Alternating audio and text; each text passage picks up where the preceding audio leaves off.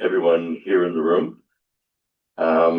This is the first meeting of the new council, committee of the whole meeting for November 18th. And to start the meeting, I would like to begin with the land acknowledgement here that we have established in the Municipality of Jasper. We acknowledge that the Municipality of Jasper is on Treaty 6 and Treaty 8 territories, as well as the Jasper House Métis District. This land is a traditional territory, meeting ground, gathering place, traveling route, and home for the Denze, Asina Wachi Niwa, Asini Wuchi Winawak, Nahayawak, Anishinaabe, Shepwetnik, Iiskwichkastabi, the Mountain Métis, and Métis. The Municipality of Jasper acknowledges the land to honor the relationship Indigenous people have had with this land and to remind us of our responsibility and obligations to this place and to Indigenous peoples, and to affirm our accountability to address the ongoing impacts of colonization that continue to affect Indigenous people.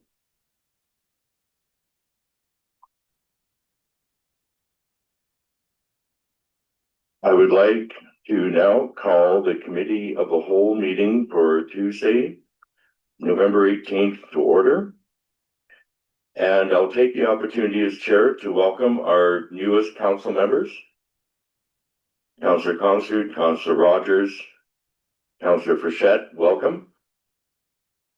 We have a long 4 years ahead of us, and we're happy to have you here with us. And with that, having called the meeting to order, I'm going to ask if there's any additions to the agenda.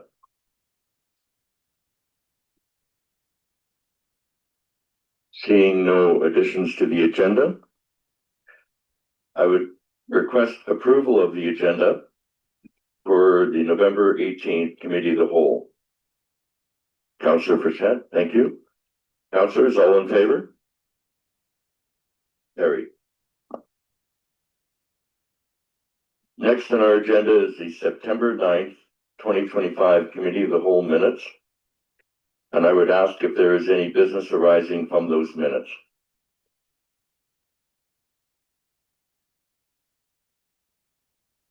Seeing no business arising from those minutes, we'll now move on to the next section of our agenda, which is delegations. And at this point, I'd like to establish and reaffirm that this is the portion of our agenda where any member of the community can come forward to address council on any topic that is on the agenda. And I'll ask if there's anyone here who wants to make presentation to council. Looking at the gallery, I see none. I want to remind everyone that this opportunity exists at every regular council meeting and committee of the whole meeting. And we appreciate it if people give us a heads up notice if you plan to attend. And you can do that by emailing Emma, and the information is on our website, how you can best do that. Councillors, we are now on agenda item number 6, correspondence. We have received correspondence that's been included in the agenda.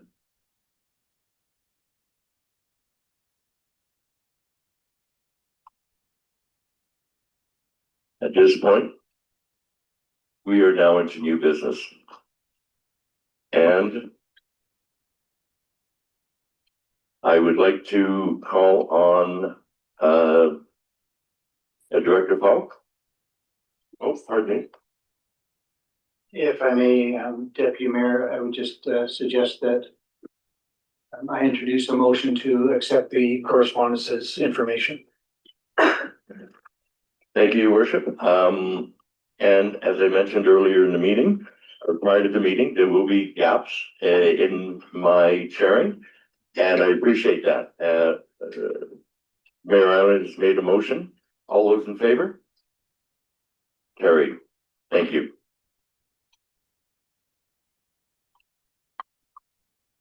on to agenda item 7.1.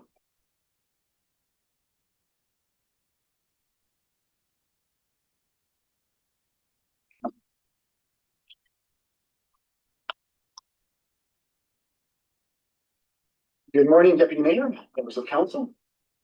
Welcome to the first committee of the whole of the new council term. As indicated, my name is Michael Fark. I'm the Director of Recovery. You've all met me by now. This is the first opportunity for us as the JRCC to present to the new council. So some of the information that I'll present today may be familiar to some of you, but for some of you it may be new. So we're just going to go over a sort of more robust discussion on the JRCC reporting. And in fact, for all of council, the report that's before you today is actually new. We have changed the format of the reporting to you. Seems appropriate with new council, new format. So traditionally, the formatting that we had done in the reporting to council had been aligned around the different working groups and the work that the JRCC was doing.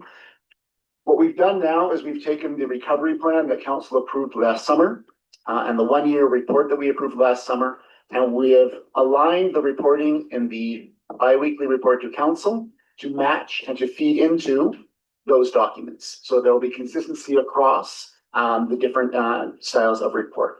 So that's the reason for the change. It had been a year. It seemed the right time to refresh.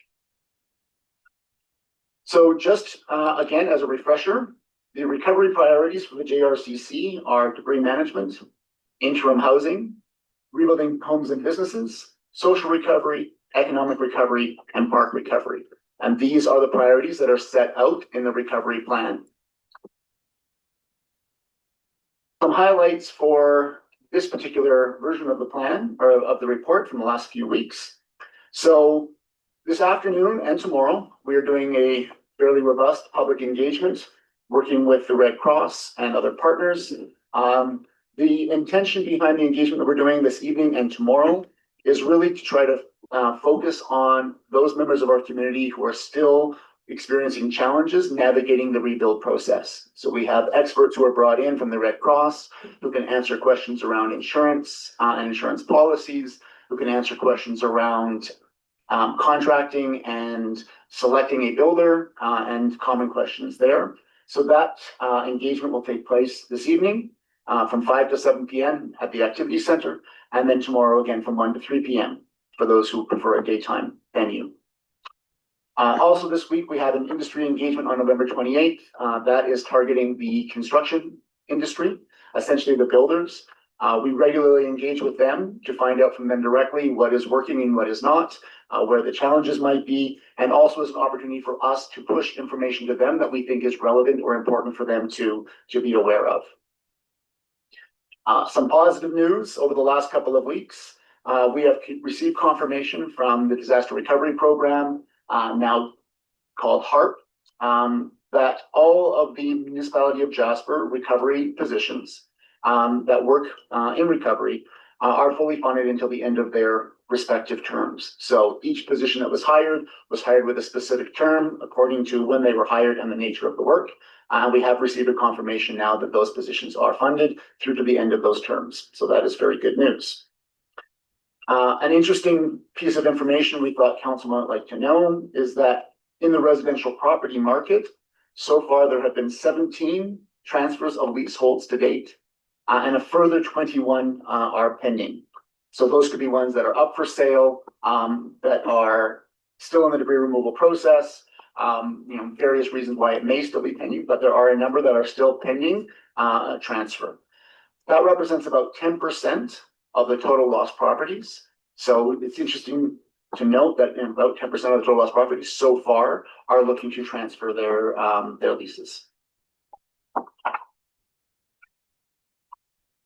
On the debris removal side, we are now at over 90% of properties that have received their COC, which means that they are confirmed clean and safe for human health. There are in fact only 2 properties left for whom there is still some debris removal work ongoing. There are, I believe, 9 that are in process of being, their submissions being reviewed by Parks Canada, and another 12 that are still pending. So we're almost at the end of the debris removal program. And debris removal has been incorporated now into the construction coordination working group. The statistics that you see on the screen just again show you where you're at. 340 properties that are considered safe and ready to rebuild, and then a number that are at the various stages of the process. As I mentioned, 99%, over 99% debris removed. On to interim housing. So this week, we are very excited to announce that we will have occupancy at the units at the museum site. We believe all 8 units will be fully occupied by the end of this week, which is positive. At that point, the Red Cross will enter into a sublease agreement directly with the museum and will have responsibility for property management and for that site. We have up to date processed over 875 applications for interim housing. Many of those people have been provided housing. Some of them have already moved in and then moved out as they have found other appropriate housing. Others have found solutions on their own and did not require it. As of this moment in time, we have 408 units allocated. That's 351 households and another 57 who are in process. There are some units that are currently available, that unit showing 69.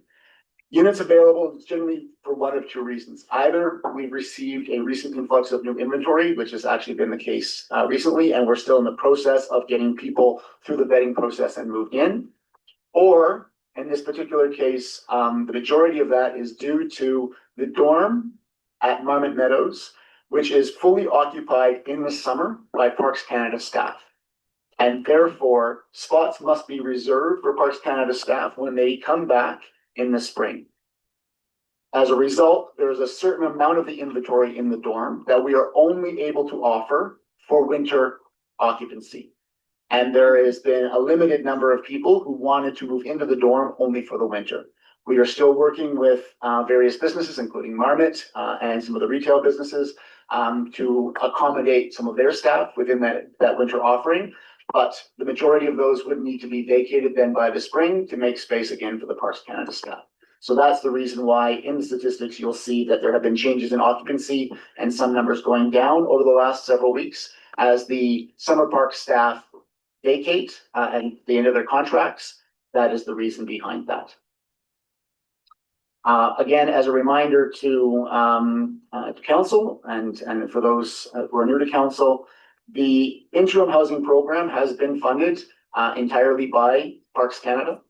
It's been a rather substantial investment and includes much of the infrastructure work that was required. We did receive some support from the government of Alberta, also for the infrastructure utility tie-ins here in town, but a substantial amount of that has come from Parks Canada.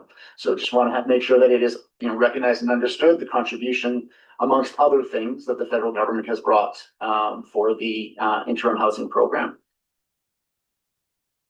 There you can see the trending of the occupancy over time. Obviously, there was a big push for us to get people in housing as quickly as possible last winter. And then the occupancy has been going up steadily as we've been able to mobilize more units ever since. We are now almost at the end of the new unit mobilization phase. All of the units that we will bring have been contracted and the lands have been prepared and made available. There will be some additional units that will come in over the next couple of months, but we are aiming to have essentially all units here more or less by the end of the year, early into the new year. And then that will be the end of the program in terms of bringing in new units. And that will be the maximum capacity that we're able to provide for interim housing. In regards to rebuilding homes and businesses, again, as I mentioned earlier, we have the November 28th session with the building industry, where we will talk about things that have worked and things that have not. There is an interactive rebuild and site preparation status map live on the municipal website. It's a very good tool. A lot of work has gone into the preparation of that. And it shows a lot of interesting information. So we encourage yourselves and members of the public to access that site and take a look at what the information is that is there. And we continue to make progress on streamlining processes and policies in order to speed up the development approvals and help people move through the development process and the rebuild process. I've actually got some more recent numbers hot off the press this morning. Right now we have 82 sites in active, 82 residential sites in active reconstruction. So they have their building permits and they are actioning their site, of which 56 are working on their foundations and 45 have their foundations capped. 39 of those are now framed and then moving to lockout. So we are moving substantially into the rebuild phase and good progress is being made there. We had anticipated that we would receive between 75 and 100 reconstruction starts this season. And it looks like we're going to be right on track to land somewhere in that range. So that is good news. We've also been very fortunate. The weather has been favorable and conducive and has been allowing for the pouring of foundations late into the season. We are expecting further foundations poured this week and next week. So that is positive information as well. In addition to that, there are a number of small programs that we have to do to try to facilitate. So one of them is storage of soil. So essentially when a contractor is excavating to manage a rebuild, if they don't have enough room on their site to store the soil, they are looking for a place where they can put that clean fill and then bring it back to the site after the construction phase. In some cases, there is not enough room on a single lot to allow that to happen. So what we are doing there is we are working to essentially create a soil storage space at the snow dump, what was traditionally the snow dump, and we are looking to relocate some of the snow dump activities out towards the wastewater treatment plant. That has some other operational benefits for our ops team who are managing the snow clearing, so it's a win-win scenario. In addition to that, we have provided information this week to leaseholders who may want to engage their neighbors to see if it is possible to store material on adjacent sites. What we've done is we provided information that leaseholders can use if they would like to engage in that type of arrangement with their neighbor and some of the considerations that they would have to think about. It is not the intention for the JRCC or Parks or the municipality to put ourselves in between different leaseholders and the agreements that they would make. It would be entirely an agreement between private parties. We're just doing what we can to make sure that the people are informed and have the information they need to make informed decisions. In regards to utilities coordination, obviously there's been a substantial amount of work, both underground and aerial utilities need to be replaced as a result of the fire. ATCO is still more or less on track, targeting November 20th, where they're dependent to complete in Cabin Creek. And then there is still some aerial work that is ongoing. There are some challenges for folks who are trying to get energized. If they were adjacent to, for example, aerial infrastructure that needed to be replaced, they need to coordinate directly with ATCO in order to organize for their connection to take place. And that information has been made available to leaseholders in terms of how they can go about contacting ATCO and making those arrangements. On the economic recovery side of things, we are taking some steps to essentially update our assessment and understanding of the health of the businesses in town, looking at those who may have closed and not reopened, trying to understand better why that may have been, talking to those who are operating now that they're through the busy summer season and they have a little bit of a chance to take back a step back and reflect. We're going to go out and try to collect some additional information with them. Interestingly enough, as council is aware, the Chamber, Tourism Jasper, Community Futures West-Yellowhead and GEEK are also working on an economic impact assessment. We are cooperating with them in terms of providing information and also trying to work with them to see if some of the information that we would like to capture can be done through the process that they are working through. In regards to the industrial interim park, so that is essentially the pop-up village in the industrial area. We have the majority of the units have now been delivered. We have a few that are still on process and looking to do final tie-ins. We're trying to get those tenants installed in those units as quickly as possible. We have some challenges around some of the facilities that are needed to support that, and that process is currently being worked through. And then the pop-up village, the commercial pop-up village on Connaught, it is essentially come to the end of its season. There are a small number of vendors who will remain over the winter, but a majority of the vendors have now shut down for the season. We had an excellent fall celebration event there, with over 200 attendees and many people participating in the pumpkin carving contest, which was a big hit. We ordered, I believe, 200 pumpkins. And we got through most of them, so it was well received. And then, of course, I want to talk about the creative space between the trees, which is the artisan CCAN that is in the pop-up village. That will continue throughout the winter and be made available to local artists. And the booking process, of course, the information for how they can take advantage of that is included on our website. In regards to social recovery, 52 Jasper residents have now completed the Recovery Pathfinders program, and 16 more are in process of completing the training. There has been substantial interest and uptake for people wanting to go through the training. I think not just because they want to be there for their community members and to support their community, but also they see tremendous value for themselves personally in their own recovery journey in participating in that program. The feedback has been incredibly positive for those who have gone through it and from community members who have been able to take advantage of those people within the community. We have expanded that program to include junior pathfinders and that they are continuing on that training throughout the school year. We are going to launch next week an update to the overall community recovery needs assessment. So as you may recall, last year we did do a comprehensive needs assessment survey out to the community to get a baseline understanding of where people were at recovery at that time. We are repeating that survey now to update the understanding and see where the recovery needs are currently.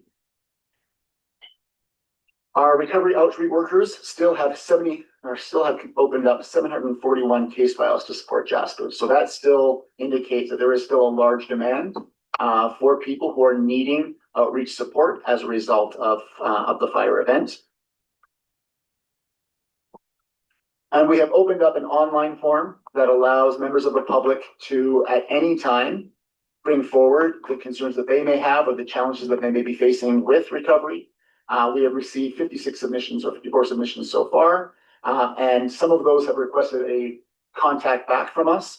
Over 80% of those who have requested a contact back, we have reached out and we have had those conversations with them to follow up to understand better what their challenges might be. That completes my presentation. The only other thing that I will note is that on a going forward basis, so we come to council every 2 weeks to keep you informed of what's happening in the recovery space. Starting the next meeting where we come forward, we will actually do a deep dive into one of the recovery priorities. So we will allocate a little bit more time. So it won't just be me up here. So I believe the next one that will come up will be interim housing. And we will have our interim housing team come up and they will present to you some more detailed information on the interim housing program to allow for a better understanding. We will do that every 2 weeks with each of the priorities. So over a 3-month period, essentially, you will have one in-depth presentation by each of the priority areas. With that, I am happy to answer any questions that council might have. Thank you, Director Fark. Very detailed presentation. Truly appreciate it. And I look to council members who may wish to ask any questions of Director Fark. Councillor Waxer. Thank you, Deputy Mayor Melnick. Through you to Director Fark. You had mentioned that you're meeting with the building industry to discuss what's worked well and what's been a challenge. And I wondered whether you had considered having meetings with the insurance industry also to discuss what's worked well and what has not. Thank you for the question, Councillor Waxler. So the short answer is no. We don't have a direct relationship with any of the insurance companies, and they have a direct contractual relationship with the policyholders. So what we have done is collaborated with the Insurance Bureau of Canada, which is the umbrella organization that represents the insurance industry, and we have raised a number of issues with them consistently over the last 14 months. And further to that, with the Red Cross, we have implemented a program where they have an insurance expert on staff where community members who are experiencing challenges with their insurance company are able to go and access that resource and ask questions and get some advice in terms of how they might navigate the challenges that they're having with their insurance company. But we don't have a mechanism to bring the different insurance providers, and each of them is quite specific in terms of who their adjuster is. And it's very much dependent on the policy and the language that each person has in their policy. So unfortunately, we have not done that. Thank you. Other councillors? Councillor Hall. Thank you very much, Deputy Mayor Melnick. Thank you for your report, Director Fark. The little colorful bar graph on page 24 of our agenda that goes green to purple, I think is a really good reminder that our residents are all still at very different stages in recovery, even around this table. There's some in green and some in purple, which I think is exactly why ongoing recovery supports are so important. And I'm really happy to hear that the positions were funded until the end of their term. I do have a couple questions for you. One is around the Red Cross and Parks Canada soil sample support. Has there been have residents jumped onto that program? Thank you, Councillor Hall. Yes, there has been significant uptake so far of residents who have been going to the Red Cross to seek support for some of the costs associated with the additional testing and debris removal. And if I may, my second question, first, I just want to thank you, maybe your team, for adjusting the transit schedule out to the Meadows based on the feedback. I'm just curious if there's any recovery transit data. I don't have transit data in front of me at this moment in time. That's something that we can work to get and bring back for you for the next meeting. Thank you for that. I'm quite curious on the regional transit, how it's going between Hinton and Jasper. And the last thing, just to comment, the new homes around the museum look great. I saw Christmas trees on each deck there yesterday. Is that going to be a program that runs throughout the interim housing? Yes, that is correct. We're again trying to implement programs that help people feel more connected with community and have the opportunity to celebrate the holidays. And I'm looking at CAO Given. I think he might have the transit numbers in front of him. Thanks very much, Director Park. Just in response to the regional transit question, those stats are published on our website. And so we started the system regional service in July. It had just over 400 riders, 416. In August, it was 938. In September, it was 1,185. And in October, it was just over 1,531. So steadily increasing. It's a smaller number than our local service, but has steadily increased since the launch. Thank you, CAO Given, for the information. Councillor Frechette. Yes, just a comment that Director Park's in-depth review of his process. I would just like to make a comment about the terrific support of the Pathfinders organization. I have taken the course, and it's not only been beneficial to myself personally, but I think it's a wonderful way of everyone in the community who can help with people that may be struggling with something that maybe you find insignificant, but for them it's a game changer, and it's really stalled them. And as simple as doing their own contents list, and right up to and including, of course, mental health and indeed suicide prevention, etc. So indeed, if any of you are considering, if you're being asked to attend it or take the course, I would highly recommend it. This is a small little network that really is going to fill in the gaps for many of us who don't have access or don't know how to access the formal processes. And I thank you for that. Thank you, Councillor. Mayor Hartland. Thank you, Deputy Mayor Melnick, through you to Director Fark. I start by saying I really do appreciate the new format. I find it for myself much more meaningful, and I think from a public perspective, particularly the use of graphs and tables really helps clarify and makes more succinct some of the really important information. So thank you for all of that. But I would say that words still do matter, and we have a community that is still suffering and grieving. And so I might just suggest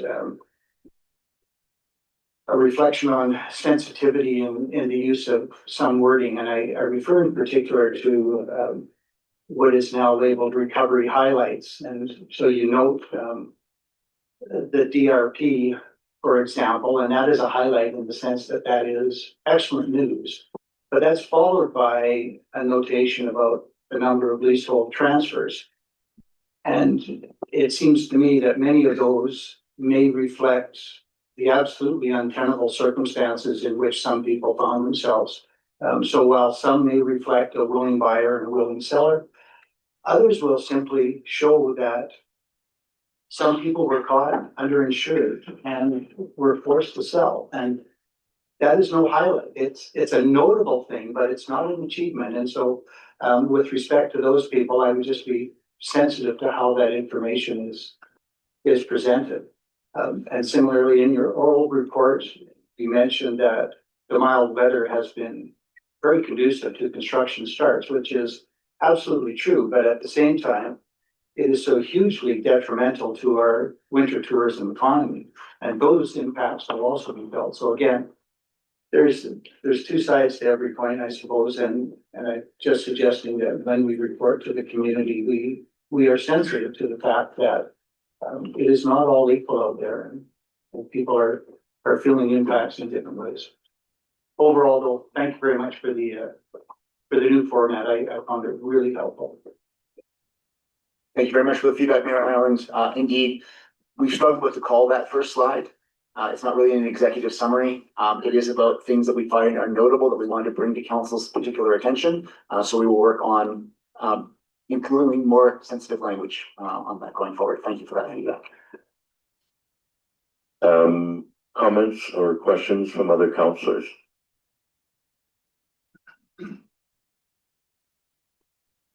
Seeing none, I would suggest that at this point, I would be happy to have a motion where committee would receive the information. Thank you, Councillor Waxer. I make the motion that committee receive the update for information. All those in favor? And that's carried. Thank you, Director Funk. We are now moving on to agenda item 7.2, Community and Economic Development Fund applications. And I'm going to look to administration. I would see Director Reid coming to the microphone to present this item on the agenda. Yes, indeed. Thank you very much, Deputy Mayor Melnick and Council. The item before you is the Community Economic Development Fund applications for 2026. And the recommendation is that committee recommend Council approve the following Community Economic Development Fund allocations. Jasper Community Theatre for $2,500, Jasper Food Bank Capacity Boost for $2,500, Jasper Gymnastics Club, and Mountain Lights Jasper Art After Dark, both also for $2,500. The alternatives are that committee recommend Council approve an alternate combination of Community and Economic Development Fund allocation, or that committee refer the Community Economic Development Fund to the 2026 budget for review. The background summary: in February of 2024, Council approved the revised policy B117, Community Economic Development Fund. And this fund provides funding to projects that help advance either or both community and economic development within the municipality. The fund may award a total of up to $10,000 per year, and a group may receive funding once per calendar year. The policy also indicates that a group cannot have already received municipal funding through the regular budget process. As per policy, we opened the call for applications and received applications by the deadline. 8 were received. This chart here actually has a typo. It says the call for proposal September, intake deadline September 30th, RFD to committee today, and the project timelines are for the 2026 year. And the funding awarded, that's a typo. We haven't actually awarded that funding yet. Of course, that would require motion of council. In the discussion, it should be noted that all the applicants submitted complete applications, and with the exception of one, they all met the core criteria outlined in the policy. Administration recommends awarding 4 of the 2026 applications at $2,500 each, which is what they all requested.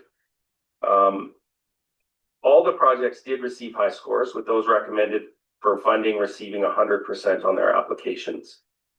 Applications were reviewed initially by Brianna Gabbery, project coordinator, and Lisa Riddell, community development manager. The table below has a short summary.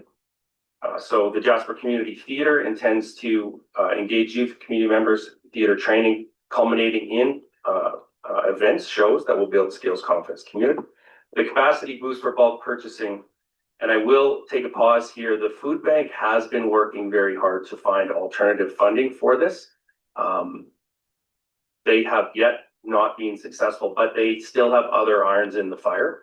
But from a community development perspective, having the capacity to do the bulk food processing will change and improve service for our most vulnerable residents.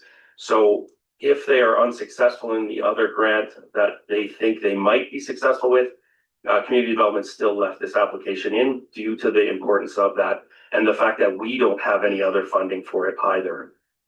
And then gymnastics field trips for elementary age students. The Jasper Gymnastics Club has proposed utilizing this to cover insurance so that all students in Jasper could come and explore and experience the gymnastics area and the gymnastics club. And then the final one, Mountain Lights Jasper Art After Dark. It's a pilot nighttime arts festival featuring local artists and inclusive programming to engage the Jasper community, support artists, and attract visitors. The initial screening took place to ensure that all applicants met the criteria listed in the policy, including good financial standing, non-discriminatory operations. Activities would occur within the Jasper town site, and the activities would advance community or economic development aims. So you'll see this chart below shows the scoring, and you can see that 5 applications did receive 100% scoring, and you'll see the asterisk in discussions with the Jasper Pride Festival Society. It was made clear that they will be applying for more support than just the $2,500. And so rather than removing their application from this process, we wanted to include it, as they did meet the requirements for this program. And when they present to council with their broader ask, you will see the same information for that $2,500 request. Strategic relevance, of course, it promotes and enhances recreational and cultural opportunities and spaces, enable and facilitate events that provide opportunities to increase community connections, welcome the expertise, innovation, creativity, and commitment of community members, groups, associations, and businesses, embrace our growing diversity, leverage and create opportunities for greater inclusion, recognize the fundamental importance of our tourism economy. Relevant legislation is listed there. The financial resources to administer the Community and Economic Development Fund are in the draft 2026 operating budget. Administration recommends awarding of the $10,000 for this intake for the full annual budget of this fund. Administration has undertaken significant steps to enhance inclusivity in the application process by simplifying the application form and providing other excellent supports in our equity considerations. And with that, I will ask if there are any questions. Thank you, Director Reed. Councillors, are there any questions for Director Reed?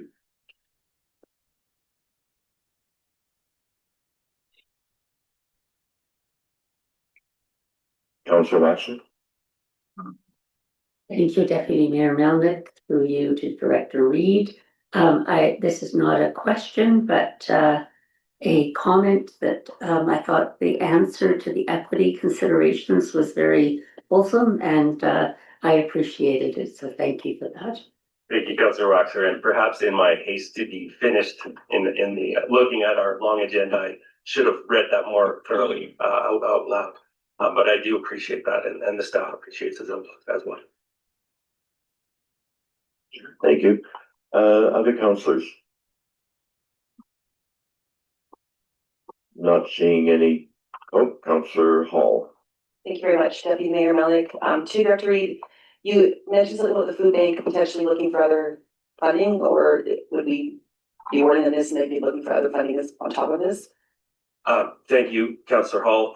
The food bank reached out just yesterday to say they found another grant to apply for. And so what they have proposed is if they are successful, they will not need this grant. As it's uncertain, and like I said, the weight of that important activity, we left it in. Thank you for that. Other councillors? Councillor Watson. Thank you. My question is, in the event the food bank doesn't need it, do you need a recommendation from council to go to the next high score, or would it just remain vacant for now, that 2,500 unexpended? Thank you, Councillor Waxman. That would be a council decision. However, there would be options for council to correct that or allocate that funding in the future should it become available. Thank you. Mayor Ireland. Thank you, Deputy Mayor Melvin, through you to Director Reid, just for clarity. The graph that you pointed to, or the table, shows project timelines into 2026. But the funds that are being allocated are in the 2025 budget. This is nothing to do with the 2026 budget. Is that accurate? An excellent question, and something I verified twice just to make sure so that I would be ready for this question. This is about allocating the 2026 funds that are as yet not committed by council. And so that's why we've added that other recommendation where you could perhaps send this to the budget deliberations without making a decision today or next week. CEO Gibbon. CEO Gibbon. Yeah, thanks very much, Director Reid. And the only other item that I would add is council has an established policy that says that this is an ongoing program of the municipality. So council by policy has established the Community Economic Development Fund. Administration regularly budgets, just as a part of the overall budget process, to follow all the policies set by council. So council obviously has full control over the 2026 budget. If you chose to discontinue any service, you absolutely have that right, that latitude, but the funds to support a council approved policy are in the base budget already. So Mayor Ireland, while council has not yet approved the 2026 budget, and like all funds, the 2026 budget is subject to council's approval. These funds are distinct from the community group presentations that you hear, which are sort of more ad hoc. There's no council policy that says that we should budget for the things that we'll hear from the other community organizations today. The Community Economic Development Fund is a program that has been established by council by policy. And so we automatically include the funds to support that ongoing program in the 2026 draft budget. So hope that provides a little bit of nuance. This is money from next year. It is not new money because it would be included in the budget every year until council tells us to stop that program. Thank you, CAO Gibbon. Director Reid. Thank you, Deputy Mayor Melnick. And just on page, I don't have a page number.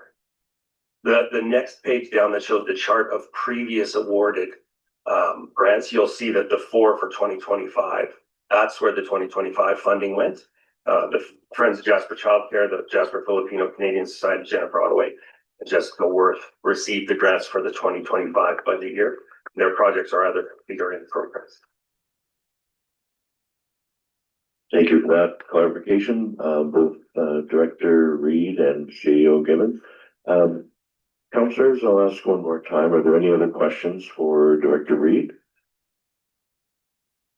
There being none, there would be a need for a motion for committee to recommend to council approve the following. And I would entertain that motion by Councillor Rogers. Thank you. I move that the Municipal Council approve $2,500 for each of the Jasper Community Theatre, Jasper Food Bank, Jasper Gymnastic Club, and Mountain Lights Jasper After Dark. Thank you, Councillor Rogers. All those, any discussion? All those in favor? And that is passed. Thank you. Councillor Hall. I just wonder if for our YouTube recording, if it just needs to be repeated into the mic. For clarity, Councillor Roger, I will ask you to turn on your mic and we will have that motion repeated for the benefit of being recorded on our YouTube. Is it on? Is it on? There we go. I move that Oh, the it's off municipal again. council.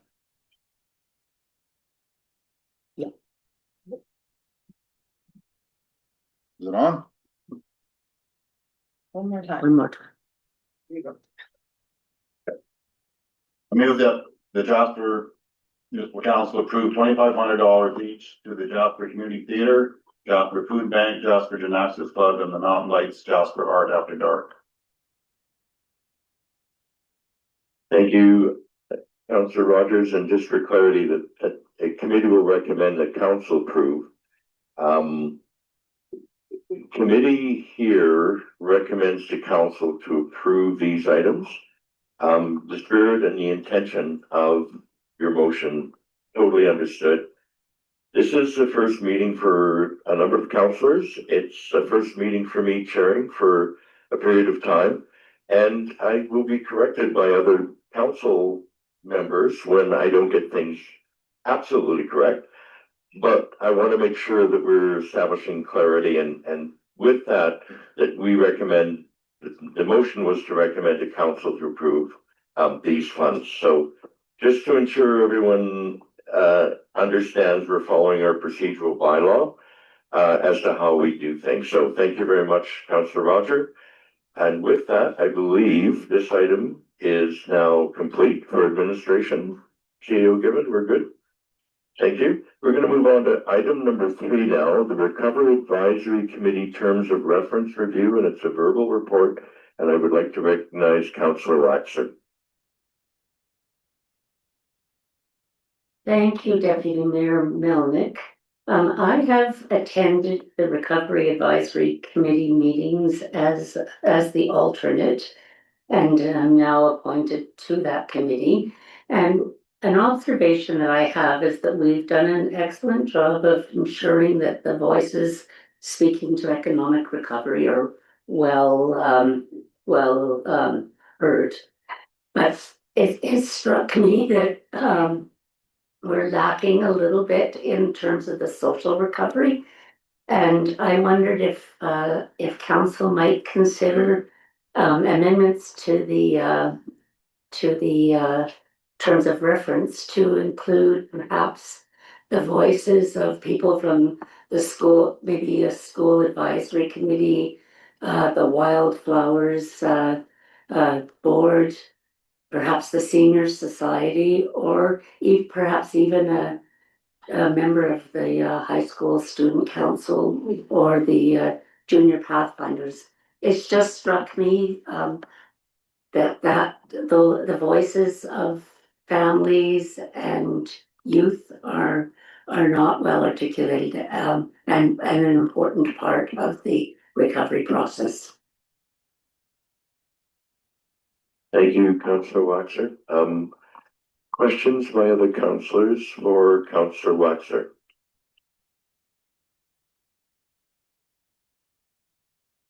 Councillor Hall. Thank you very much, Deputy Mayor Melnick. No questions, but I do support that idea. Do you have a motion ready before, unless anybody else wants to speak to it? But I think it'd be important to have a voice of a senior or junior pathfinder, school age parent, or someone on the school board. Thank you, Councillor Hall. Other councillors? Mayor Ireland. Thank you, Deputy Mayor Melnick. I'm busy scribbling a proposed motion. I respect the observations of Councillor Waxer, and I'm happy to consider the matter.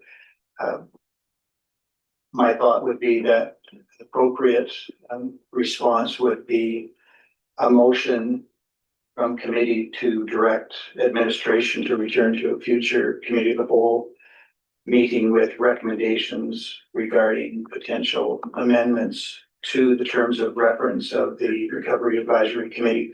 I mean, I can appreciate that there is some generalized thought about who else should be included, but I would prefer that we deal with it on the basis of some recommendations that are before us and presented in a more formal manner than trying to deal with it right now. Perhaps that was the intent in any event. You got the motion right out of my mouth. All right, well, I will put it back in there then. You can make the motion. Thank you, Mayor Ireland, Councillor Waxer. That committee direct administration to bring an amended terms of reference to a future council meeting for approval. Beautiful. A future committee of the whole for recommend or discussion and Thank you, Councillor Waxer. I'm gonna look to administration. We're good. Councillors, any discussion on the motion? I'm gonna call a question. All those in favor? And that's carried. Thank you. So that brings us to item 7.4, the Evergreen Foundation. We're now in a process where we're going to be receiving reports from a variety of groups in the community. And CEO Given, do you want to preface how this is going to, what the intention is here? I just want to make sure that everyone's clear as to the process we'll be following for the rest of the meeting. Sure, happy to do so, Deputy Mayor Melnick. So Council, this is a part of the overall budget process. Every year, there are requests from organizations that are external to the municipality for funding, for support for a variety of operations or specific projects and initiatives. And so in order to sort of manage the load of those external requests along with the overall administration and presentation on the budget, we create this opportunity for the community groups to come forward and make their pitch and presentation to council to share the background on their request. The choices in front of you today really are to whether or not to send something forward to the budget discussions next week. So we're not asking you to make a funding decision today. Ultimately, if there's an item that you feel is worthy of consideration in the context of all the other parts of the municipal budget, then I think the motion in front of you would be to refer that item forward to the budget discussions for consideration. If there's an item that you feel needs additional research or maybe an alternate way of handling it, you may want to refer it to administration for follow-up and report back at a future meeting, which would be likely after the budget discussions. If there are items that you feel are unlikely to go forward in 2026, then you could receive that presentation for information. You now know about the presentation and the request of the community group. But if council feels that it isn't ready to go forward, even to be considered for 2026, then my suggestion would be that you don't forward on to the budget for consideration if you're not even going to consider it. That's a difficult thing to do. Certainly, there are a lot of worthy projects from the community that will be coming forward. But council, the two things to note are that you're not making a funding decision today. You're hearing from the community group, an opportunity for you to ask questions, and then to choose whether or not to refer it to the budget discussions next week for consideration. At the budget discussions next week, you'll hear all the other things from administration and where the budget currently lies, and consider all the items that were referred by you to that discussion, and then you can make some decisions in a more holistic manner, seeing the full picture, so to speak. So I hope that helps, Deputy Mayor Melnick. I just wonder if maybe now would be an appropriate time to pause for a second while we reset. Maybe we can work on some of our technology, because I know the community groups will have some presentations that they're going to be showing council, and that they may want to be able to show the public as well. So maybe a 5-minute reset can help us get that organized. Thank you. And just before the 5-minute recess, given the excellent background that CEO Given has provided, and this puts context to people who will be watching this video later as to this process. I'm going to ask council if there's any questions before we recess of CEO Gibbon in context of what we're about to be doing for the rest of the meeting. If there are no questions from other councillors, Mayor Ireland. Thank you, Deputy Mayor. Now, just for perfect clarity, to the public in particular, Mr. Given, all of these external requests that are before us today, are none of them in, the first draft budget that will come to council? Mayor Ireland, thanks for the question. So there's one significant difference in the presentations. That's the municipal library.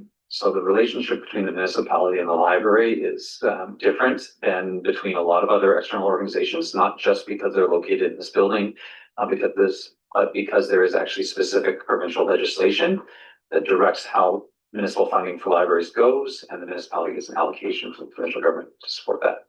I think the library will speak to that in more detail. So the only outlier in the presentations and in the requests is the public library. Their base funding amount that they received in 2025 is already included in the 2026 budget. So there's a small incremental increase that is sort of, so their request is technically the increased amount, which I'll let them speak to, but that's the only one that's a bit of a wrinkle. None of the other items that are being presented by community organizations are reflected in the base budget that council has been provided with. Other than the library, in their case, their funding amount that they received in 2025 is already included in 2026. Again, recognize that sort of unique relationship. So technically the request today is focused on the small incremental inflationary increase that they're asking for, and you can ask them to speak to that in a bit more detail. So that's the only wrinkle, the only one that doesn't quite fit the mold with the rest of the other presentations you'll see. Thank you for that clarity. Thank you for that clarification. And again, just prior to recess for a few minutes, we're at 10:27, 10:28 on my computer. We will re-adjourn or we'll return from recess at 10:35, and we'll be on agenda item 7.4, which will be the Evergreens Foundation presentation.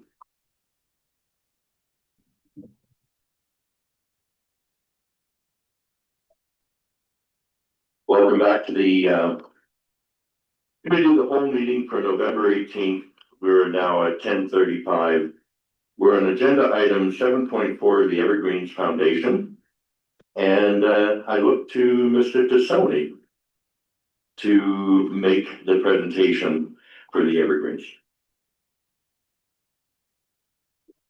Thank you, Deputy Mayor. For those that don't know me, my name is Ernesto Tassoni. I'm the Lodge Manager at the Opening Summits, representing the Evergreens Foundation. What I want to do today is just kind of highlight some of the plans and what we do with our current bus system, what our ask will be from council, and how it reflects in the community of Jasper. For those that don't know, we raised 4 years ago, we raised over $170,000 in order to buy this bus for our residents here at Alpine Summit. But with that, demand in the community has increased and increased, that we now involve the residents of Jasper with our system, with our program as well. Some of the highlights that we do, every second Thursday of the month, we take residents from the community as well as our own residents to Hinton. And although there's a public transport that takes people to Hinton, our bus is more specific. We take them right to their dental appointments, their doctor's appointments. And there's a lot of residents in Jasper that just can't drive anymore, can't get out to their appointments. So we do that twice a month. As well, every second Friday in the community of Jasper, we pick up many residents that go downtown for, again, their own medical appointments, bag appointments, groceries. And just to give a little bit of highlight, since the fire, we had always had a wait list with the Alpine Summit, and it ranged between 8 to 10 people. We're currently sitting at 56 applications that are trying to get into Alpine. And you know, that's not to go over and above what the numerous calls I take daily on where's Pine Grove at, when is it going to be built, how do we get in there, what can we do? So our bus system does a lot. We work very closely with the Jasper Senior Society. So we do a lot of their functions. We take residents to the lake. We've taken this year two excursions, one to the Lion King in Edmonton and one for the riverboat cruise in Edmonton. And we took residents of Jasper. For those, obviously since the fire, our bus was also used the night of the evacuation because we do have 4 handicap slots on our bus, which came in very handy to making sure that we could get our residents out safe. It is a need in this community. Since we put these programs in place, we've also now done where we take our residents in the community to community dinners. We'll pick them up and take them home. We're setting up Christmas light tours. We get on an average, probably on an average week, we probably get 8 to 10 calls that we have residents that are stuck in their homes that just don't know how to get out, what they can do. So we really enhance the program with our bus service there, where we do go, pick these residents up, get them involved in their community. Otherwise, they just sit at home and don't get out. Our ask from the council is that we hopefully still get the support of the $10,000 so that we can maintain this. In order to do these programs, we need to get a special license and insurance. We can't just use our own insurance that we use internally. So the $10,000 ask is to offset, obviously the insurance costs, our wage cost, fuel cost, but it definitely by no means does it cover how do we operate this bus. The Alpine Traveler is more than just a transportation program. It provides connections, independence, and a real quality of life. The Alpine Traveler aligns with the municipality of Jasper strategic priorities. Most specifically, the community health as a service builds strong connections between Jasper residents and the community through shared experience and outings. Like I said, this bus is so vital to not only our residents in our lodge, but to the community. And that I'm hoping that you guys will take that into consideration and that we can still continue these programs. Unfortunately, without the $10,000, because it's the way we operate as a nonprofit, we would have to look at cutting these programs out and just focus on our residents, which I think the need is too high with the community of Jasper. Thank you, Mr. Tassoni. Any questions for Mr. Tassoni from councillors? Recognize Councillor Frechette and then Councillor Hall. Usually it's ladies first, but Wendy, thank you. Just a comment first, Mr. Tassoni. I have heard many great things about the bus service and also about you personally, actually. So thank you for what you do for our seniors. And I would totally agree that the bus service is fundamental to our community. For our seniors, in order for them to get out and experience not just trips to Hinton or to Edmonton or whatever, but just to get around the community. So you certainly wouldn't have to convince me how important it is. But I do have a question just about the mechanism. If a seniors bus is run for an event in the community, is there a base charge for that bus to be called out? We currently the only charge that we do is the Hinton charge. We charge them $20. That's picked up at the door-to-door service. And then on the Fridays when we take them to their appointments, it's $7. So again, it's just to cover costs. There's no money to be made on these programs. However, when we do the excursions like the community dinners, we pick them up. There is no charge. And the reason we do that is just a lot of these people need financial assistance or are in need that they just can't get out. And we feel that if we're going to take our residents, we would take those people in the community with that program as well. That's excellent. Yes, I totally think it's a very fundamental service, and I don't know that how many communities would have something as comprehensive as we have and what you offer there. The Alpine Summit and the the quality of life that our seniors enjoy there is fabulous. Thank you so much for what you do there. Thank you. Thank you. Councillor Hall. Thank you, Deputy Mayor Melnick. My memory, we funded this over multiple years. Last term, is this just an ask for this particular year? Correct. Okay, I also am in support of this bus. I think connecting seniors to Hinton and all the social outings is really important for them. It's a really small investment to give seniors, the opportunity to stay connected and get out of their homes and participate in community life. And I agree with Councillor Bichette. I think you do a great job there. Thank you. Other councillors? Councillor Waxer. Thank you, Deputy Mayor Melnick, through you to Mr. Tassoni. I was just curious if transportation to community dinners is ever offered to residents of Alpine, or also to residents of the community. We have started that last year with the request, and we will be continuing that this year. Yeah, we find that it's just too hardy for our residents to walk down, especially during the winter months. So yeah, we offer that to our residents, but also to anybody in the community. It's well known that they just have to call us, and we would definitely do that for them as well. That's wonderful. I have a memory of a senior who I spoke to years and years ago, who talked about the value and importance of community dinners, and how I can hear her voice perfectly saying, at these dinners we have the opportunity to touch base with our friends in the winter that we've known for 10, 20, 30, 40, 50 years. And that was her perspective on the dinner. So I'm very, very grateful for that. Thank you. Councillor.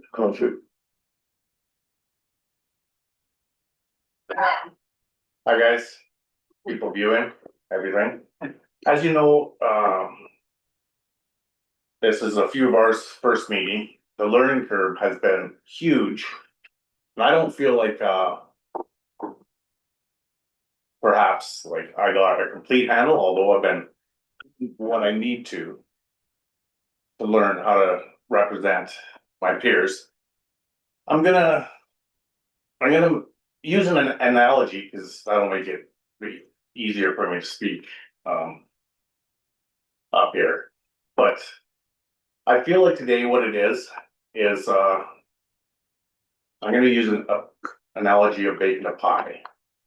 And the community is going to bake a pie, and we're going to help who we can. And personally, like, I believe in so much of this, and I want to help everybody. I got tied with everybody. You folks have to remember that there's some people that are going through tough times, and they don't even have the ingredients, but we're going to do what we can. I'm not being negative toward this, but I'm saying if we have to make some decisions, please don't think that we're signaling you out in that. And I'm hoping to put everything towards the budget so we can decide later.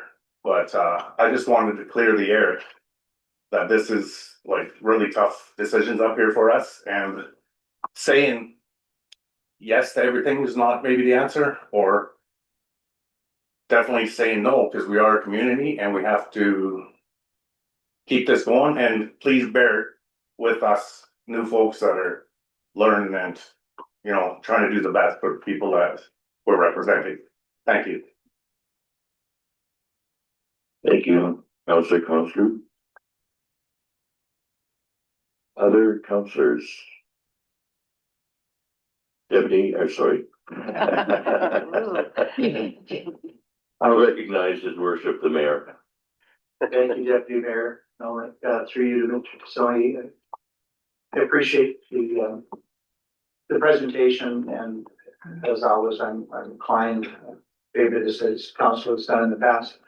My question is whether you are aware that other communities within the Evergreens Hamlet, so it's a regional entity, and we have partners in Edson, Hinton, Yellowhead County, and whatever the one is that took over Grand Cache, Maybe. Greenview County. Do you know whether they operate similar bus services for their residents? And if they do, there should be some economies of scale, particularly say with insurance. And maybe if all communities are doing this, this could become a core service for the Evergreens Foundation. I mean, we do pay a requisition in any event to Evergreens, and I wonder whether you're aware of whether this can be approached at a regional level. It can be, and you know, this is something that I'll definitely bring back to our CEO. I know we do offer this program in Hinton, you know, through the Evergreens. I'm not sure of the other communities that were involved, but I know that, you know, the need is there. But it's definitely something I will bring back to Kristen to see if that's something we could be part of with the other communities as well. Thank you. Any other comments or questions for Mr. Tassoni? I would then look for a recommendation from council regarding this particular request to be able to move forward. Councillor Waxer? That committee refer the Evergreen Foundation funding request to the 2026 budget discussions. Thank you. Any discussion on the motion?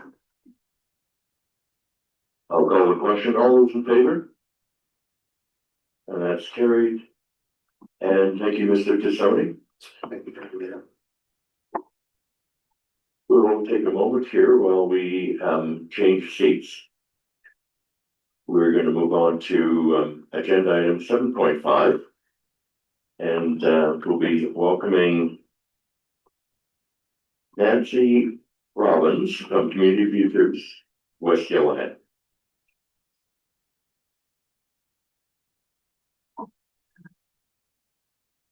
Hello, everybody. My name is Nancy Robbins. I'm the General Manager of Community Futures West Yellowhead. My goal here today is to put even more information into your brains and overload you, and tell you a little bit about Community Futures West Yellowhead. We are a business support organization. We're one of 268 in the country. We're a national program. There are 27 in Alberta. We serve the West Yellowhead region of Jasper, Hinton, Edson, Yellowhead County, and Grand Cache and its surrounding cooperatives and enterprises in the municipal district of Greenview.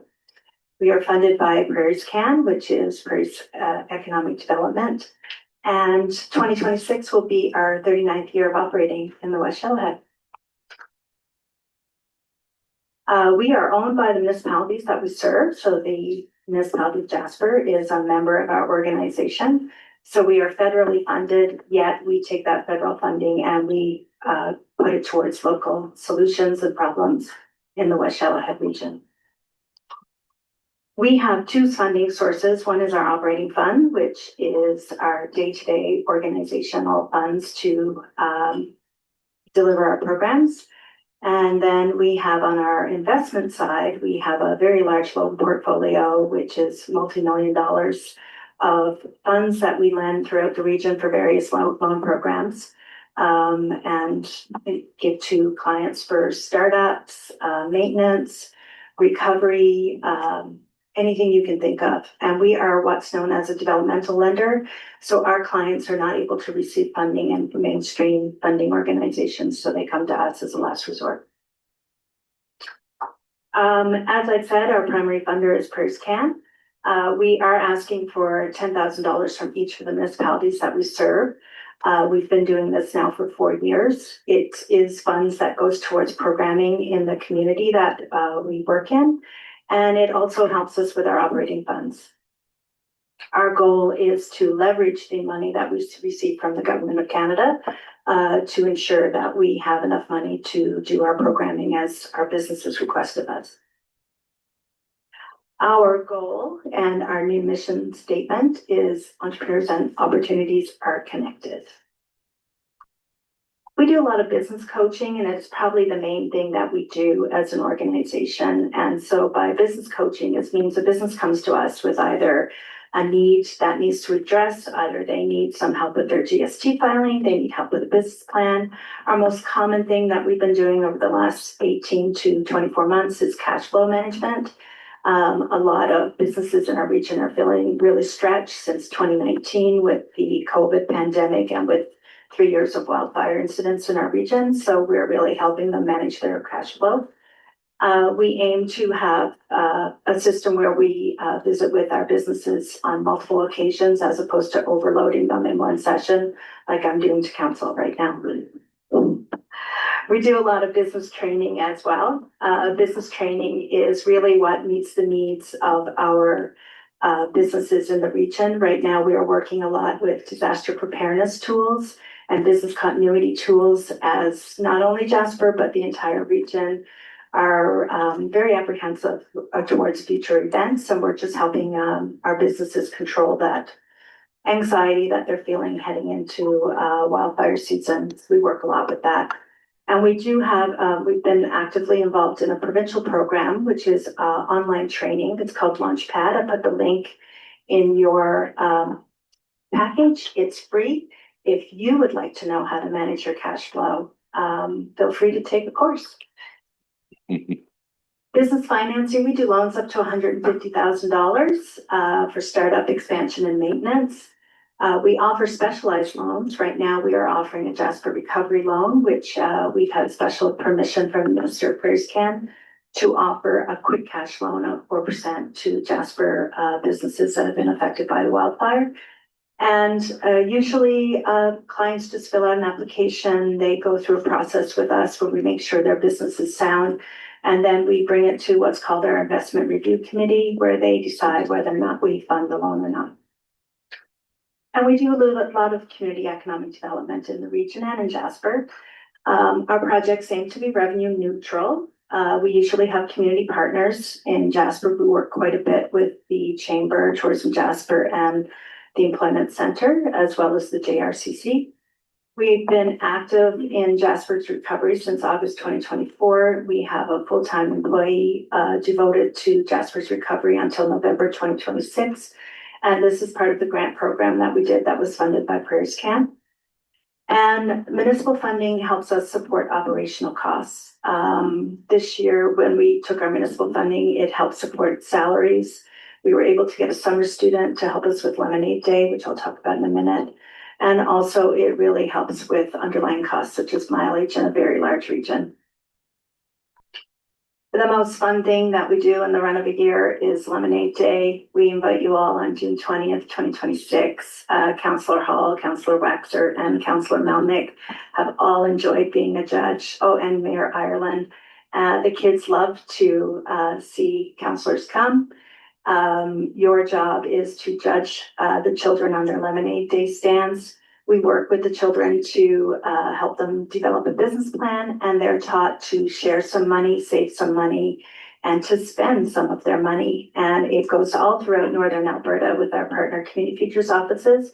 So save the date. You will have to drink a lot of very sugary, bad lemonade.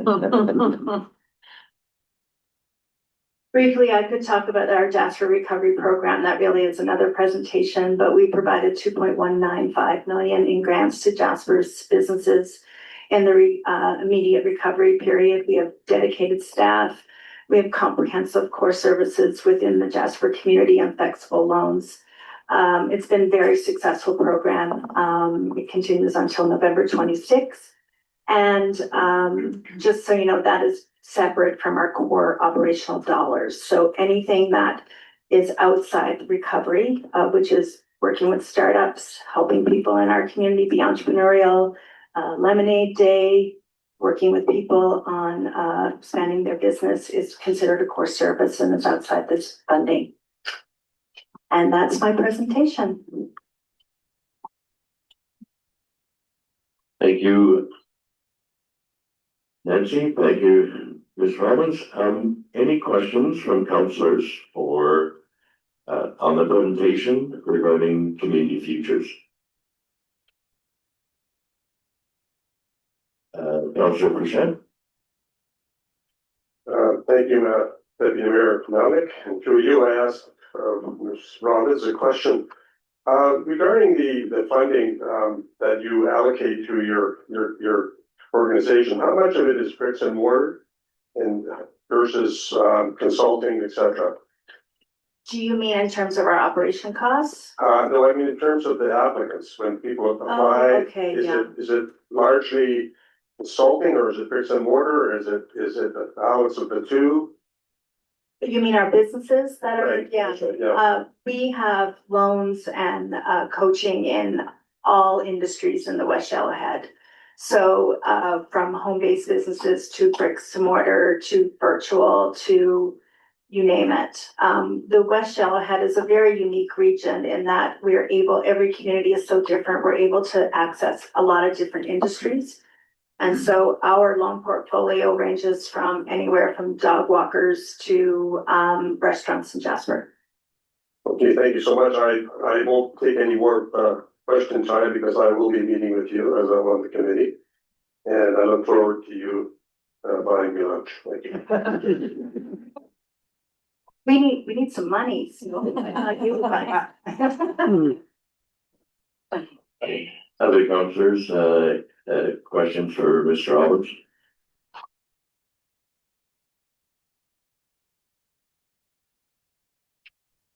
Seeing none, thank you for the presentation. We now would need a direction from council as to this particular request.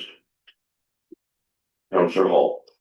Thank you very much, Deputy Mayor Melnick. I would make the recommendation that committee refer the funding request from Community Futures West Yellowhead to the 2025 budget discussions. I support this ask. You've been a steady partner to our small business community, helping them weather storm after storm, and what's easily been the hardest 5 years in our business community that we've faced. And again, this is a small ask for what we get in return, the impacts that your organization does have or felt throughout the community. And thank you to you, Nancy, for your tireless work and dedication. I can't imagine the last 5 years haven't taken a toll on you, so thank you very much. Thank you, Council. Prior to calling the question, go ahead, Councillor Hall. If I could remake a motion to receive the presentation for information and then refer the ask to our budget deliberations in 2025. Thanks for that clarification. Any discussion on the motion? Not seeing any, I'll call the question. All those in favor?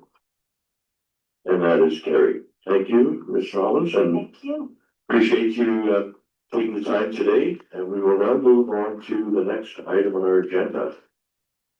Item 7.6. I'd like to welcome the manager of the Municipal Library, Angie Tom. Oh, and I'd like to welcome my wife. Good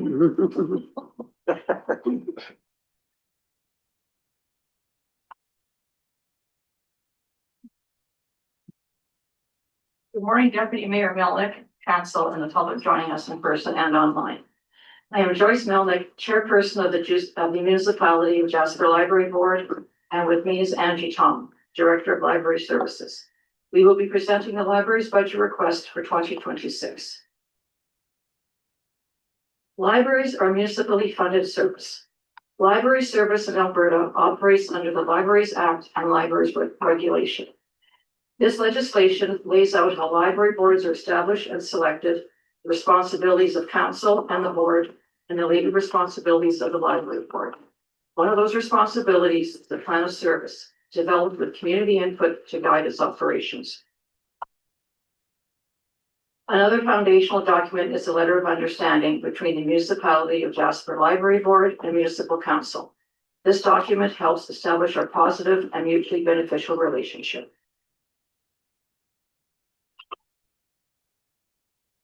Our focus to create a place that engages, strengthens, and enhances our community's quality of life echoes the municipality's community health priority. Our role in providing information assists the municipality in sharing information and opportunities for engagement. As a municipally funded service, the library also acts as one of the faces of the municipality to residents, newcomers, seasonal workers, and visitors. The library is open to the public 6 days a week. There are 4 regular staff, including the Director of Library Services, the Bibliographic Services Clerk, the Programmer, and the part-time programming clerk. We have several casual clerks who cover for illness, vacation, and meetings, as well as helping staff with special events. Thank you to our volunteers who help us with shelving, interlibrary loans, plants, displays, and more. Being a comfortable space with free Wi-Fi, available 24/7, seating, meeting rooms, and office services is also an important role of the Jasper Library. Staff work to have programs and events for all ages, with a range of regular programming and special events. Free memberships and no overdue fines have eliminated some barriers to using the library. While there is significant membership change due to seasonal workers, the library's total membership has grown over the last few years. We still have members who keep their local library membership, even though they're not currently in the community. Photocopy and printing services have seen a huge jump in use during this first year of recovery. We pay for 10,000 copies each year in our service agreement, which has been sufficient. Since October 2024 to September 2025, in that period, we've seen 20,944 copies made. So double. Meeting room use has increased this last year. Longtime users such as the Rotary Club and our building partners, including the municipality, continues booking. Various businesses have started using these rooms as well. The library is involved with our community in a variety of ways, whether it's providing a place for someone else to run a program, partnering for an event, or assisting with a visit. Library staff are available. The library has strong relationships with our building partners, allowing us to work together and support each other. Library staff are available to assist teaching staff with finding resources and to find titles for community book clubs and programs. We are a place for people, including residents, seasonal workers, construction workers, and visitors to Jasper, to visit, work, read, or relax. After the fire, we weren't sure what we'd see for visitor traffic. Numbers have been positive. People are coming to borrow items, work, or simply do a puzzle. One of the traditional focuses of the library is the circulation of physical items and e-resources. Whether for information or entertainment, the library has something for everyone. The circulation numbers have dropped since the fire. This could be a reflection of changes in the community and a change in habits, or a reflection of other demands on people's time. Staff retention remains a focus. As many Jasper businesses and organizations know, finding, training, and keeping good staff is a challenge. Library board has managed to maintain enough staff. We are now working on succession planning as staff move into retirement. As part of a recovering community, the library will continue to respond to the changing needs as it fits within our plan of service. Those needs, as well as the evolving world of library services, requires continued board development. That in turn demands continued policy review to make sure the library board is meeting its legislative requirements. Our participation in the Informing Climate Action Study out of UBC has highlighted the need to document how the board and library respond and work with the recovering community. Our experiences can become helpful tools for another library. In your agenda package is our financial statement, which includes our 2025 budget year to date, the budget for 2026, as well as our 3-year projections. Our request is a 2.5% increase from last year. As decided in 2025, the Municipality of Jasper Library Board will continue to contribute to the operations of the library with reserve funding in recognition of the changed tax base. As a municipally funded service, this money goes towards providing library programs and services for the community and our visitors. Thank you for your attention. Unfortunately, we missed a few board members for this picture. And I would like to take this opportunity to thank the library board members for their patience and persistence this last year. It's been a challenge, and your direction and support have been greatly appreciated. A special thank you to outgoing board members, Joyce Melnick and Lorena Alonso Barba. They saw the library through the pandemic, a lightning strike, a gas leak, Chedeman, and the Jasper wildfire. We couldn't have done it without you. Are there any questions? Thank you. Nathan, I'm looking to councillors if there are questions for Ms. Tom or Mrs. Melnick. Councillor Bichette. Thank you, Deputy Mayor Melnick, and through you, I asked the questions of both you ladies. What is the number of board members do you have on staff on the library board? Library board has 7. One is a council member, currently Councillor Hall, and then the 6 are members of the community. And how do you get members on board? Is it through just notification or inquiries and if I may ask, what's the demographic? Are there any young people that are interested in this kind of work? I think you should put that out there, for council. Council actually selects, the board members. It's a municipal responsibility. There is currently a call out for council members. We have 3 positions open, and 4 applicants currently, but we're more than happy to have more. Okay. And it will be your decision. Okay, thank you. I'm showing my inexperience. I appreciate that. Thank you very much. Thank you, and to emphasize that point, you are correct. There's a call out for municipal residents to apply for various board positions. I believe that will close on the 26th of November. I'm looking to administration for a head nod if I have that right or not, but there is still opportunity for people to apply. Those applications will come forward to the Human Resources Committee, who will then make a decision in camera and make recommendations to council as to future board members. So for the benefit of everyone in the room and the benefit of those watching, that's how board members are appointed to the library board as well as other boards in the community.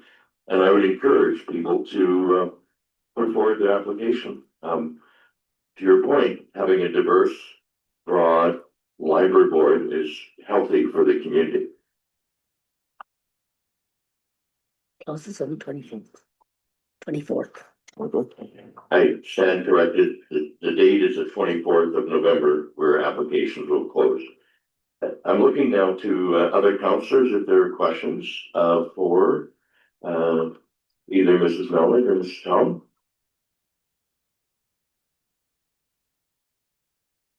Your worship. Thank you, Deputy Mayor Melnick. I'm not sure that it's necessarily appropriate for the library board representatives. It might be more for our own administration, but just based on the question I asked earlier about what is in the base budget, I take it that the additional request from the board this year is just over $5,000. So on our presentation, it's $218,000, well, 218.5.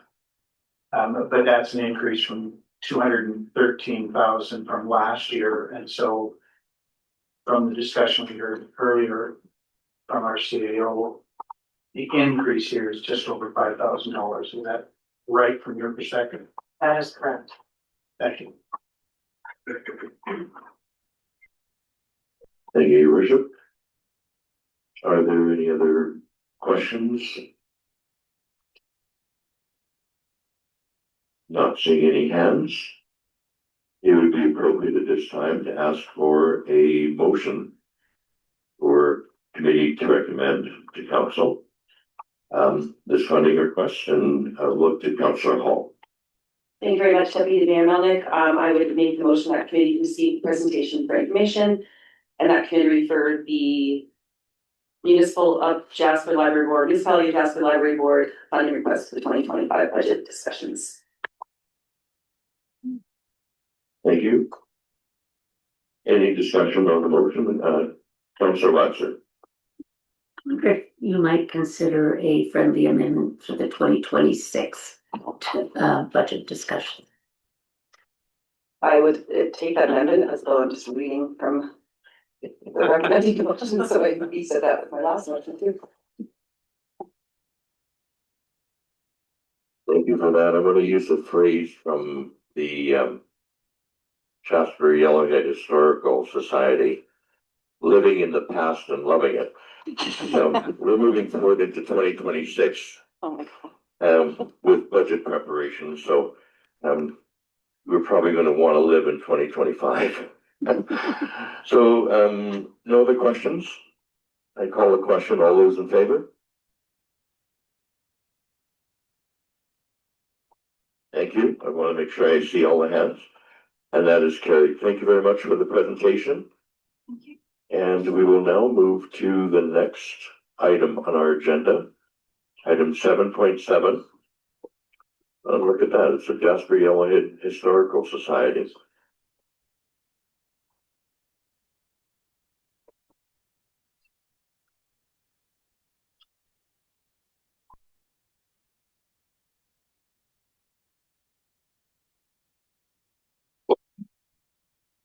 Get set up here before we get started.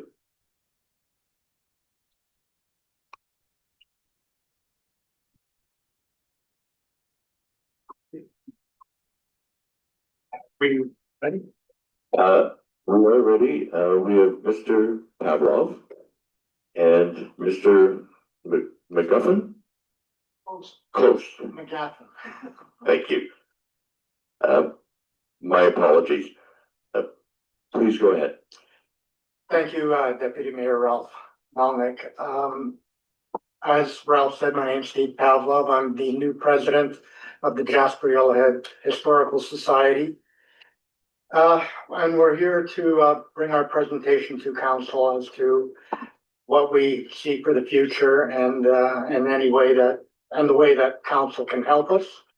To say that in the last year we've had a lot of challenges, we certainly have, with the fire and others, but we have taken great steps to turn things around. We now have a very strong and committed board.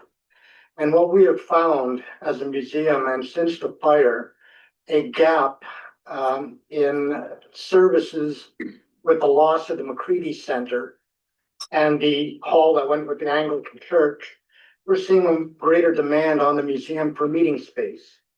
And to that point, we're trying to develop programs both socially and for convenience to the community where they can come and gather. And to that end, I'll turn the presentation over to our treasurer, Ron, who'll get into more details. Thank you. So last fall, so I'll give you an update as to where we were last fall. We just suffered, as we got near the end of the year, we realized that we were going to suffer a significant financial hit. We had to tap into our emergency fund. The number was significant for a charity and caused a little bit of concern. The loss of our exhibit coordinator, that also was a pretty significant blow to us. Finding a replacement that was qualified with the limited accommodation available was and certainly is a challenging problem for us. We depend on our fundraising on our volunteers, and we have a significant number of volunteers that support the museum. There was some big question about how many volunteers were going to be back, who'd be left to support all our initiatives. We had some things we wanted to do to the museum. With our financial situation, put many of those in doubt. we wanted to upgrade our washrooms and we had acoustic improvements required for one of our galleries. Our strategic plan had told us that we needed to improve our facility so that we could attract more people. As Steve mentioned, we realized that Jasper's residents, businesses, and tourists were going to start depending on us for more of our use of our vacant space for meetings and such. For a number of years, we've been planning for a museum expansion, and what happened to us put that in doubt. It really created a problem. In fact, in our mind, our initial thought was it pushed it many years into the future. And to top it all off, then we had the big concern about, what's going to happen to the tourist industry? What about our volunteers? How many are going to be there? What about our revenues? And how long is this fire impact going to be felt? Well, our board sat down and last fall, we decided we were too important to the community and the recovery to stick our head in the sand and just try and get by. For our board, 2025 became our year of change, our year of opportunity to take a giant step forward. And I believe you're going to see that we have taken a big step forward. Stabilizing revenues, well, we've come up with new revenue streams. We've got a gallery naming program in place. We have an animal adoption program in place. We started accessing corporate donors, which is something we had not done before. We found new sponsors. We've identified different grant access opportunities, and we did something we've been talking about for quite a while. We actually started a membership drive with people paying attention to it and doing it. Our strategic plan had identified that we needed to increase activity to our museum. So we tried to improve the overall Jasper Museum experience. And that started with the beautification out front of the museum. And you'll notice that the train's there's a nice rail fence. We've started to just generally make it look better. We've incorporated the wildlife exhibit into our main floor displays. We improved our showcase galleries, acoustics. We're in the process of doing that. We've started the process of refurbishing our downstairs facilities. And early this year, we were informed that our furnace and AC unit for the basement was not going to make it through this winter. So we had to take care of that one. And I'll say it's about 90% done. It's going to be very close. And that's something that's anticipated happening in the next week or so. And the other thing is we commissioned the 100th anniversary Mount Alberta mural for our wall of the museum. It's been mentioned before here that we entered into an agreement with the JRTC Recovery Group to utilize our spare lot for 8 housing units. The lot revenue from that activity is going to go into a fund for our future growth and development.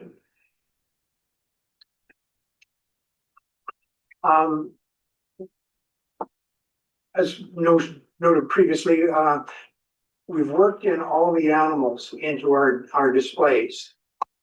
That being said, we created an adoption program whereby members of the community and other interested businesses and supporters can show their interest and support for our museum by donating and adopting an animal for a 3-year period. This has been fairly successful. We're about 65% adopted already. The other thing that we worked on this year and was streamlining our administration. For many of you, you are aware that we had a consultant report on how we should go forward for the organization of our board, and that was called the Hatton Report. And it was moving our board toward a governance board. We've actually adopted the report. That's taken us about 3 years to get there, but we have adopted it. We've empowered our GM and expanded her role, and we've created a new banking facility and processes for growth and future development in mind. The next slides are important to the community, but the other words could very well be, what do we do? Obviously, we're a component of the tourist industry.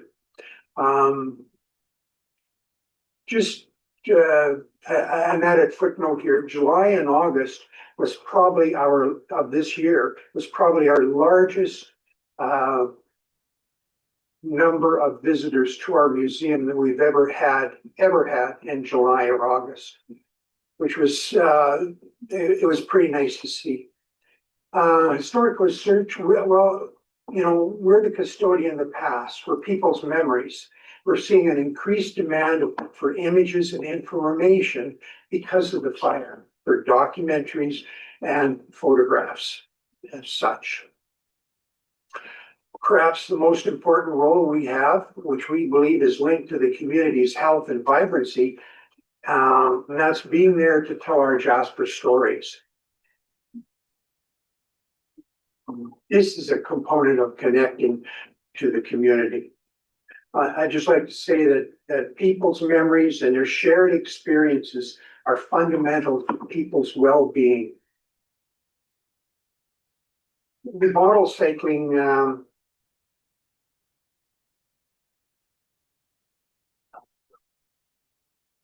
the other weekly event, typically on community-centered topics, is the coffee hour. Now we start this in the fall, goes through winter and early spring.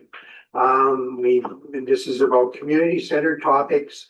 It's free admission. It's held at the museum mainly, but we do go to community locations, and we also go to the senior center. Our bottle recycling, as you know, we were undertaking that prior to the fire at a minor level. We've scaled up and invested in infrastructure to allow us to take on a greater role until the original recycler builds back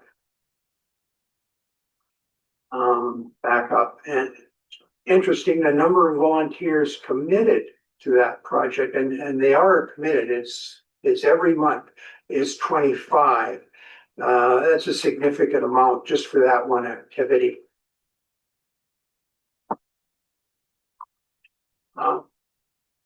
With the loss resulting from the fire, we find that the need for our meeting room has increased. Community groups such as the Girl Guides, Senior Housing Society, United Church Group, and space is available to them at no charge. One thing we do that people not or businesses aren't completely aware, I believe, is we do historical orientations. This is free to the business community. I'll give you an example. If some tourist organization or something is, or a restaurant is opening up for the summer, they're hiring new employees, they can actually bring their people to the museum. We'll give them an orientation on some of the history of Jasper, the background, maybe show them some of our archival information. That's something that we do provide to businesses. It's not utilized as much as it should be, but again, it's something that we do free. There's some examples of typical event participation. We can undertake some of these events because probably we have the largest group of committed volunteers in the community.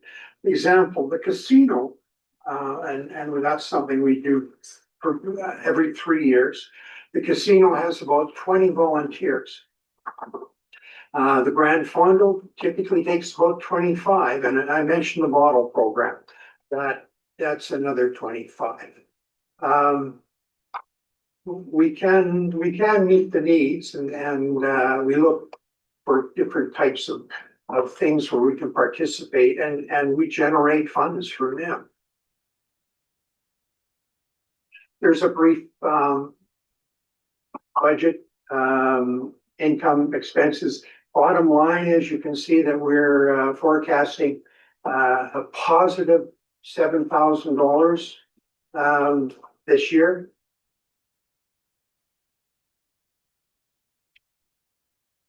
I won't talk to that in case somebody has some questions after about that.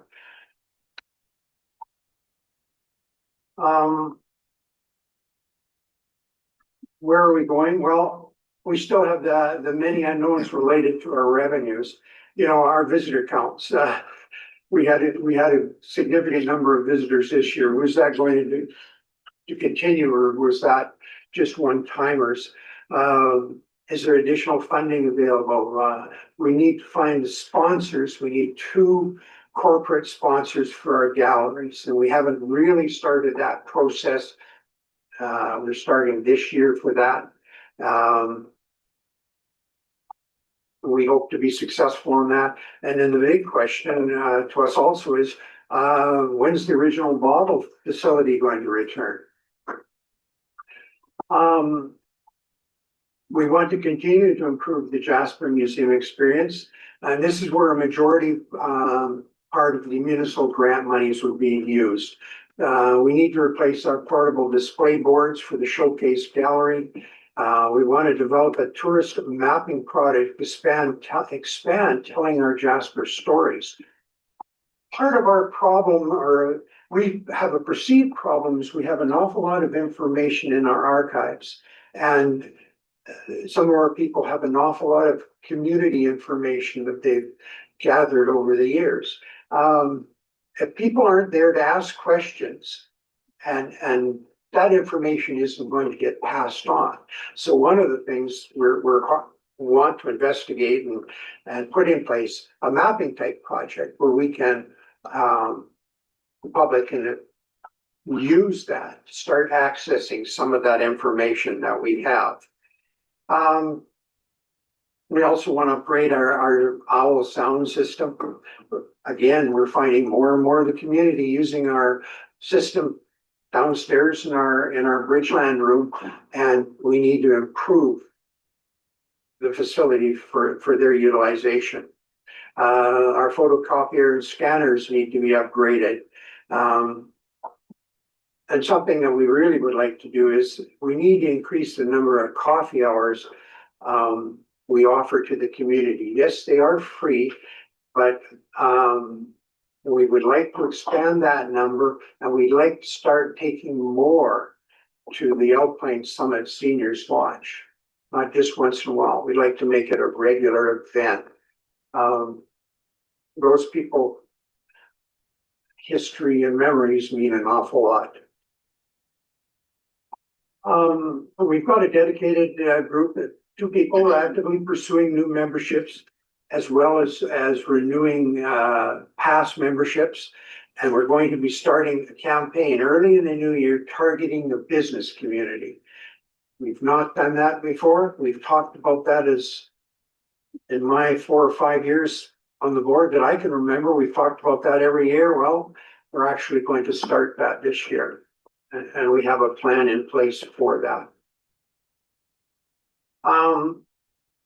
For the Hadley governance model, there's still a lot of work to do, and we're going to start. We're continuing that, putting the systems in place to effectively manage our operations and develop and empower our employees.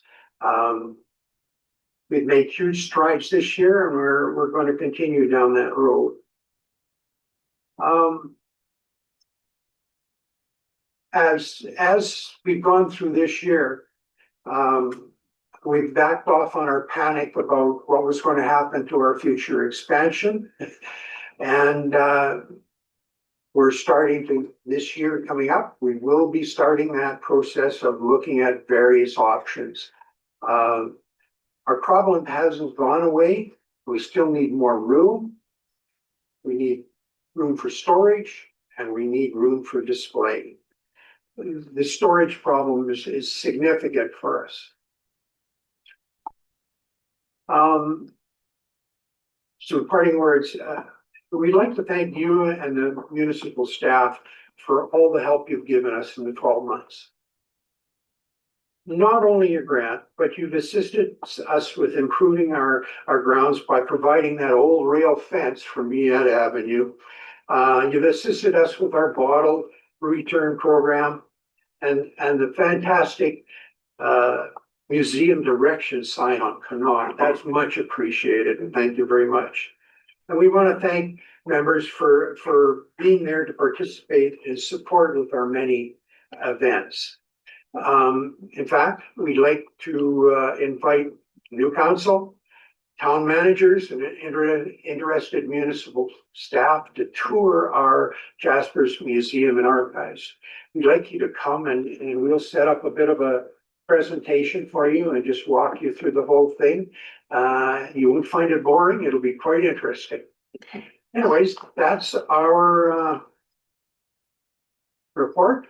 Thank you very much. Any questions? Thank you, Mr. McGuffin. I see two hands. I'm gonna first go to Councillor Rogers. Yes, thank you, Deputy Mayor Melnick, and I'll ask my question through you. I notice on your financial statement, you've got grants of $114,000. Is that assuming this 40,000, or is that the 40,000 be over and above that? No, it's built into that. It's built into that. Yes. So without the grant, you're actually losing $33,000 this year. Or you're projecting to lose $33,000. The grant we're talking about is for next year's revenue. Yes, but Yes. for next year. That grants and donations is 114, so it'll be 40,000 off of that. Okay, that's the question. The second question, actually, if I could, is that your bottle system, is that actually stopped right now, or? No, it hasn't stopped. It's continuing. We've expanded it. We put a lot of effort into it. We've brought facilities indoors so people can work through the winter, whereas in years past, we had to do it outside in the cold.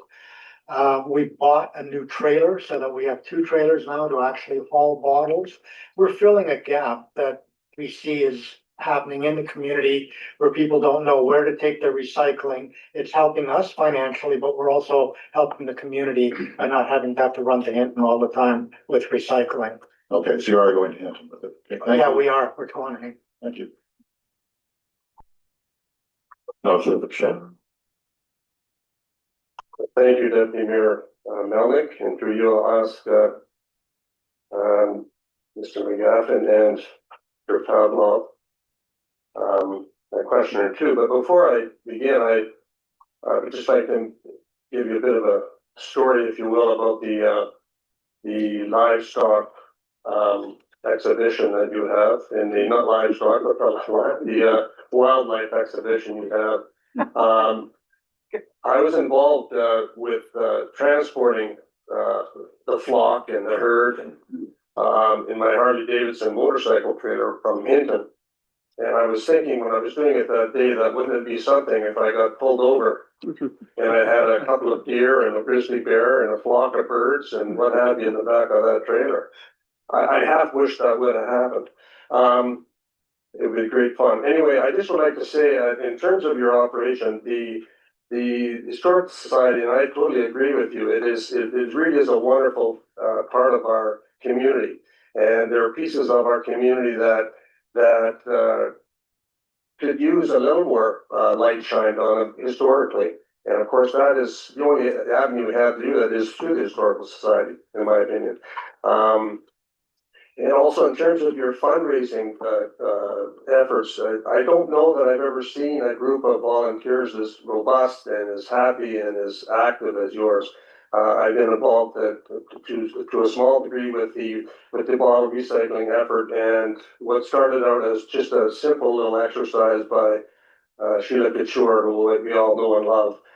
It was her little brainchild, her little seed of thought and kindness that started that. And I know for a fact that that has turned into quite a little enterprise.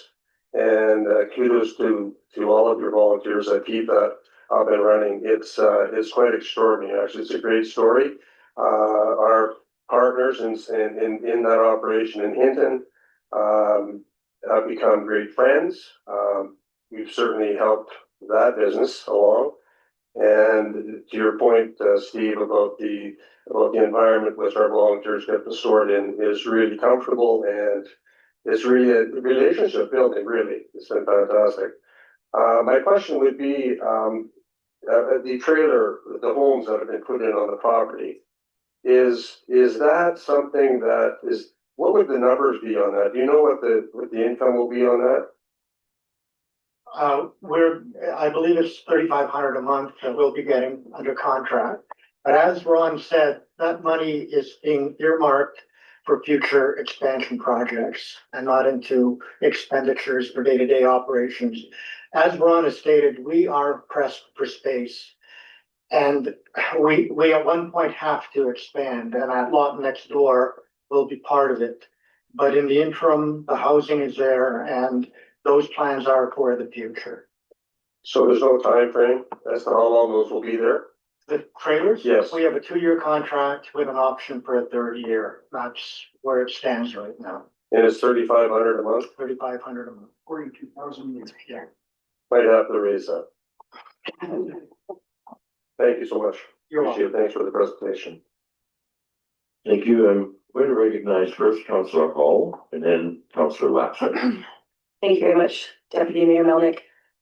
2 questions. Back to bottle recycling. Has the revenue increased?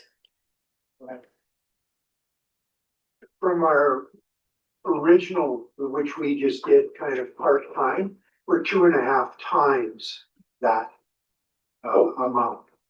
So yes, it's really increased significantly. In fact, I just want to add, we would have been in very dire straits late last year if it hadn't been for the bottles. That's great. Around the lot revenue, I'm seeing on the income side of this budget, as well as gaming revenue. Is that the casino you refer to? Yes, we're holding the casino again in St. Albert, but it's not every 3 years, every 2 years. Okay. And again, going back to volunteers, 90% of those people are from the Edmonton area who are helping us out. Some are past Jasper residents. For example, Mr. Coffin's son, Tom Coffin, who lives in Edmonton, has rejoined the board. And this is why we need an upgrade to our OWL system. We hold a lot of Zoom meetings, and we have board members as Ron, who doesn't live in Jasper, and we're able to conduct our meetings by Zoom. My question is, if the lot revenue is accounted for in income, where must be, if you're saying that the lot revenue is going into a fund, is it somewhere accounted for in expenses? I'll let you answer that one.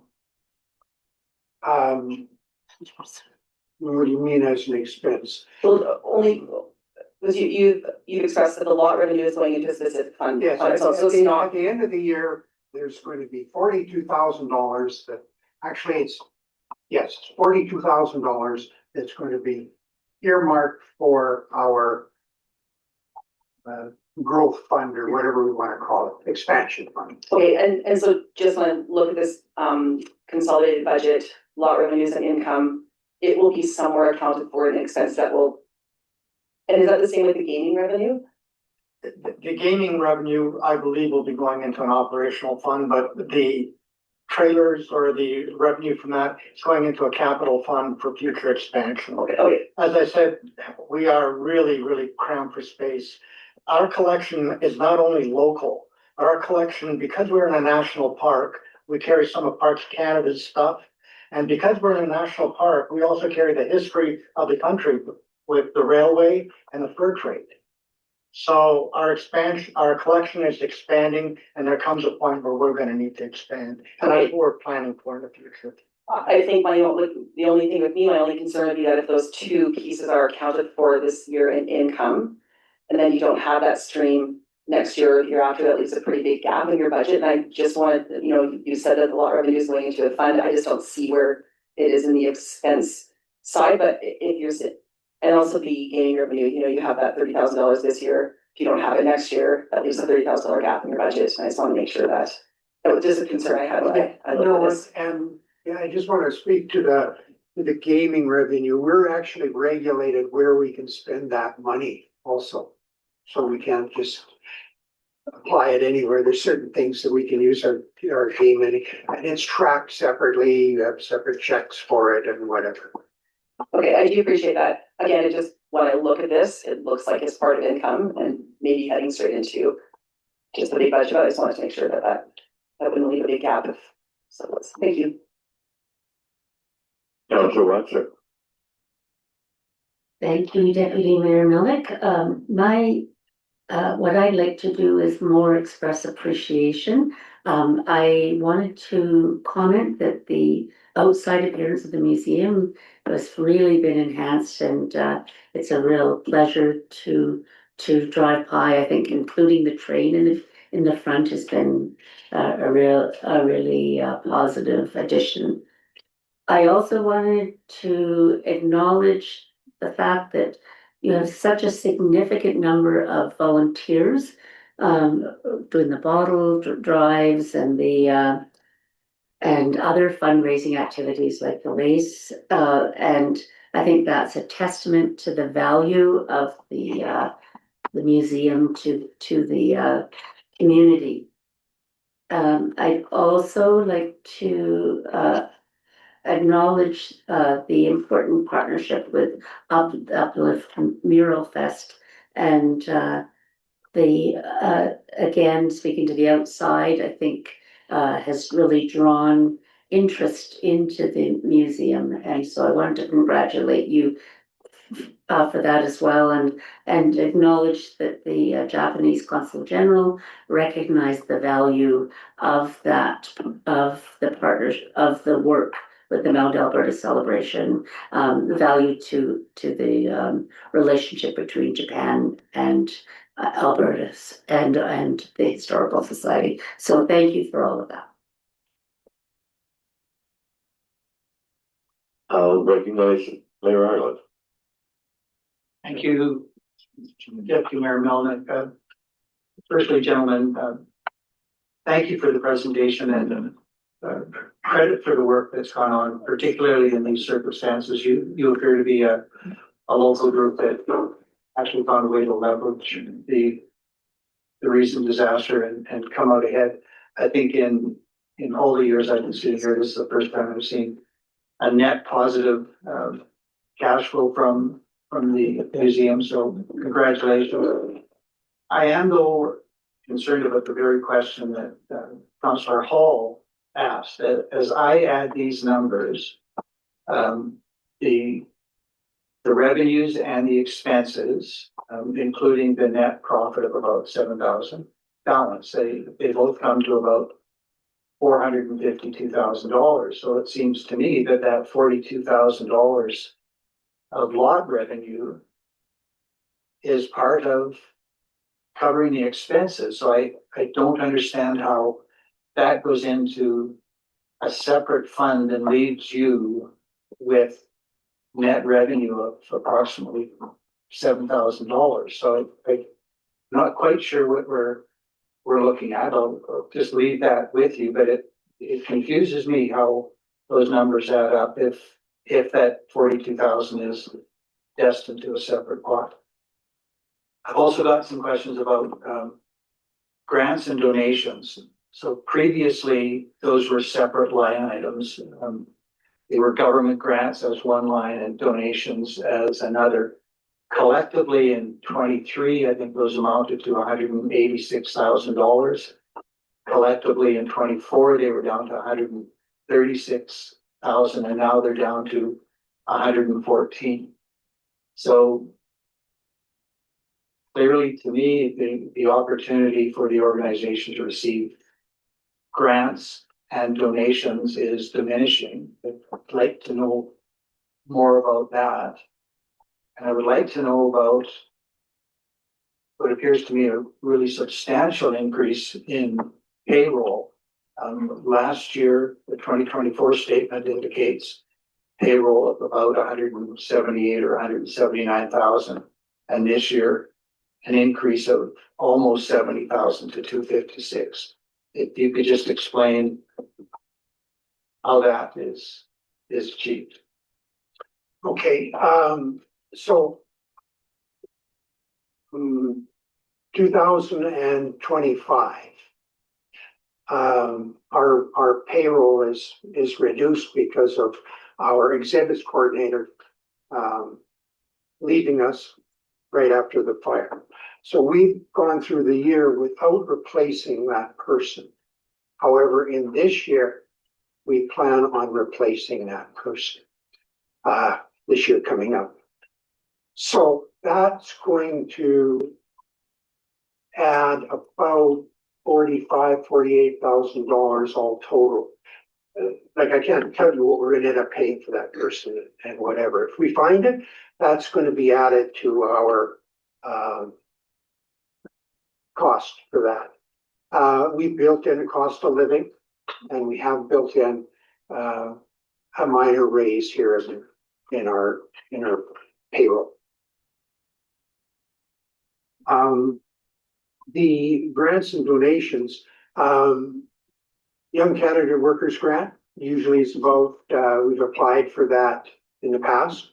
And that's because in the summer, we have 2 part-time people that come and work through the gift shop and that. So we've historically applied for that. This year we got it. We're going to apply next year. That's about $8,400 that we have asked for. Then we have a CFIP grant, which we have in. We're not going to find out about that till we're not going to receive that if we did get it till next year. And that is, I'm going to say right around $22,000, what we've asked for. And corporate grants. So we're going to go, one of the things we're actually have dedicated ourselves to, we want to go after the corporate, the community corporate business, so that to see about memberships. But we think rather than memberships, that the majority of the businesses we talk to will actually just rather give us a donation. So we believe that we've got about $16,000 is our goal from the corporate community. The grants we have, we're hoping for the municipal grant. We are also have just put in a, I wish I had the information in front of me here, but we've also allowed for a, I believe $14,000 or $15,000 just generally from an unknown source, and that's typically what's happened to us. And donations, this past year in the museum, just generally, we had about $15,000, and Historical Society got about $16,000 in miscellaneous donations that just came through the door from members or the community. So we think we've got about another 30 in there. So that is the majority of that 114, those type of revenues. Thank you for that.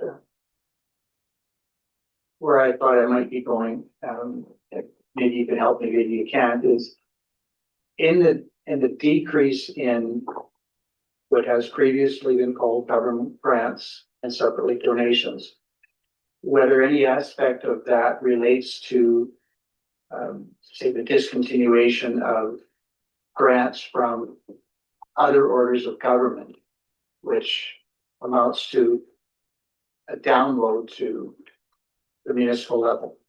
So overall, I can see a roughly $70,000 decrease. And I'm wondering how much of that might be attributable to reduction or elimination of grants from other orders of government. We are not planning on any federal grants for us this year, if that's what you're asking. Nor probably provincial or such, other than CFA. Thank you. Councillor Roger. Thank you, Deputy Mayor Melnick, and through your last question. You still haven't answered the question, I don't think, very clearly to me. Both Councillor Hall and Mayor Ireland asked about the $42,000, and you mentioned also that the gaming revenue, you're not allowed to spend that on operations, you're gonna set that aside? No, we have set things that we can utilize that for. Okay. We can use it for buying certain things, but there's other things we can't. So we're. In any event, if you take out the $42,000, your budget doesn't make any sense, because you're showing that as money that you're spending in 2006 towards the budget.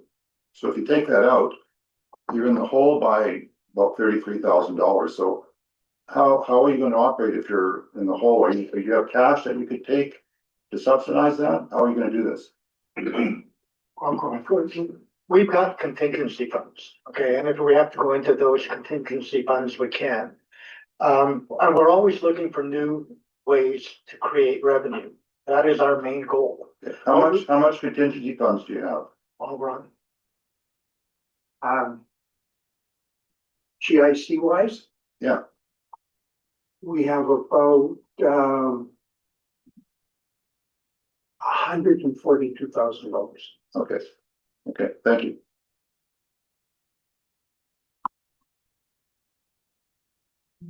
Other questions from councillors?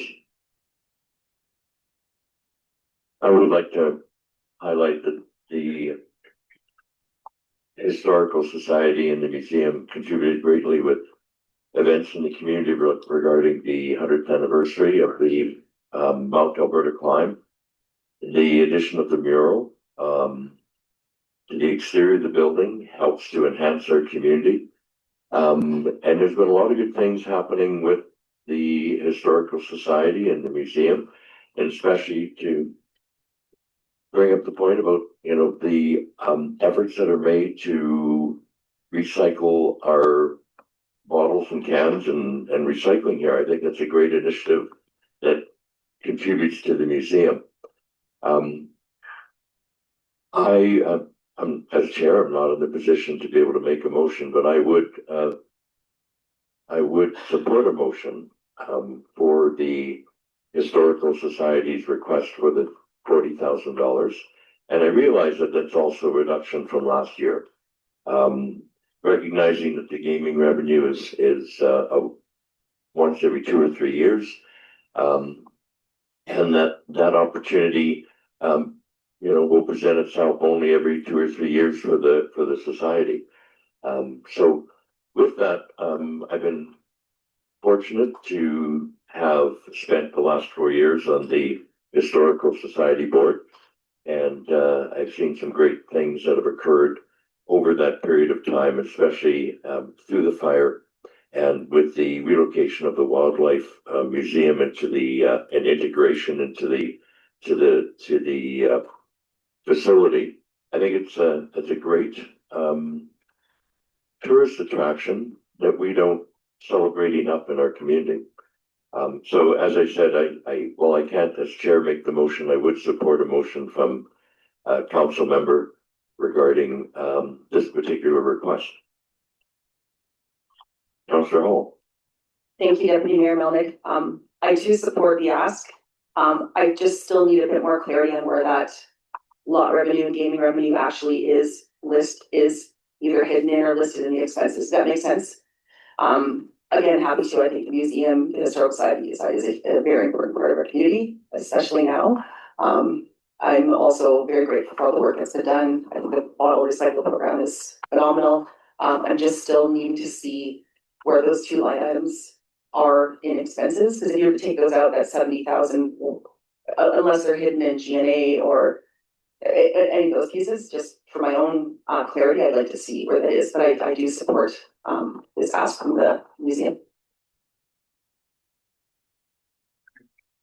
Make a motion. Can I make a motion? Okay, I'm gonna give this a try. Unless there's more conversation around the table from other council.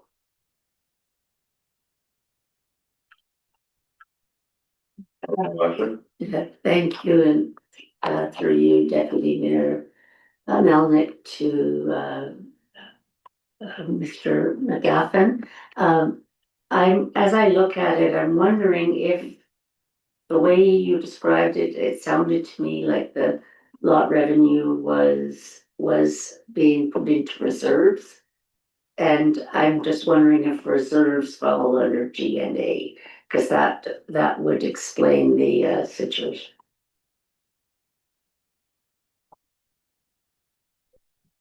I see where you're coming from, but,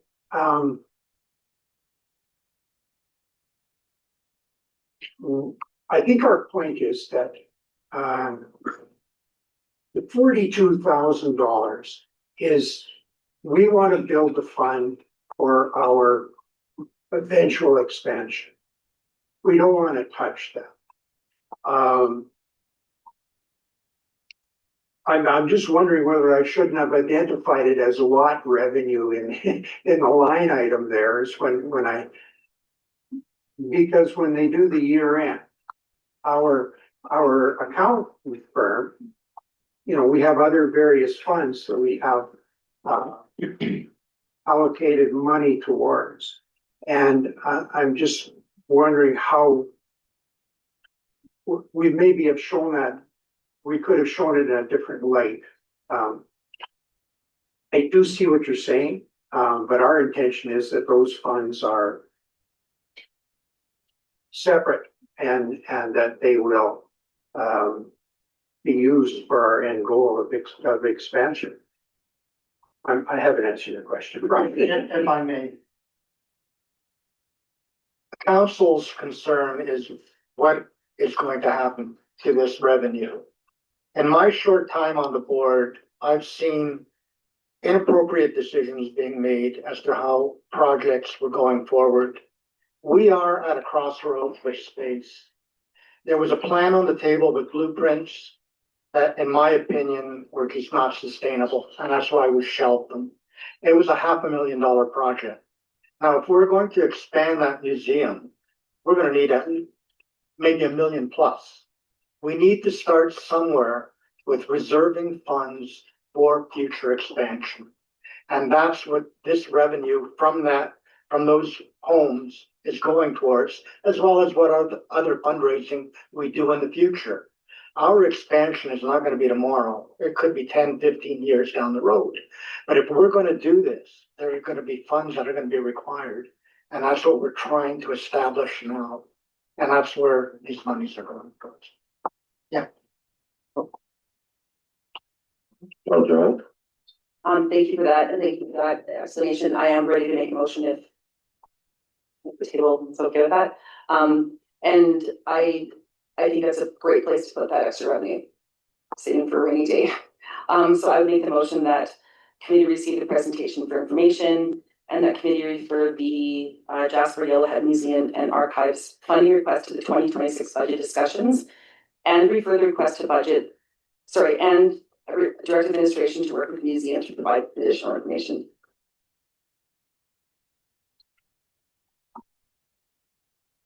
Thank you for that. Looking to administration, are we clear on the motion? We are clear. Any discussion on the motion? Seeing none, I'm going to ask for all in favor. And I see that that is carried. Thank you. Thank you, Mr. McGaffin, Mr. Pavlov. We are now at high noon. And with that, with respect to administrative staff and to everyone, we will take a break from today's discussion. Typically, we would break for an hour. I'm looking around the table. Is that good for everyone to break for an hour? We will reconfirm then in chamber here at 1 p.m. Thank you.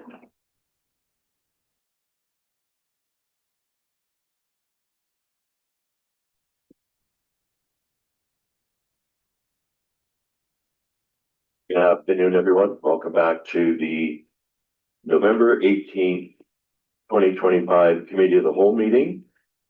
We adjourned after item 7.7, and we are going to start the agenda with item 7.8, the Royal Canadian Legion, Branch 31.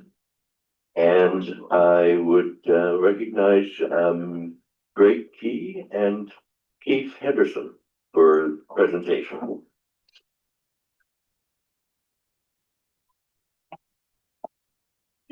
I'll just stand and say hi.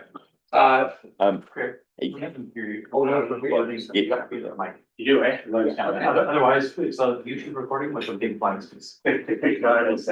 Perfect. No, I thought, this was more like a speed dating thing, like your 10 minutes was your 10 minutes. However, glad to be back. Okay, well, as mentioned, thank you very much to the council. We're representing the Royal Canadian Legion branch number 31. We've got Scott Sherlow. Scott and I are the vice presidents. As you know, Keith and Sue were instrumental in the recovery of the town. Basically, the Legion fed like 900 people a day for what, 4 months? 42 days. And the Governor General, Larry Simon, came to the Legion. And then soon Keith went to Ottawa, got presented nice fancy hardware, all that good stuff for all their efforts. So you guys know how the how the Legion has tied in recently.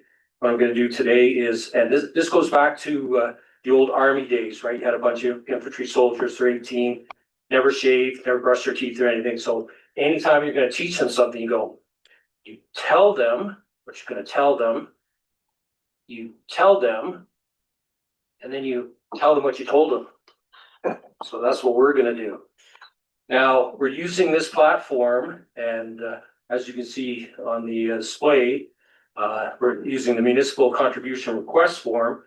We've done detailed analysis of what it's going to take to bring the cenotaph and the area up to speed, and we're basically hanging our hat on the two strategic priorities. So the one is community health and promote and enhance events that increase community connections. We do monthly muster parades. We do the No Stone Left Alone. Richard and I and Ralph, 15th year, Richard, right? 15th year.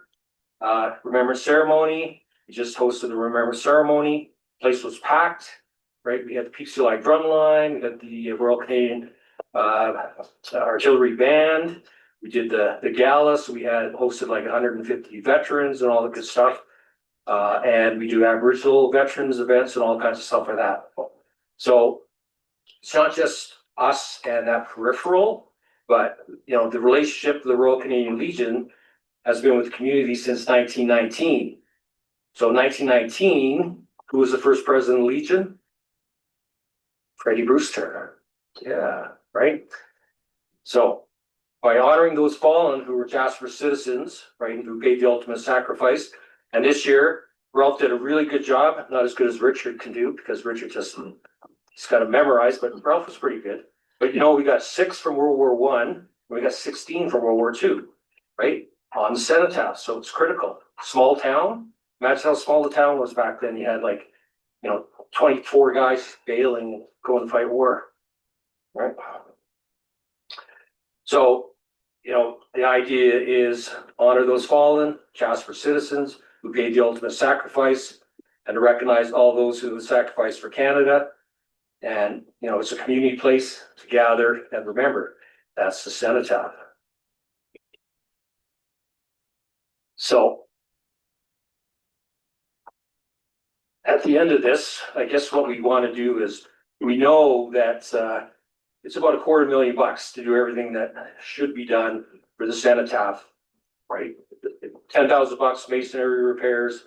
The Baron plaques are like absolutely gorgeous, but they're expensive. The topper, and then going to talk about the expansion of the Millennium Memorial Park. All in is $250K.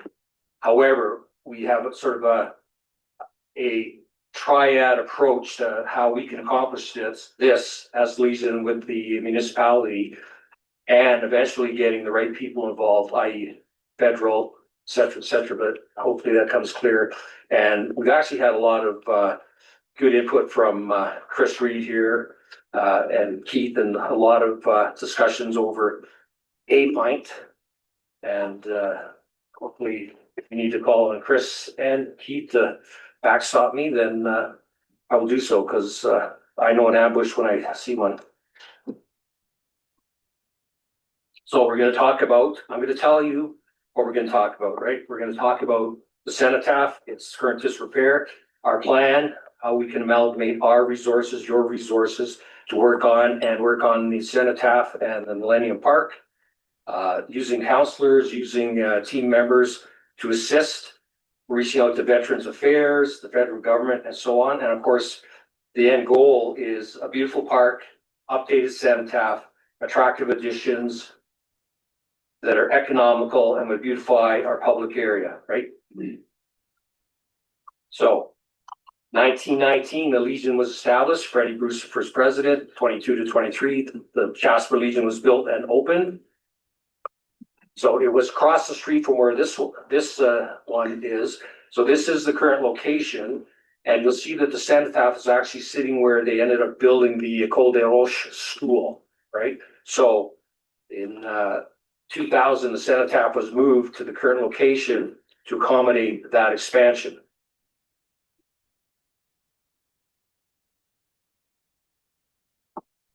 So 2019, Keith and I and Scott, we were here in 2019. I think Kathleen will remember, Ralph will remember, Wendy, you were too young. Well, anyways, so 2019, we presented and we spoke about the cenotaph because at the time we started to recognize that it's falling into disrepair. Well, a lot of things have happened, right? 2020, COVID, 2024, etc. So the cenotaph still remains in limbo. No progress has been made, and then no support for repairs and update the cenotaph. So the cenotaph, and this is the heavy part of it all, right? So, you know, symbolizes sacrifice. We know that. Armed Forces personnel, Canada in the war, et cetera, et cetera. Well, that's our cenotaph for our town, right? So the cenotaph has seen significant degradation over the years. Mortars, stones falling out, cracking, shifting. We've had several contractors come and look at it, and we know that it's starting to fail. The plaques are horribly out of date. They are incomplete, and they do not follow the national standards.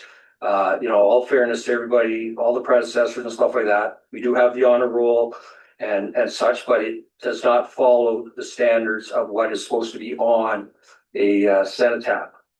Okay, we did work with the Korean community. You saw that with Grandpa Dong and the Korean War, Canoe River disaster, which at the ceremony this year, 80th anniversary of that, and we were able to get a plaque put together for that. But the landscaping and all that kind of stuff around the area is, it needs work. I know you're thinking, you're like, well, isn't that their cenotaph? Technically, we'll talk about that in a sec, but technically, no. The plaques that are missing and what should be on there, 1899, 1902, Second World War, World War I. We don't have a plaque for World War I. We don't have a plaque for World War II. We don't have a plaque for the Korean War. We don't have a plaque for the war in Afghanistan, our longest running war, 10 years. Right? So the plaques would be sort of along the same sort of barons, bronze idea, and then looking to a topper to distinguish our cenotaph. And then on the fence line, we'd have the Indigenous plaque for peacekeepers, and then the Korean War.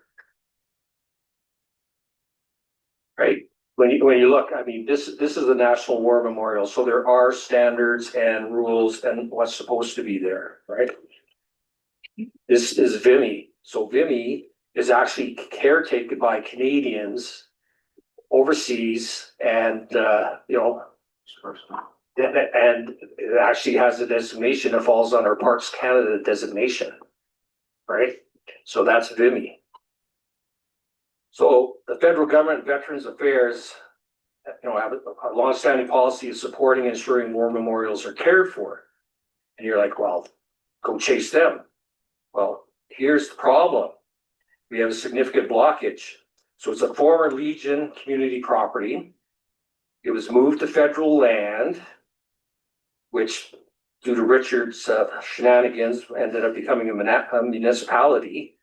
But it's still on federal lands, right? So all of a sudden we're like, well, who owns this? Like, how do we chase people? How do we create a partnership? So this is me really saying it. Really do not have a clue who should be maintaining it, updating it. Really don't think anyone's considered the question for over 25 years. So regardless of any fundraising the Legion does, we do not have the authority to fix it. If the municipality was to maintain it, they are not eligible, nor is the Legion, to apply for funding from the feds. So is Parks Canada thus responsible for it? So this is where a MOU should be established. We request the municipality to address the issue, establish that MOU, to either receive full funding of a federal war memorial or be able to apply for funding as a community war memorial and have exemption status in the guidelines established by Veterans Affairs. So when you look at this picture, right, imagine the right plaques put on there, repairs done. The idea being that we could shift Cenotaph over.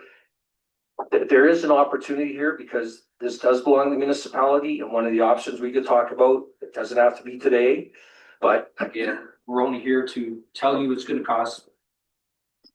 Sorry, that the cost is going to be about $250,000.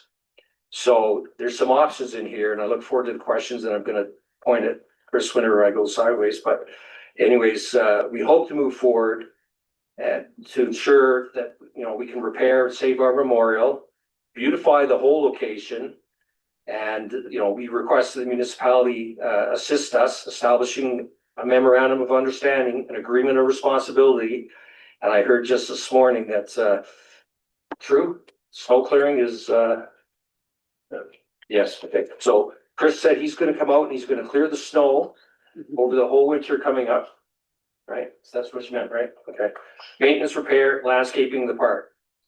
So we're also requesting assistance with seeking clarification of funding to update and allocate, etc. So we're requesting the municipality budget grant accordingly in the future to ensure the Millennium Memorial Park is maintained and cared for, as it's our duty to remember. And our thunder was stolen by the museum board, but one of the things we'd like to do, because, and you're going to say, oh my God, like typically Greg is like so in tune, because as Ralph and Laurie will know, because we're all in the investment club together, you're going to tell me later, you were really disjointed on that presentation. Well, this presentation was 150 pictures and about 50 slides made up by everybody. And I have a note here, and Chris Reed says you only have 10 minutes. So that's why I'm all over the map. But I think you get the gist of what we're trying to say is that we know it's $250,000, right? We want you guys to take the opportunity to come for lunch. We can throw the whole presentation at you because there's some pretty cool slides in there. Slides of Richard, Ralph, myself, the Padre, no stone left alone, all that kind of stuff. Some of my best pictures, actually. That's why I want you to see them. But anyways, we'll have lunch, walk over, have a look at it, and then see how can we work together to get the right funding. I have no idea what the motion would be. Good luck, Wendy, on that one. But at the end of the day, we have this. It's a cenotaph. It's a part of the infrastructure of town. We have an opportunity to do it right, and let's move forward together. So, anything else? And lunch. And Keith's going to pay for lunch. Thank you. Thank you, Mr. Key. I'm going to look to councillors for questions. Councillor Roger. Thank you, Deputy Mayor Melnick. through you to speak to the Legion. When I first saw this, Greg, I have to say, there's no way that the town can afford $250,000. I think we all know that. I think the town is willing, through its employees and through other people, to assist you in obtaining grants and things like that. And so my question really is, I mean, it appears from the look, the first view here, that you're asking the town for this much money, and please tell me that you're not, and that what you're really looking for is assistance in getting money from somewhere else. I'm the good cop. No, the ask is not for council to come up with $250,000.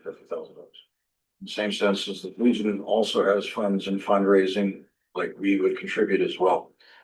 The ask is, number one, the assistance with clarifying the situation. Like, just to briefly detail it out, like, the cenotaph used to be in different locations in town. At one time it was on Knott. Another time it was where our classroom is. Another time it was moved over in the schools there. In 2000, the federal government and the Millennium Memorial Project built that park. There's a wonderful little story behind it. I look forward to telling you over lunch. Then when the municipality came into force, nobody seemed to really think about who's looking after that. And it doesn't seem to have been addressed. And so it's been kind of abandoned for about 25 years, with, like, to the point where if we take the moss off of it right now, rocks will follow. So we want to do better with this, but that would require an agreement because, like Greg mentioned, we're not eligible due to the federal regulations to apply for any grants. They usually offer up $2,500 a year of maintenance. You can have $25,000 every few years for major renovation projects. We're not eligible. The reason the Vimy Ridge and the National War Memorial slides were up there is because they're basically the same status as the Jasper Memorial.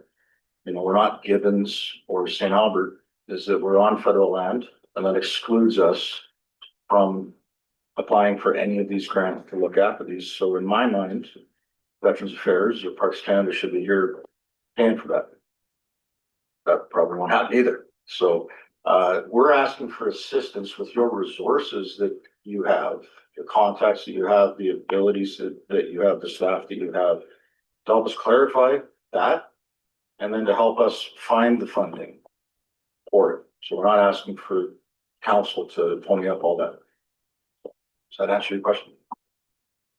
Yes, that's exactly what I wanted to hear, actually. So I'm looking forward to, some of your team helping us clarify, because you have contacts we don't have.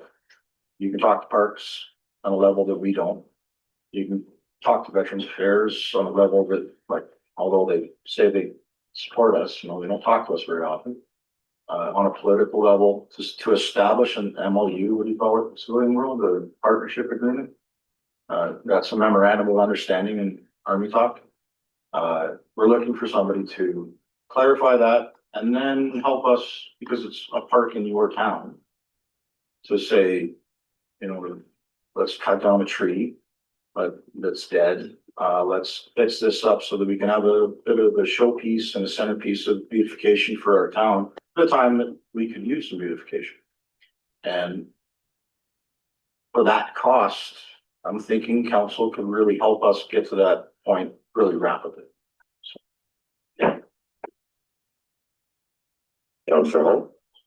Thank you very much, Deputy Mayor Melnick. Good question. I would ease one, maybe for Mr. Key. You spoke to national standards, and who's national? I'm just curious what body that is. Yeah, Veterans Affairs. Veterans Affairs. Yeah. And then a question possibly to administration. Whose land is it? Or whose land is it? Who owns this cenotaph?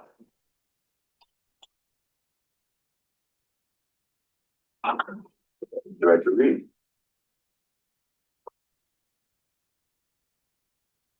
Thank you, Deputy Mayor Melnick. The cenotaph is a very unique piece of our history and our community. It is half in Commemoration Parks, parcel GV, and half on the road right away that surrounds parcel GV. but in essence, all municipal controlled land. Go ahead. Thank you for that. Does the municipality also own the cenotaph? As was presented, there is no documentation that says anybody owns the cenotaph. It was put in that spot prior to the municipality becoming an entity. Nowhere in our research are we able to find anything that says, oh, here's the cenotaph and here's assigned responsibility for it. When we talk about snow clearing, it is Commemoration Park. And so we as a municipality are saying, oh, well, obviously that's our land then, so we're going to snow clear it. But other than that, we don't have anything. Go ahead. Okay, are we able to, I mean, that just feels like that's gonna be a bit of a barrier, because I agree with Councillor Roger, this is a big ask. Is that possible to figure that out? Deputy Mayor Melnick, there are lots of ways to figure it out, and to date, we have not had those kind of meetings to sit down, to make a plan, to do all that work. And, you know, something like an MOU or an F-104 partnership agreement, something that would give us some ability to move forward is an excellent plan. And as far as funding goes, you know, we've discussed in administration lots of times we put things on the capital plan with zero expectation of funding it. I'll give you the tennis court as a good example, right? We knew that the tennis court was going to need maintenance. We also knew we didn't have funding for it. So we worked, community groups stepped up, worked hard. We found the funding in a way so far, but there are methods that this project can be put onto our planning, and it can be then something that we are partners in maintaining. Go ahead, Mr. Henderson. And just, you know, for your concerns about funding, the Royal Canadian Legion, like, after the fires, like after we finally got out of debt from feeding people, our focus now is, like, as our last gala event, that was a total fundraising effort for the cenotaph. Like, our focus is remembrance and service to our veterans and their families and our community. And so everything we pretty much do until that cenotaph is fixed is to drive funding for that. So yeah, we bring our resources to the table and we're saying, hey, we're not going to stop until this is done. We're just asking for some clarification, because technically, like that Canoe River plaque that we went over in the dark tonight and installed on there, we weren't really allowed to do that. You know, it's not ours. So we just like clarification of where we are and some assistance with some of those asks to other venues, grants, and wherever funding could come from. But yeah, we're not asking the taxpayer to immediately do that. That's part of what we do is fundraise. Councillor. Thank you, Deputy Mayor Melnick, and through you to the Legion. I wanted, first of all, to say thank you for the remarkable services you have offered to the community, and my memory of one of the first days back in Jasper in 2024 was seeing some of the patio filled with people and a musician playing, and just had that sense of hope. And so I wanted to express my appreciation. And then my secondary question is, would you think that the first step was working together with the municipality to draft a memorandum of understanding? I'm just asking in terms of drafting a proper motion. I think that's a great first step. The other long shot option is you just assign that parcel over to the Legion, and then we can go after other funding and granting and things like that. We've got money in the Poppy Fund and things like that, but there's rules and stuff like that. So if you assigned it to the Legion, that it was our ownership, then we could tackle that. Failing that, and it stays with municipality, then we could have an agreement and then, you know, work through all the issues. So. Councillor Rochette. Thank you, Deputy Mayor Malik. I just have a question, gentlemen. Is it a simpler fix if the cenotaph was relocated back to Legion property? We don't have any space left. It's literally right across the street, right? So Right, yes. So put it on the Legion's property proper is not something that's been considered. I'm just thinking in terms of ownership and where it's sitting. Seems to me there's a bit of an issue there. it's not a bad thought. However, if you look at the whole space, I mean, we have ceremonies and stuff around it. That's why we need the whole, that's why it's called the Millennium Park 2000, right? Like we all agreed back in 2000 that that was the, you know, size of the space and that kind of stuff. So just taking a bunch of rocks back isn't an ownership thing. It's the fact that it's a memorial and requires that amount of space and other functionalities, right? So there's other things there, there's benches and things like that, right? So it's a Millennium Park, a memorial Millennium Park. So okay. Thank you. Mayor Ireland.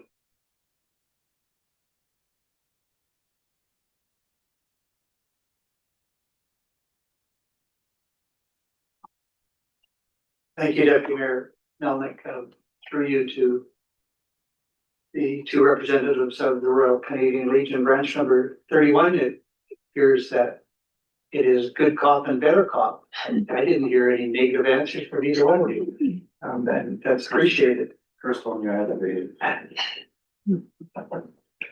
If the best option from your perspective is an assignment of that land that contains the cenotaph from the town to the Legion, I would certainly be inclined that way. But I would like to know before we enter into a memorandum of understanding that we have our feet solidly on the ground with respect to ownership, and not that I question what Director Reed has brought forward, but my recollection is that as was said, the cenotaph was moved to that location prior to municipal incorporation, at which time the school board had a lease for some of that land. Ultimately, after incorporation, there was a land exchange. And if you look at the one photograph that's taken from the Legion looking across, there's a fence there at the end of Commemoration Park. And when we did the land exchange, I don't know whether it included the land of cenotaph. And you can see where the road allowance used to go, if you can imagine how the road used to be aligned. It cuts pretty close, at least to the corner of the cenotaph. So maybe it is our land because we have the roads, although we have responsibility, but somewhat different than other ownership. So I think we just need some time to make sure we understand, because maybe it's Parks Canada in part that has to release that land as well. I'm not sure that it is necessarily municipal land, but if it is, and if it suits your interest for us to assign it, I would be happy to do that. Thank you, Mayor. The one problem with assigning the land to us is it doesn't alleviate the general ownership of being federal land, which it would still continue to exclude us from applying for any grants from the Veterans Affairs or the federal government. So that problem would exist, which is where I would say the MOU needs to be established and make some clearer answers about ownership. Just one added thing that was part of our greater presentation, but when we do ceremonies there, due to the road that is there and where the cenotaph is, we create a significant safety risk. We have to shut that road down. We need bylaw, we need council resources every single time we do a ceremony there. And you cannot alleviate the people that are standing in the street. With the remodel and the realignment, we can utilize that green space towards the church make it much better. So sorry, going off of the ownership business, but the safety issues, the unsightliness of it and everything else, it just is something that needs to be tackled soon. And from the last contract that we looked at Cenotaph, is that we will be lucky to survive the winter without it falling down. The water penetration has gone in there, so I mean, we're at a point of no return and embarrassment. So if it is given to us, we still have obstacles that for funding, and this community, this is the bad cop part, this community has a responsibility to remember and to look after their warmer ones. I like the idea of the Legion being able to do what it wants over there, but it does not absolve this community of the need for their responsibilities. Understood, but nor should our unique situation in a national park and therefore on Crown land absolve the federal government from its responsibilities for memorials. And so if the issue is that at the end of the day, the Crown owns the land, that's not going to change whether we assign the lease or whether we continue to hold a lease if we have one, because it is still federal Crown land. And if that is an impediment, then maybe we would be better off lobbying the federal government for some sort of an exemption specific to cenotaphs within national parks. I presume that there are cenotaphs on Indigenous land somewhere in the country, and yes, there is a direct exemption for all reserve lands, not for national parks. So most of the cenotaphs are on Legion property, like in Banff and such like that. But even Banff, then, if it's on Legion property, are they flummoxed by the fact that it's federal land ultimately and they can't get support from Veterans Affairs? No, they haven't answered me yet, so. In any event, I just like to target our advocacy on your behalf where it might be most useful, and if that is an exemption from whatever regulation prevents a cenotaph in a national park from getting federal funding, then that's one place we could start. Perfect.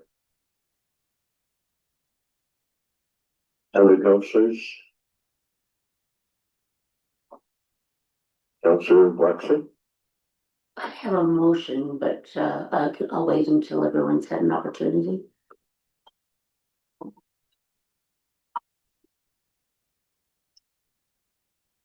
We may be ready. Oh, sorry, Councillor Constantine. I think it'll take me a while to process all this stuff, so I think I have some time to think about it. But one other option, perhaps, like I don't know who was mentioning it, but what would be the obstacles of it going back on the Legion property if, like, you know, it was where the classroom was, and then moved across the street, and then like perhaps even where the parking lot was, at the Legion, and now is a patio. Would there be room for it back there, and would that help you with your grants from the federal government? And that's kind of what I'm sure we'll solve that as we roll through to see, you know, what the actual classification of what the Legion lease and land and all that good stuff. So, but yeah, I hope that type of information comes out as we roll forward with everything, right? So.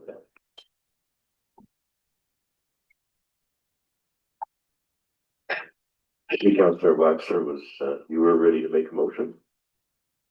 Yes, and I'm also open to suggestion if it's not correct, but that committee direct administration to work with the Legion to develop a way forward regarding the Jasper cenotaph and return to a future committee meeting with a recommendation.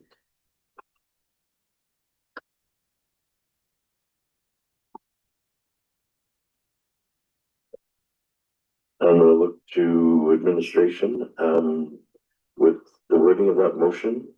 Are you comfortable with that? So we have a motion on the floor. Any further discussion on the motion? Or Mr. Gibbon, did you wish to comment? No? Okay. Any other discussion? Seeing none, having a motion on the floor, all those in favor? And that's carried. Thank you for the presentation. That's right, Councillor Hall. Thank you, Deputy Mayor Melnick. I wonder if we might want to refer the funding to the capital budget as an unfunded item, just to keep it as a placeholder. I don't know if that makes a difference to what if that would make sense. Go ahead, Mr. Gibbon. Thanks very much, Deputy Mayor Melnick. That would allow administration to reflect it in the capital budget, even if at this time, the specific allocation about how much or the sources of funding, needs to be spelled out at some point in the future. At least showing it as an unfunded item would be an acknowledgement that the municipality recognizes that it may have some role in that. Director Reed mentioned some other items that we've had in the past. The tennis courts, for example, were reflected in the municipality's budget for a while as an unfunded item, but the expectation of external grants. So there's no money that goes to it, but it just at least shows up in the capital plan as something that is on the municipality's radar. And this would be an effective way to do that. So I'm going to recognize your worship and then go to Councillor Hall. Thank you, Deputy Mayor. No, my thought is that if it moves forward as a capital item, we might encounter exactly what Mr. Henderson forecast, this thing crumbling over the winter. I would be comfortable having this move forward to the operational budget as an ask. $10,000 for masonry repairs is not necessarily a capital item. It could be more operational. And it would be, I think, an embarrassment to the community if this thing collapsed during the winter, as we debated whether or not we could find funds in the capital budget. It does seem somewhat urgent if it is that close to falling apart. And I agree with Mr. Henderson's observations that as a community, we have an obligation, at least a moral obligation, to honor and respect the importance of the cenotaph as honoring those who from Jasper paid the supreme sacrifice. And so as a $10,000 item coming forward as an operational item, I would support that.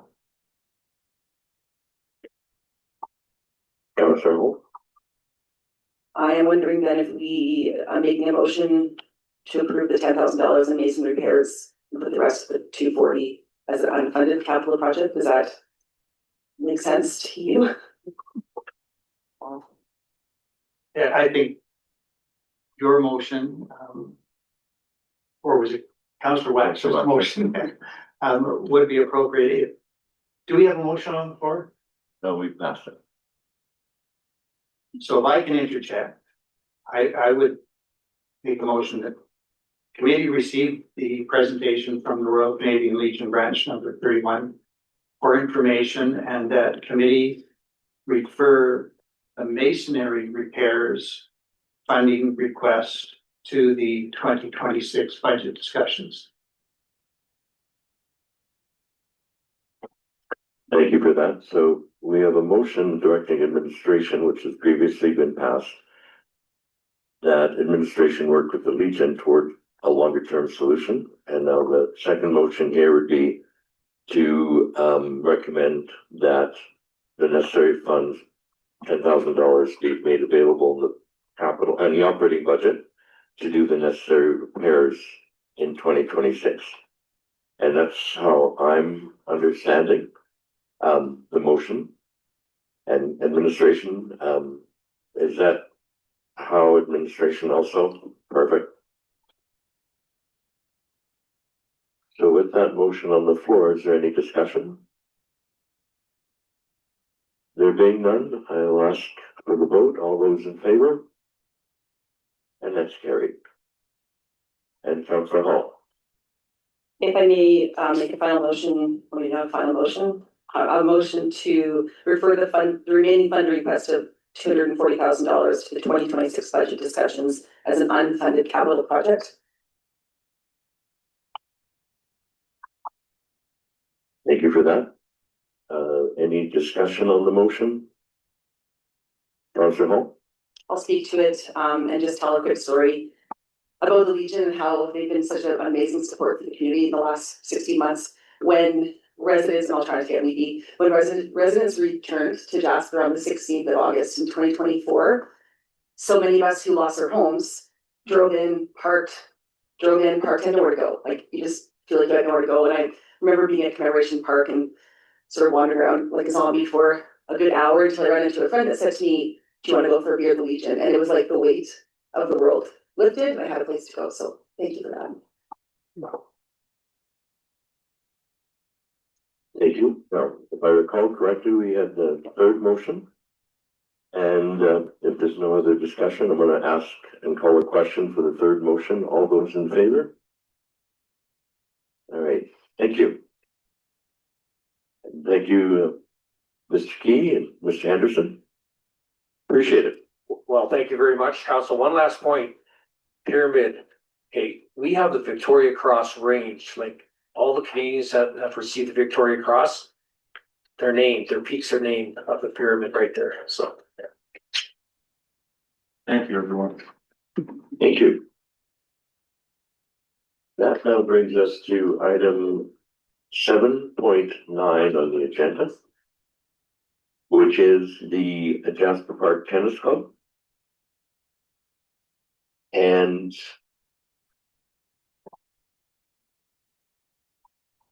I want to welcome Ann Thomas. And my apologies, thank you. Thank you, everyone, for seeing us. We'll make this very brief. The council, we met with the council of the whole, the old council, in August, and had good news about having a grant given to us by the Community Facility Enhancement Program funding. And so we promptly gave that $112,000 over to the municipality. And this, our request was for matching funds at that time.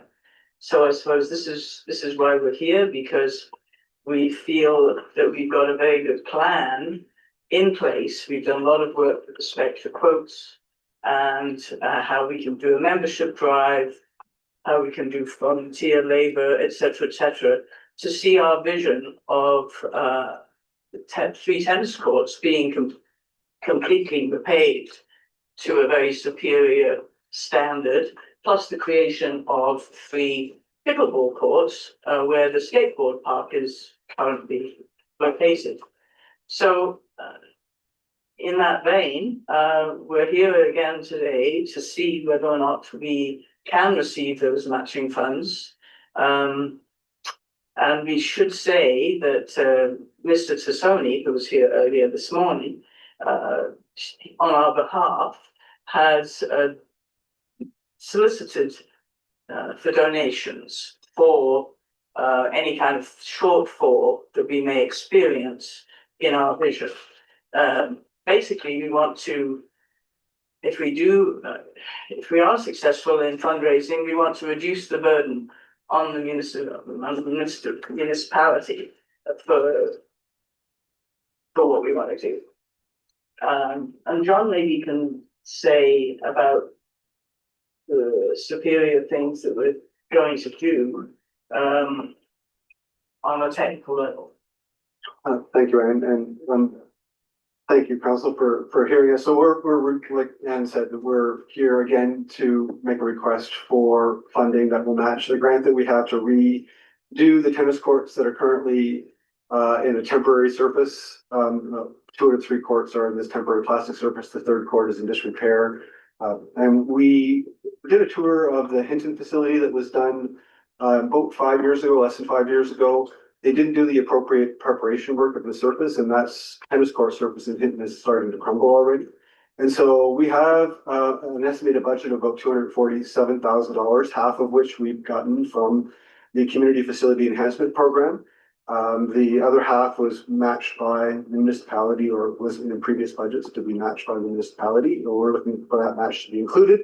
And we are going to fundraise for any additional funds that we would have to make sure that the undersurface of the new facilities, both the pickleball and the tennis courts, will be of high quality so that they're not very crumble as they have in our climate. That's it. So yeah, that's our request. And it should be noted that this isn't just for the tennis clubs, pleasure. It's for from children to seniors with respect to pickleball courts in particular, because it is a fast-growing sport. It's popular. It's easy to learn, and it doesn't require a lot of skill. And that's why we feel that it will appeal to the youth and all ages, in a time where we're looking for mental health and fitness, that sort of thing. We feel that this is a very appropriate thing to do at this time in Jasper. Thank you. Thank you. Questions by councillors? Councillor Roger? Thank you. Mayor Melnick, and through you to the tennis club. The way you got your grant, can you spend it all on pickleball or all on tennis, or does it have to be spread between the two of them?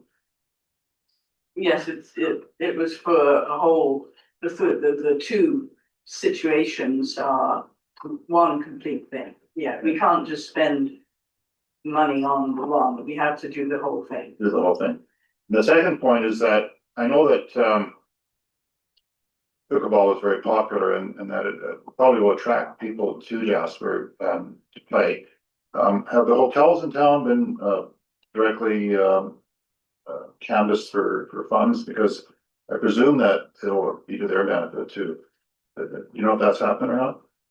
It hasn't happened at this time. Mr. Tassoni is actually trying to get more corporate sponsorship at this time. And targeting actually the builders in the community that are basically reaping the benefits of our disaster. But I think that that's a good idea. What we would do, I think, once this project is underway, is alert, as you say, the community, families, the schools, the hotels, etc. It should be noted that John Pelosi gave many tennis lessons for quite a few years, and he did a letter of support for us, as did many, for this grant. And he had dozens and dozens of children taking lessons. Plus, also he produced a women's league as well. And I had many letters of support from families saying we are in support of this, we will support you, etc. So I think it's very notable that the whole community will benefit from this. Plus, of course, the visitors. I think that will be a huge new attraction that we're always looking to give to them.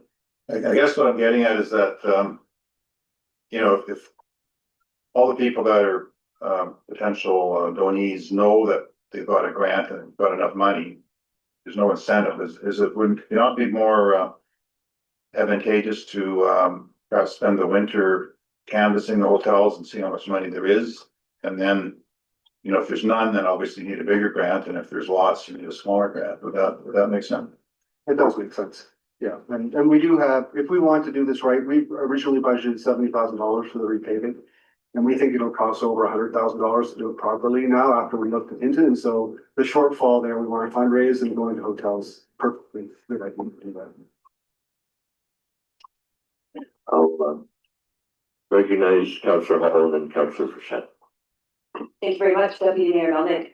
You may have just answered my question, which is what is the full cost of the project? You said about 100 grand for repaving, but is there other pieces to the project that will cost money? Yeah, so the whole budget is $224,000 or $224, $13. That's the whole budget. And the grant you received, was it contingent on the municipality matching that exact Absolutely. fund? Yeah. So I mean, I'm always in support of activities that don't require a ton of equipment. I can look at our skate park that was just built and it's full and you don't really need a lot of equipment to get in there. So you have $112,000 from this grant. You need matching funds from municipality or just in general? Matching funds in general. Okay. Thank you. Councillor Frechette. Thank you, Deputy Mayor Melnick. And through you, I'll ask the question of Ann and John, if I may. So the original matching funds, were they ever allocated from the municipality, or is that something that is gone off in limbo? I think Director Reid could answer that best, actually. Thank you, Deputy Mayor Melnick, to Councillor Frechette. So as we've discussed earlier, projects are put in the capital plan, not necessarily funded at any time. There are various ways council can assign to fund a project. And, you know, the skate park's a good example. You have the preceding councils have funded that project in a variety of different ways over the years. And it's provided support through direct funding, but also loan. So there are ways that the municipality can respond, but at this time, it is not funded.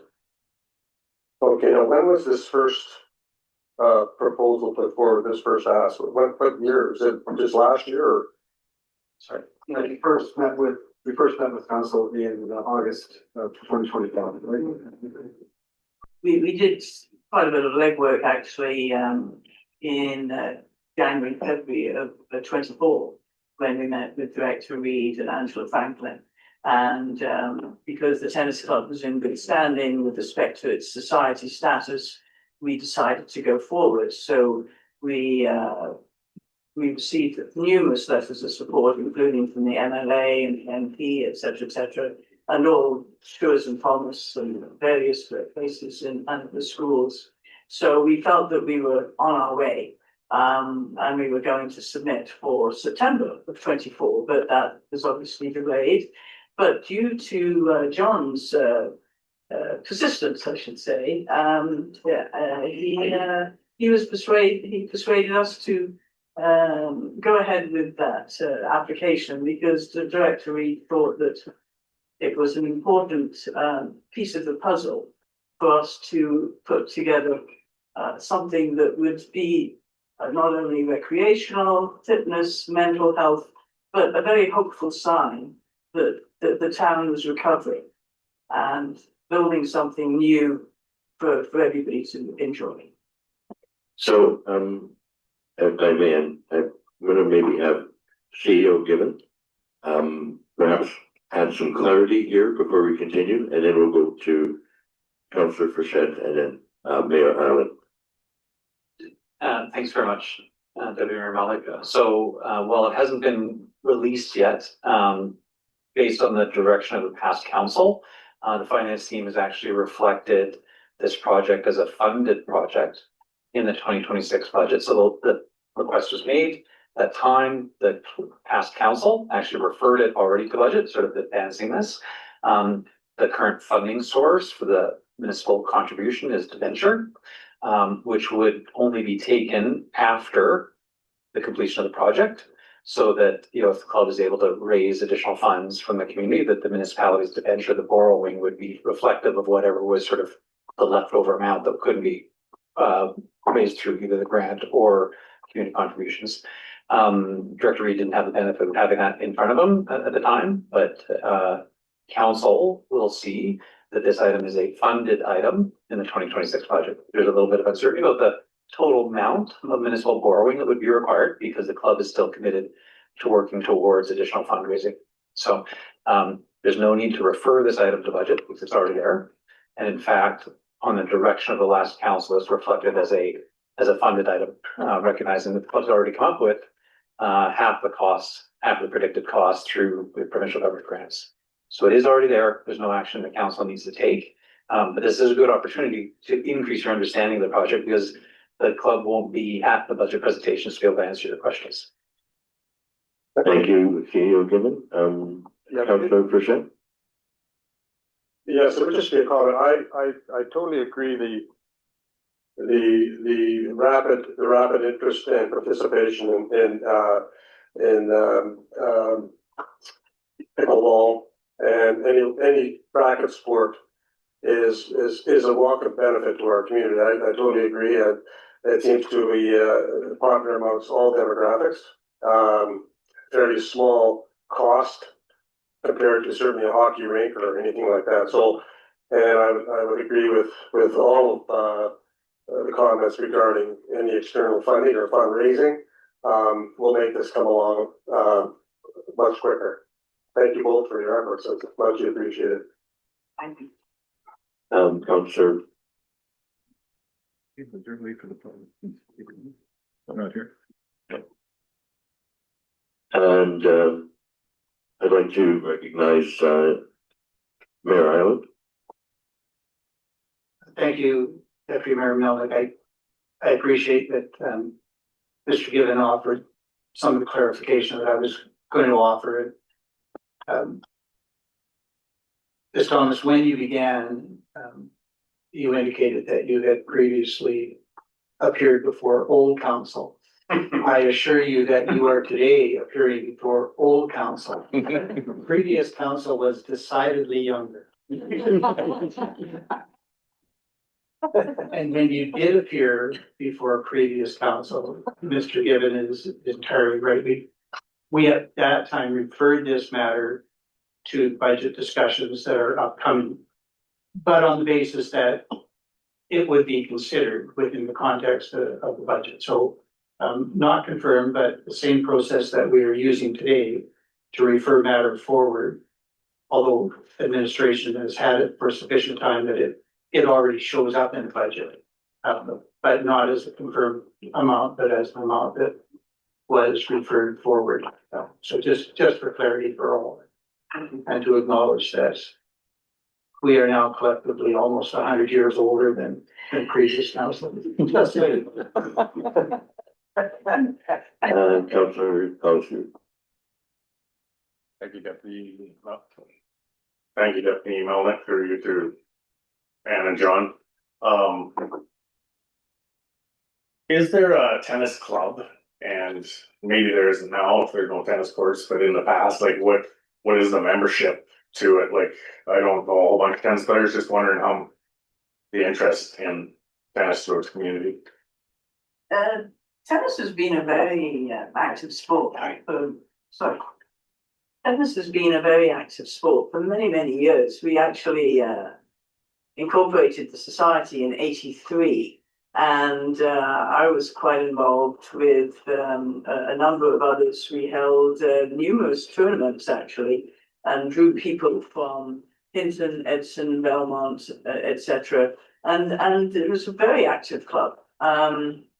We used to have 6 clay courts actually, but through the years, the maintenance became an issue, and so it happened that. The municipality helped us out and paid 3 courts and got the other 3 courts for the skateboard park. So that worked out quite nicely. So to answer your question, I think there has been a resurgence in tennis players. Yes, probably not the last year or so. And the latest refurbishment was, I call it the plastic Lego surface. And that did not work out as well as we were assured it would. So that's why it's gone into disrepair. Some tennis players don't like to play on it at all, but I feel that we're going back to the classic sport layer, and I think it'll draw a lot of people back to the sport next summer. Councillor Hall? Thank you, Deputy Mayor Melnick. Is there a fee to use? Can anyone just show up and use the tennis court? I'm assuming you have to book in because there's limited space, but much like the skate park, you can just arrive and go. It's the same with the tennis court. Yeah, that changed 2 years ago, I think, after the pandemic. They made it no fee, and you can book, but you don't have to. And this courtesy is used if someone showed up and is waiting and you're playing and you play for another half hour or so and then let them on. But right now there's no fee. That used to be you had to buy a racket pass to play tennis. And does the tennis club have rackets that people could use if they don't have rackets or want to try it out? Yeah, there is some, there's some balls and some rackets and things like that there. But it is, we don't operate the courts, the pastoral, it's the municipality. But we are very much prepared to give tennis clinics, pickleball clinics, etc., to get the interest going. And as you said, it's a very minimal charge. You've got running shoes, you've got a racket, you've got a ball, you're good for the summer. So like skate park, bike park, this would be a municipal asset that is fundraised and worked on by residents of the community. When this happens, I think tournaments would be great. Is there still tournaments out there like that? I'm assuming that happens in cities and around the province. I'm a pretty good salesman, so I think that I can try to sell pickleball tournaments here for sure. Because I think people would feel that it's not only novel, but everybody loves to come to Jasper. It would be another reason to hold a weekend tournament for sure. I'm going to go to Director Reed. I think you wanted to provide some commentary.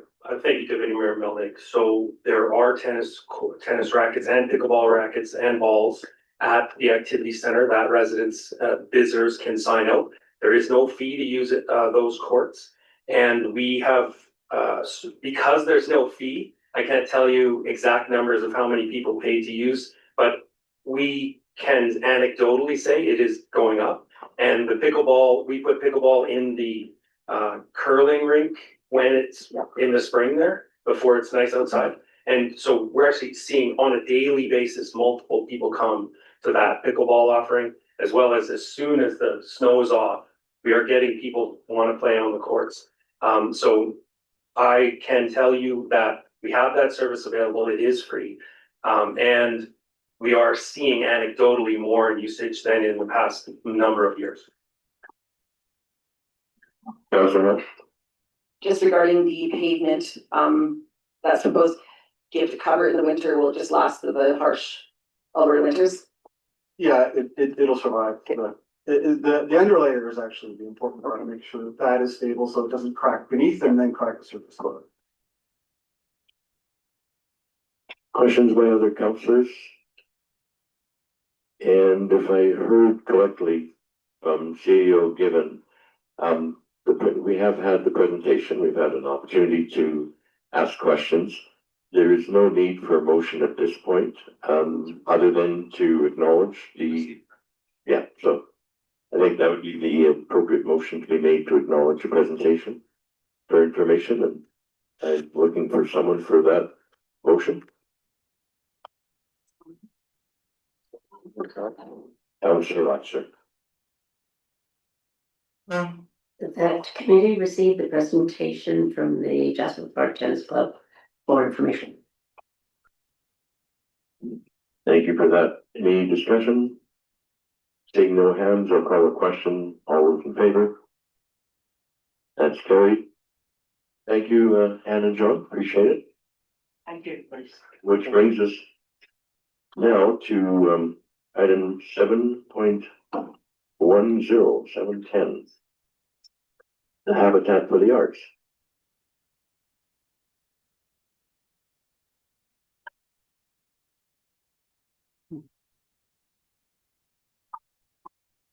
And welcome. Welcome, Marianne. Hello. Yep.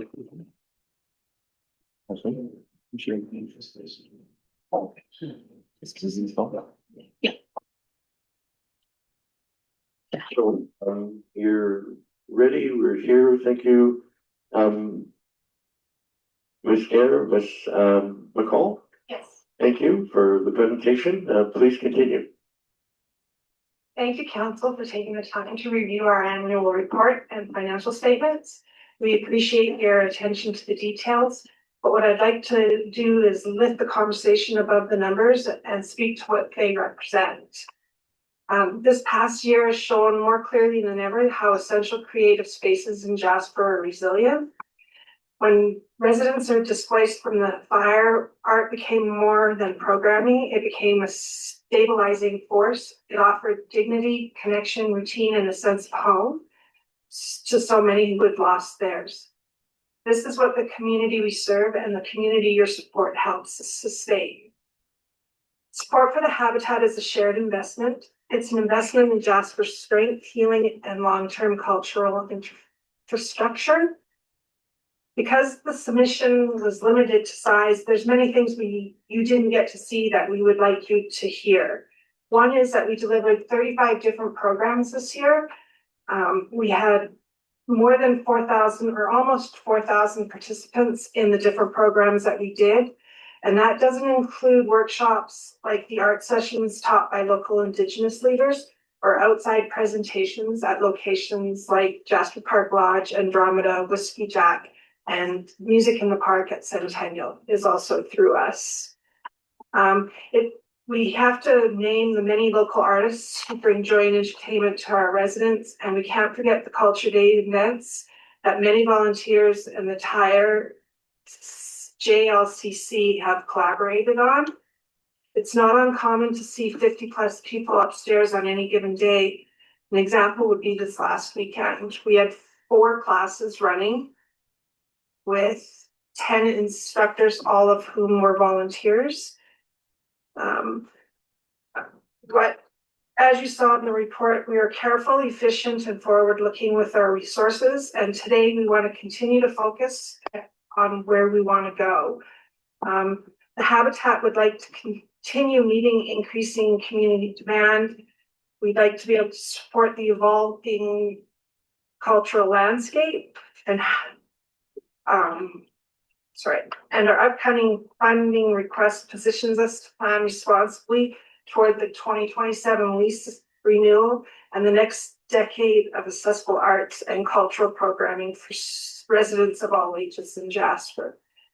A couple of the things that we're doing this winter is we've launched a series to bridge with Hinton at the Bridges Center so that our residents can meet with displaced residents over coffee and crafts to create decorations. We're ensuring that this is going to happen through funding from Red Cross, and it will also include bus passes for people who want to come and visit their friends who have been relocated. We also are talking about planning a cultural program directly with the interim communities, bringing Santa Claus to the families and working with our JLCC partners to make the center a welcoming place for those who have housing but aren't quite home yet. We work hard to make the habitats accessible 7 days a week through mostly dedicated volunteers. We don't really have paid employees. Everybody who's there is there because we love the arts and we want to continue the programming.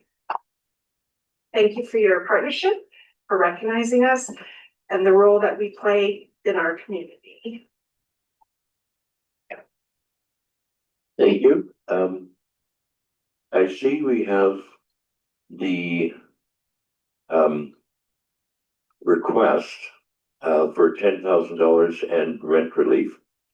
And as I had read through, I believe that the request is $10,000 in cash, and the rent relief would be in the amount of $21,420. Go ahead. That's what it was last. But please use a microphone. I'm Thank you. going from the numbers from last year. I don't know what. I'm just going with the numbers from last year's rent relief. Okay. So if I misinformed council with that second number, that was last year's number. Okay. Thank you. Councillors, questions for either Ms. McCall or Ms. Garrett?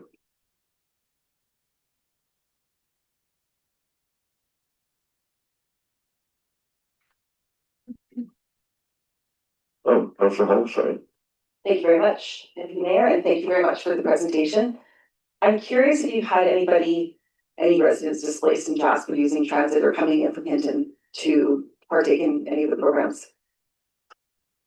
Earlier this spring, we did an over psychology arts therapy program and we did have people coming over from Clinton. We've never contemplated that until this fall when we were reached out to. So now we're going to do the bridges then. I would like to say that we're asking for $10,000, which is $5,000 less than last year. Which is important. It is important. And my apologies, Marianne, I mispronounced your last name. I didn't mean to do that. Questions by other councillors? Okay, so at this point, we would entertain a motion for referral. Councillor Hall?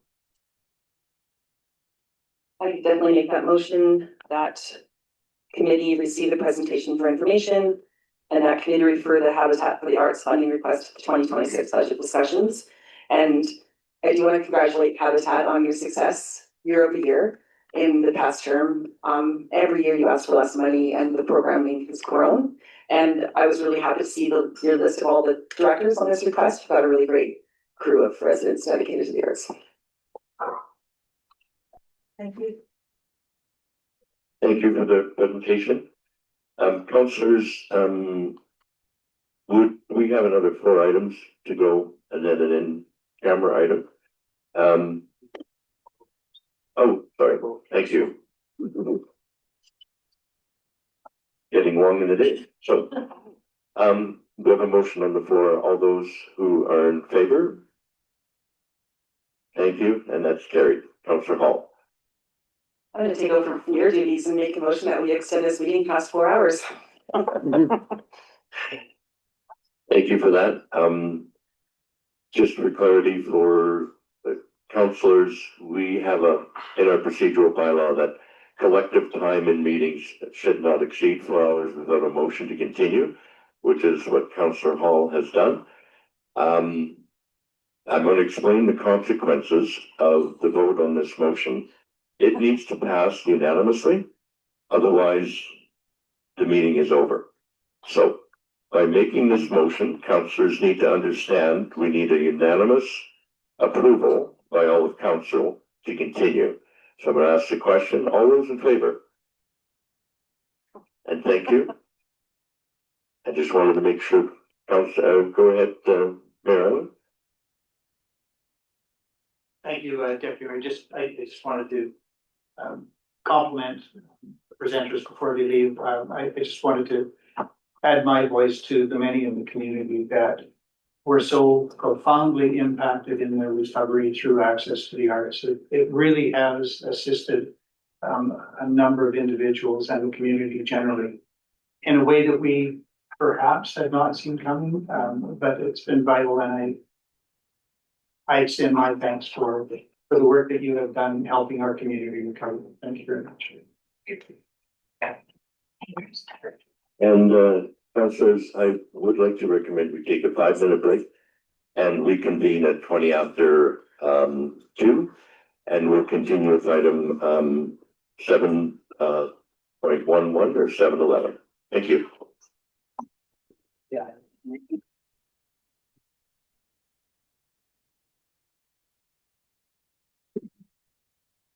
Welcome back, everyone. We are back at the Committee of the Whole, and today is Tuesday, the 18th of November. We're on agenda item 7.11, and I'd like to welcome Russ Mann from the Jasper Artist Guild. Thank you very much. Thank you very much, Deputy Mayor Melnick. We're very appreciative. My name is Russ Mann, and I'm the past chair of the Jasper Artists Guild. And I appreciate very much the opportunity to present information to you. And I have certain sympathy with the amount of information and data that you received. And I appreciate your willingness to accept just a little bit more. For the benefit of the new councillors, I'll just give a little bit of highlights of the Jasper Artists Guild, where we fit into your community. We were incorporated May 15th in 2001, which means we'll celebrate our 25th year next year. In 2003, we moved into the Heritage Fire Hall, which was and operated the Brush Fire Gallery. That was a highly successful adventure for us because the economy was strong, great tourist travel, the fact that the iconic landmark attracted attention, strong sales of art, and we were able to hire full-time staff. In 2012, we vacated the building due to environmental issues. And from 2012 to 2016, we were homeless and operated pop-up galleries in vacant spaces throughout Jasper.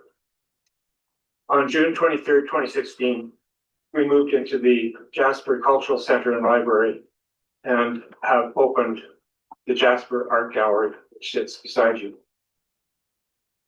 The mandate of our organization is to promote the visual arts as an integral part of the Jasper experience, to encourage the interest in the visual arts, and to learn, to teach, and to inspire artistic endeavors.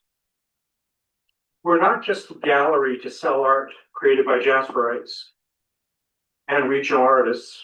We're a place of connection, a place of celebration, a connection to Jasperites through workshops.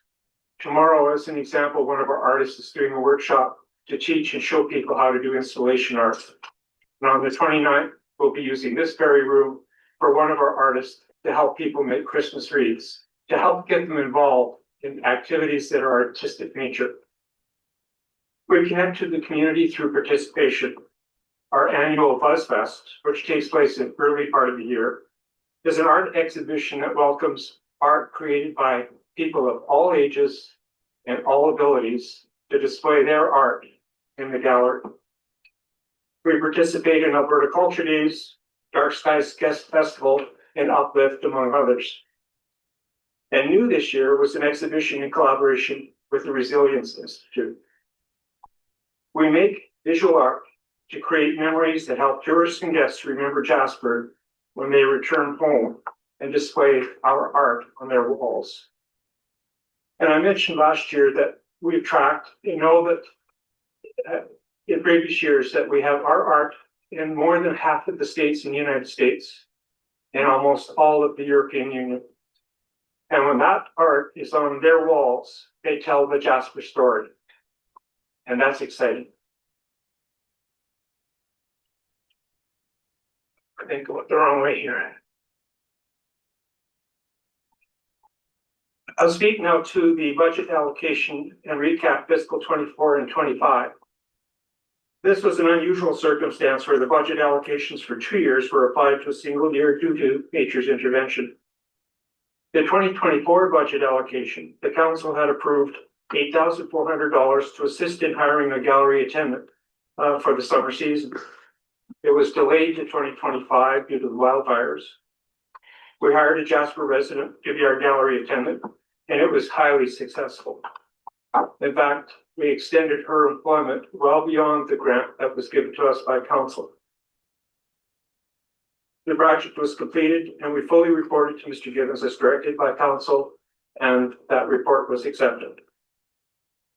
The 2025 budget allocation, council approved a reduction in the monthly lease rates from $1,650 per month, thereabouts, to $950 for the period of January 1, 2025 to December 31, 2025. The value of that reduction was about $8,400. It had a significant impact on the operations of the Jasper Art Gallery and the financial health of the Jasper Artists Guild.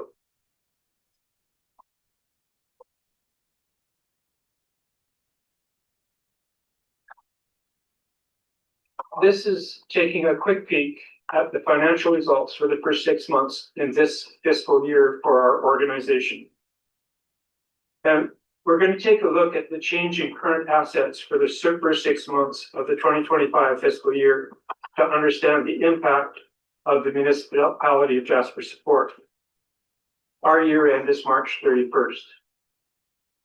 So please note the number at the top left-hand side of the screen, $27,765 and change. That amount includes the $8,400 that was allocated to hire staff for this year, unused. The chart also reflects the reduced lease cost as an expense item because the current assets are net. As anticipated, the reserves declined through the months of April and May and found the low point at the end of June. Our gallery attendant started May 11th, 2024 to begin training and orientation. The funds provided by the municipality ran out near the end of July, noted by the star on the graph. Also note that in July, the graph began to head in a positive direction and has remained so. Based on the success of the hire, JAG retained our employee until October and paid her salary out of increased revenues that we experienced by having a full-time gallery attendant. We were thrilled to see and happy to report that the 6 months final financial results show a balance of $30,000 at the end of September. Now, what have we learned? Well, we learned that the support of the Municipality of Jasper for the Jasper Artist Guild to manage and operate the Jasper Art Gallery has allowed us to be viable, active, and a contributor to the Jasper experience. Referencing the top graph, which we presented to Council last year, the concerns were several, not only on our part, but that of Council as well. If you take a look at the 2016 figures of nearly $70,000, we faced a continuous erosion to about $23,000 in 2023. The Jasper Artist Guild, as were many businesses in Jasper, heavily impacted by a number of factors in a 5-year period, including the COVID pandemic, the Entwistle and Edson wildfires, the Chettaman wildfire, gas leak, lightning strikes, and the Jasper wildfires. We really haven't had a so-called normal period of operation since we moved into the building. Last year, it was identified that the single largest expense item for the Jasper Artist Guild was the lease payment for the space in the Jasper Cultural Center Library known as the Jasper Art Gallery, an amount of about $21,000 a year. If you take a look at the second graph, we just looked at it a minute ago, but what it begins to show is the support that you've had in the work that we do internally, we believe has begun to turn that erosion around and head it in the right direction.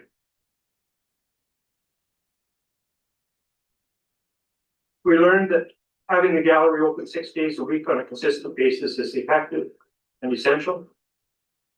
We need to hire staff.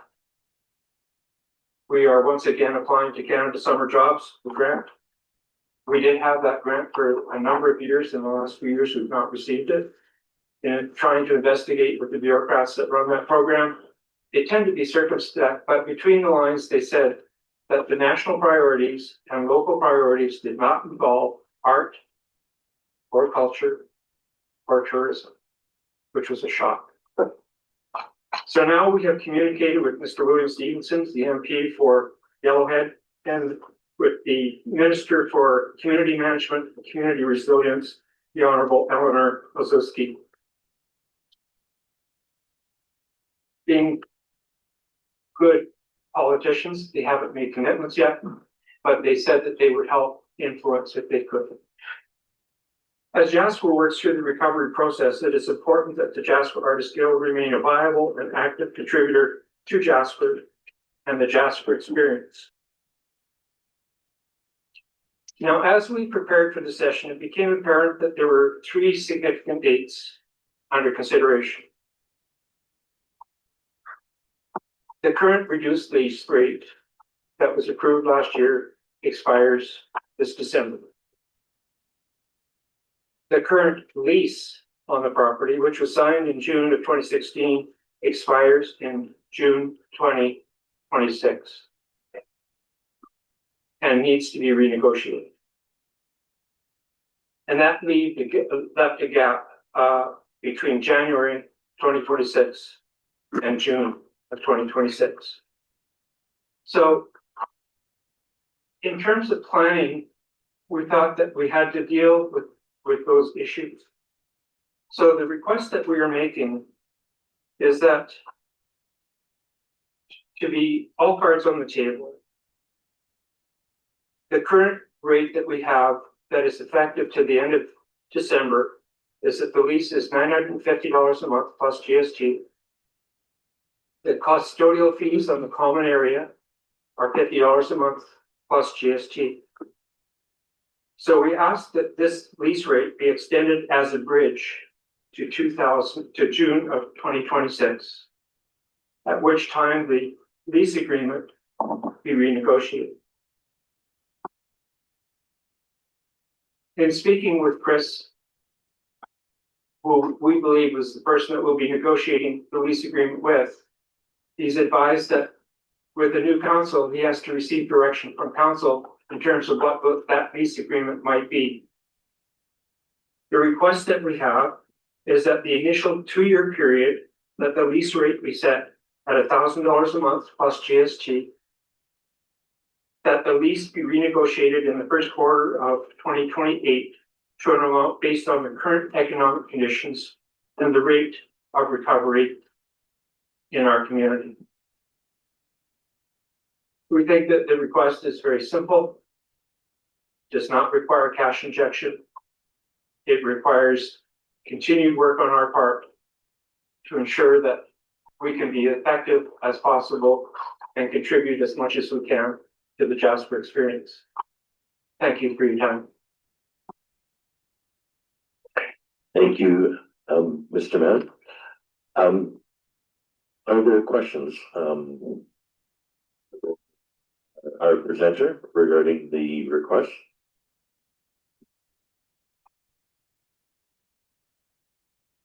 No questions from councillors? Councillor Wexler? Thank you, Deputy Mayor Melnick, and through you, Mr. Mann. I wanted to just compliment the fact that with the gallery being open all the time, it just seemed so much more vibrant, and I saw people in there all the time coming and going from council chambers and other places. I thought that, and having attended a number of the special events, the Buzz Fest and the Resilience Institute and the Dark Sky event, I felt that there was very well attended, very welcoming, and an excellent opportunity for community residents to gather, and a variety of people were there, young and old. So I think I just wanted to express appreciation for that. Thank you very much. We feel that that's part of our mandate. It isn't just about having art on the walls. It's about celebrating art. And that involves collaboration with other organizations and really being part of the community. And we try very hard to do that. Other councillors? No other questions? Mayor Island. Thank you, Deputy Mayor Melnick, and thank you for the presentation, Mr. Mann, and I appreciate that the request is not a financial contribution, it's foregone revenue that we might otherwise have received if we accede to the request. You may not have been on the board, and so you may not be able to answer, but when the initial lease was signed back in 2016, my recollection is that the lease was, the amount was negotiated. And then the organization ran into some trouble. I am curious as to how in 2016, the organization had amassed, I guess, their cash assets of about $70,000, but they depleted so quickly once you changed from being homeless to being here. So for 4 years before COVID, that's the steepest decline we see in a graph of your depletion of reserves. Is that all attributable to just paying rent for the first time, or do you have any other sense of what contributed to that? Well, you're correct in that I was not part of the organization at that time. But being a bit of a geek, I have had an opportunity to read through minutes and financial reports going back to those years. And part of what I found is that, and don't hold me to the numbers, but part of what I found at that time is that the rent on the fire hall gallery was $650 a month. And during the period of 2012 through 2016, the membership and the numbers of artists that we had fluctuated quite widely because the fact that the artist could actually display their art somewhere was in question. So that when we moved in here, which is a beautiful space for us, the traffic that we experienced initially, being slightly out of the mainstream, was reduced to approximately a quarter of what it was prior. Now, artists are very good at their art, but sometimes they're not very good in the marketing of and the business around selling their art. And although I can't say for certain, I suspect that may have had part of it. Because what we do is we pay our artists according to the scale that's demanded by professional organizations. And the guild retains 30% of the sale of that artwork. And quite frankly, moving from $650 a month to the initial lease was slightly under $1,600 because there was an escalation to inflation involved in the lease. The expense money just became far greater than what the income was. I believe that part of the reason for the turnaround this year related to a number of things.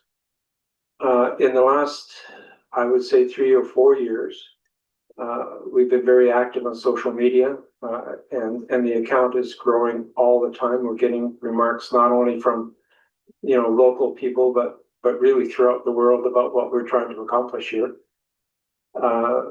and trying to be, and I think, more integrated into the community, which helps us grow. A year ago, we started a Friends of the Guild, and we now have over 20 friends that are helpful in organizing some of the events that Councillor Waxler referred to and things along that line. So I believe it was two things. One is increased costs. At $20,000, $21,000 a year, it doesn't take long to erode $70,000.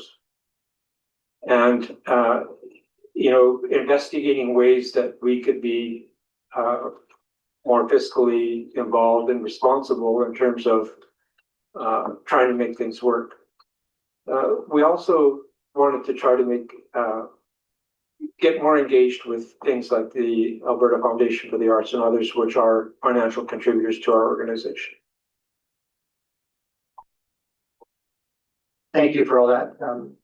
Sounds to me like a lot of it relates to location.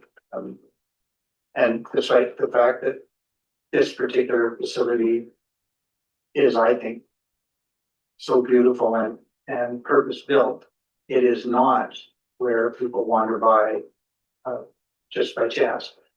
Regardless of all that, part of your proposal is direction to Director Reid to enter into a new lease with a set rate for the initial 2 years.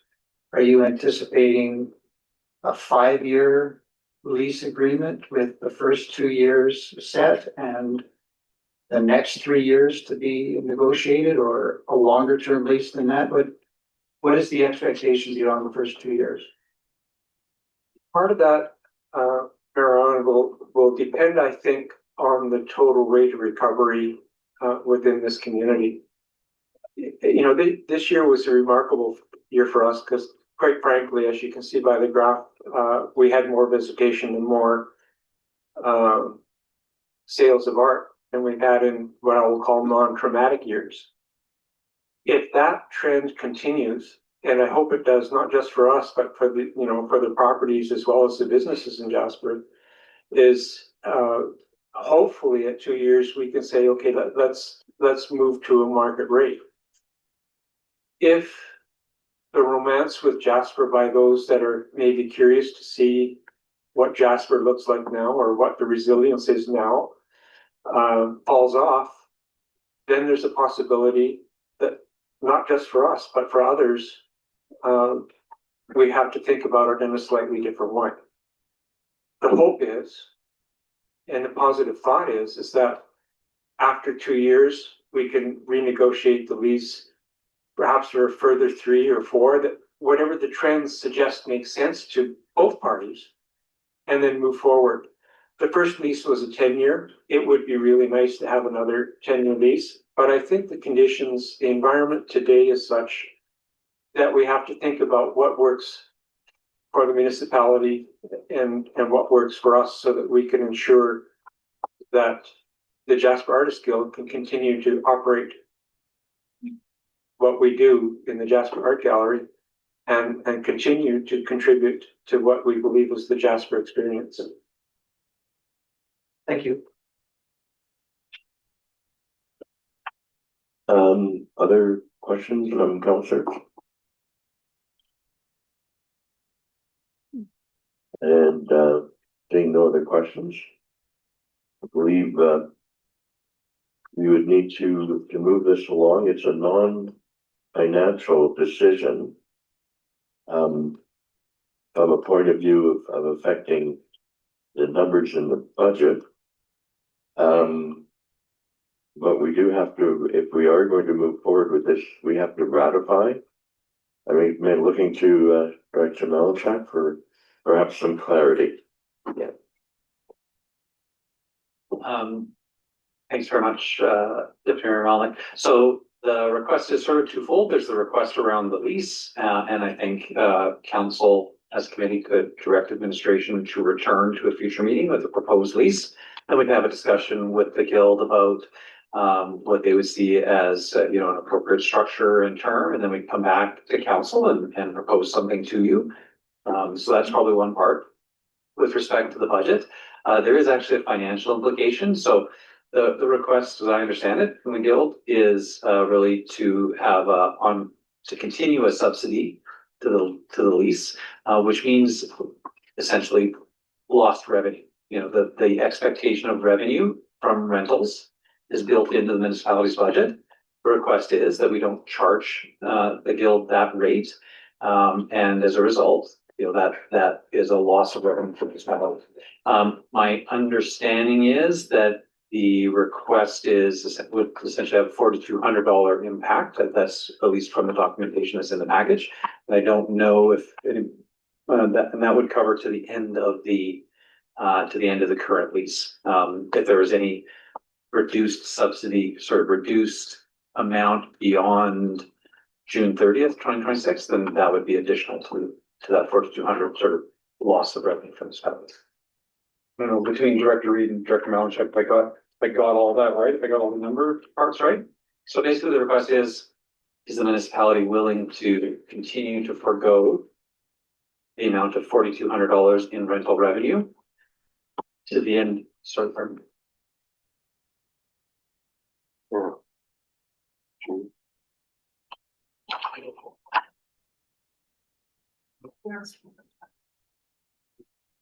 Yeah. Sorry, Director Malachak was just sort of identifying that the total amount of revenue expected is $19,000, just under $20,000. And the guild is asking for a reduction which would be $4,200 would be the reduction. Is that clear as mud? Thank you, Thank you for that clarification, so that if there's a councillor who is willing to put forward a motion, so that this can go forward for consideration, and incorporated into the budget documents. I see Councillor Waxner had her hand up, and Mayor, do you also wishing to speak? I will defer. Okay, defer to Councillor Waxner. So I think from the clear as mud conversation that my motion would be that committee receive the presentation for information and that committee refer the Jasper Artist Guild funding request to the 2026 budget discussions, because it is an implication whether it's revenue or expense.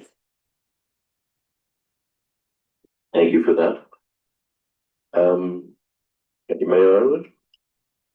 Thank you, Deputy Mayor Melnick. I would add a motion that Committee of the Whole direct administration to enter into discussions with JAG respecting the possibility of a sublease renewal, and that administration return to Committee of the Whole with recommendations in the new year. So we had a motion on the floor by Councillor Waxer, which Did we not vote on that? I'm sorry. yeah, no, that's fine. And I want to just make sure we're getting the process that we're going to vote on the motion, and then we'll have your motion, and we'll be voting on the two motions independently. So for Councillor Waxer's motion, any discussion on the motion? Seeing none, all those in favor? And now, Mayor Island, your motion regarding directing administration, if you want to please repeat that for everyone's benefit, that would be great. Thank you. So my motion is that Committee of the Whole direct administration to enter into discussions with JAG regarding potential for a renewed sublease of the space in this building and return to Committee of the Whole with a recommendation in the new year. Thank you for that. I'm going to look to administration. That's clear and good. All right. Any discussion by councillors on the second motion? There being no discussion, I'll call a question. All those in favor? And that's carried. Thank you, Mr. Mann. Thank you. I'm very appreciative of your time and probably your derrieres. Yes. Again, thank you very much. And we are looking to our next agenda item, which is 7.12. And this is the Jasper Heritage Folk and Blues Society. And I'd like to recognize Sylvie. No? I'm sorry. It's on. Sorry, my name is Peggy Munn. Sylvie wasn't able to come. Thank you, Peggy. My apologies. Please proceed. Thank you for having me. My name is Peggy Munn. I am the Vice President of the Jasper Heritage Folk and Blues Society. We present the Jasper Folk Music Festival. And I'm going to be quick because it's getting late. But I'm going to start off with who we are. So we are a nonprofit society with 100% volunteer-run group, including myself. This is not my full-time job. We have hosted the Jasper Folk Music Festival since 2013. Previously, it was run biannually by the previous Jasper Heritage Folk and Blues Society. We hosted 9 festivals with, of course, 2017, there was a little snafu with the field, any field being available. And then, of course, COVID, and then, of course, last year. So we have missed a few. So next year is our 10th year. We're very excited for that. We've worked hard to create a family-friendly festival for local Jasper community and visitors alike. We are inclusive and welcoming to all, with children 12 and under attending for free, seniors 80 and over attending for free, youth and seniors 65 plus have a discount rate. We encourage local musicians. We always have a battle of royale, a battle of the bands to bring in local artists. We seek out our 100 plus volunteers for the festival weekend, plus a year-round volunteer board of approximately 15 members, of which 4, Sylvie, myself, Kristen Murphy, and Julie Robson are the executive. We work to incorporate various cultural music with a focus on Indigenous and Canadian performers, and we aim to keep our ticket prices affordable while providing quality music. We have been very grateful for the support of the Municipality of Jasper over the years. My job with the festival is production logistics, so I work really closely with the municipality when it comes to the field, when it comes to the facilities. So I've been very, very thankful over the years for all the support the municipality has given us. We've been the recipient of the Community Development Fund in 2013, 2014, 2016, 2018. And in 2022, we were gifted partial field rental in kind. 2023 and 2025, you were our diamond sponsor and supported us with in-kind donations of the rental of Commemoration Park and the Jim Bennett stage, use of tables, chairs, and the ladder, as well as a cash donation of $2,000. And if you want to know what diamond sponsor means, you'll have to go to our website, see the levels of sponsorship, but it's not really my. So what are we asking for? We're asking for, again, municipal support in order to keep our festival accessible. Because we're a volunteer run, we depend on things like grants, community support, corporate sponsorship, a whole variety of things. We partner with different festivals like the Hinton Music Festival, different organizations to help us out with to keep the costs low. But what we're specifically asking for this year, for next year's festival, is to help on the kickoff parade in Children's Area. We have a kickoff parade that is not in the field. It goes through town. It's not a typical parade on the road. We don't need police escort or anything, but it is free and it involves the local community and kind of leads people into the field. And then of course the Children's Area is, children are free with, of course, their parents just coming by themselves, but we're thinking of having the Municipality of Jasper naming the Children's Area and the kickoff parade after the Municipality of Jasper, so it'll be known as that. So that's a little picture of our brass tactics band. If you've ever been to an Oilers game, you might recognize them. They've been a great supporter of us, but they do cost money. And Children's Zone, of course, we have children's performers, we have bouncy castles, we have a lot of different activities in the children's area. So the alignment with your strategic priorities, we feel that by supporting Jasper-Yellowhead Blue Society, the municipality is supporting community health by prompting and enhancing recreation and cultural opportunities and spaces. We host yoga, Zumba, drumming, dance, meditation workshops. It also enables and facilitates events that provide opportunities to increase community connections, ex-volunteer opportunities, create connections. One thing that I heard this year, we hear a lot of stories every year during the festival because we're there 72 hours on the field.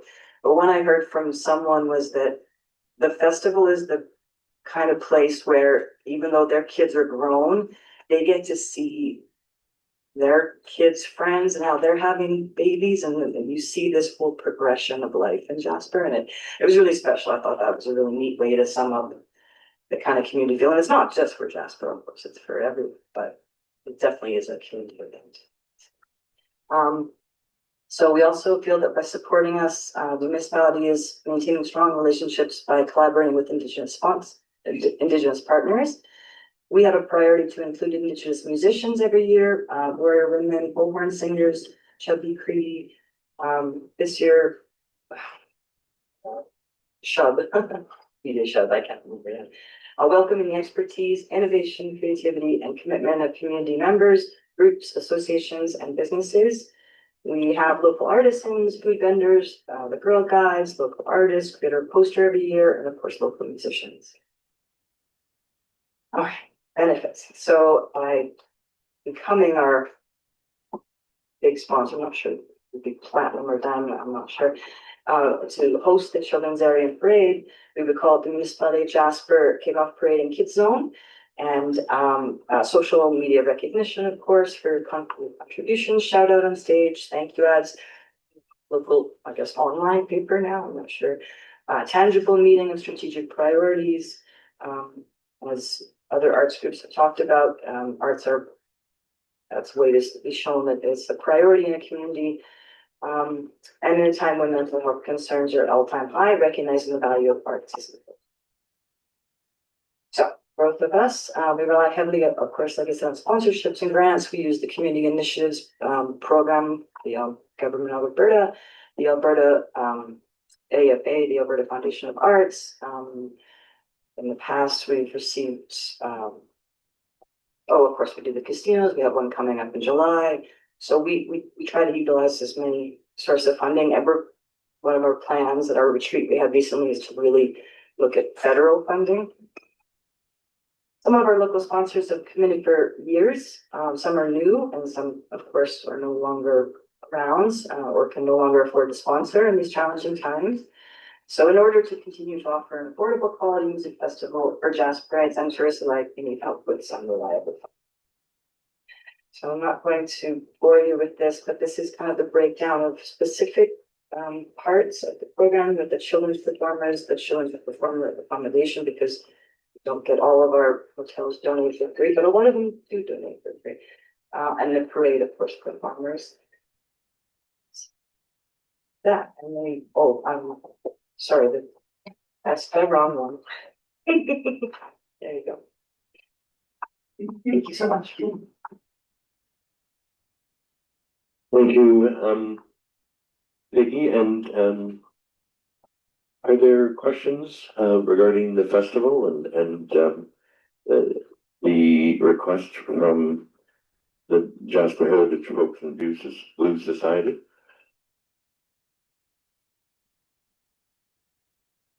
If I may, the asks or the support last year were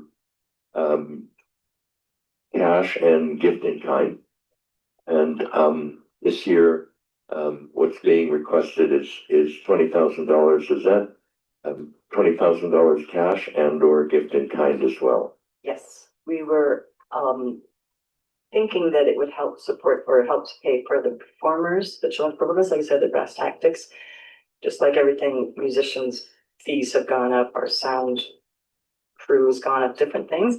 But that then it would be again the stage, the field, the tables and chairs. That's kind of that in-kind piece. Okay, Councillor Roger. How much is the in-kind if you had to pay for it? Oh, that's a good question. Usually the field and the stage, we rent them for 4 days, one to set up and tear down in either, and then 2 days for the festival. So it's approximately around, I think, $3,000 for those 4 days. That's the field and the stage, and then tables and chairs on top. So you're looking for 17,000 plus having that kind of thing. And I don't see any financial information here except for the children's section. What sort of The budget, we did send it, our event. No, it wasn't sent. I can send that to council. I don't think we can really discuss it without having that. Okay, what in particular were you? Well, just, generally, are you breaking even or losing money or what's your situation?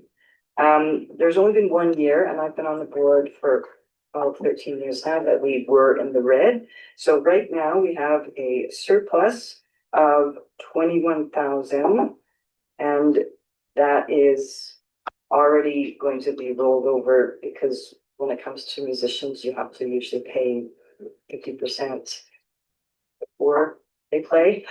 So it's already going towards musicians that we are in the process of paying.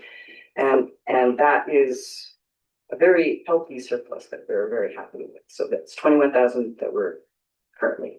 So each year you're saying except for one, you make money, so you're saying? Yes, there was one that we were in the red and we really had to struggle a lot, but that was probably about 8 years ago now. And so why do you need $17,000?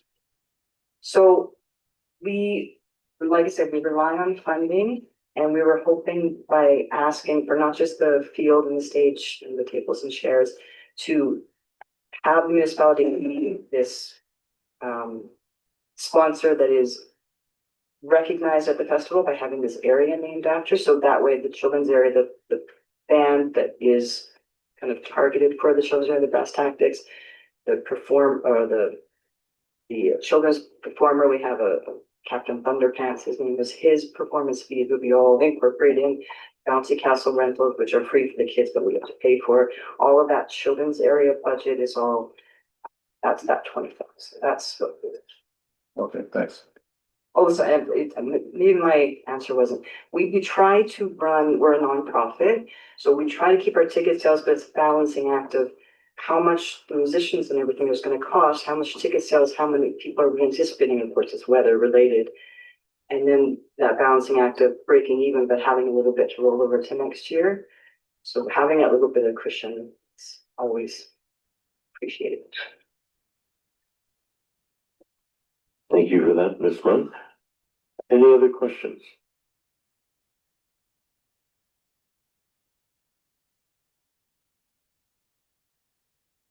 So, Councillor Hall. Thank you very much, Deputy Mayor Melnick. No questions, but I'd be willing to move this to consideration for budget.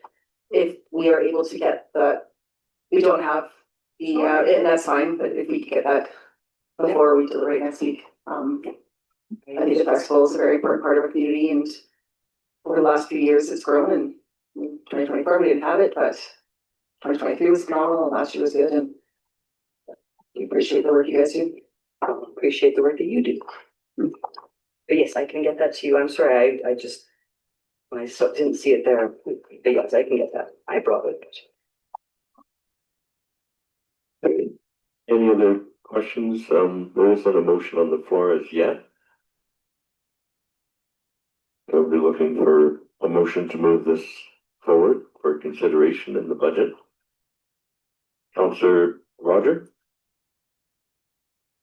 I'll move that we move this forward for consideration in the budget discussions that are coming next week. Thank you. Any discussion on the motion? Looking to councillors, all those in favor? And that's passed. And thank you, Ms. Munn. My apologies for the wrong name. It's my bad, my fault. I'm sorry about that. It's okay. Sylvie's a lot younger. And that brings us into agenda. Thank you again for the presentation. Brings us to agenda item. Oh, pardon me, Councillor Hall. Thank you very much, Deputy Mayor. I just wonder if we need to make a motion to get the rest of the information from the society, or, okay, perfect. Thank you. All right, so we're going to be receiving a presentation next from the Jasper Park Chamber of Commerce. And I'd like to welcome Paul Butler for the presentation.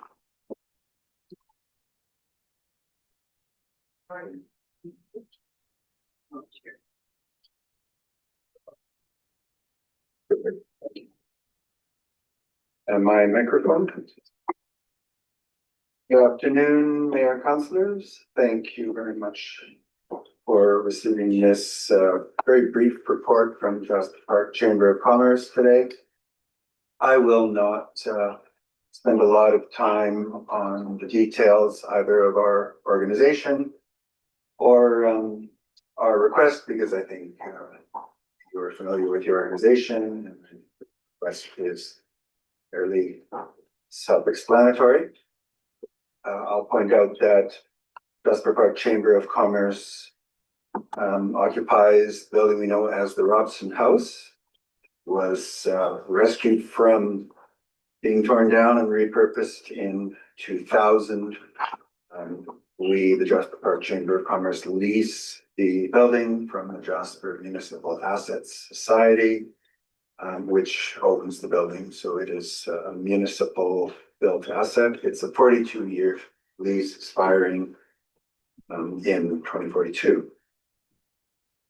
2 years ago, the JPCC requested $25,000 for repairs to the building and received at that time a $5,000 allocation. Last year, we requested the same amount, $5,000.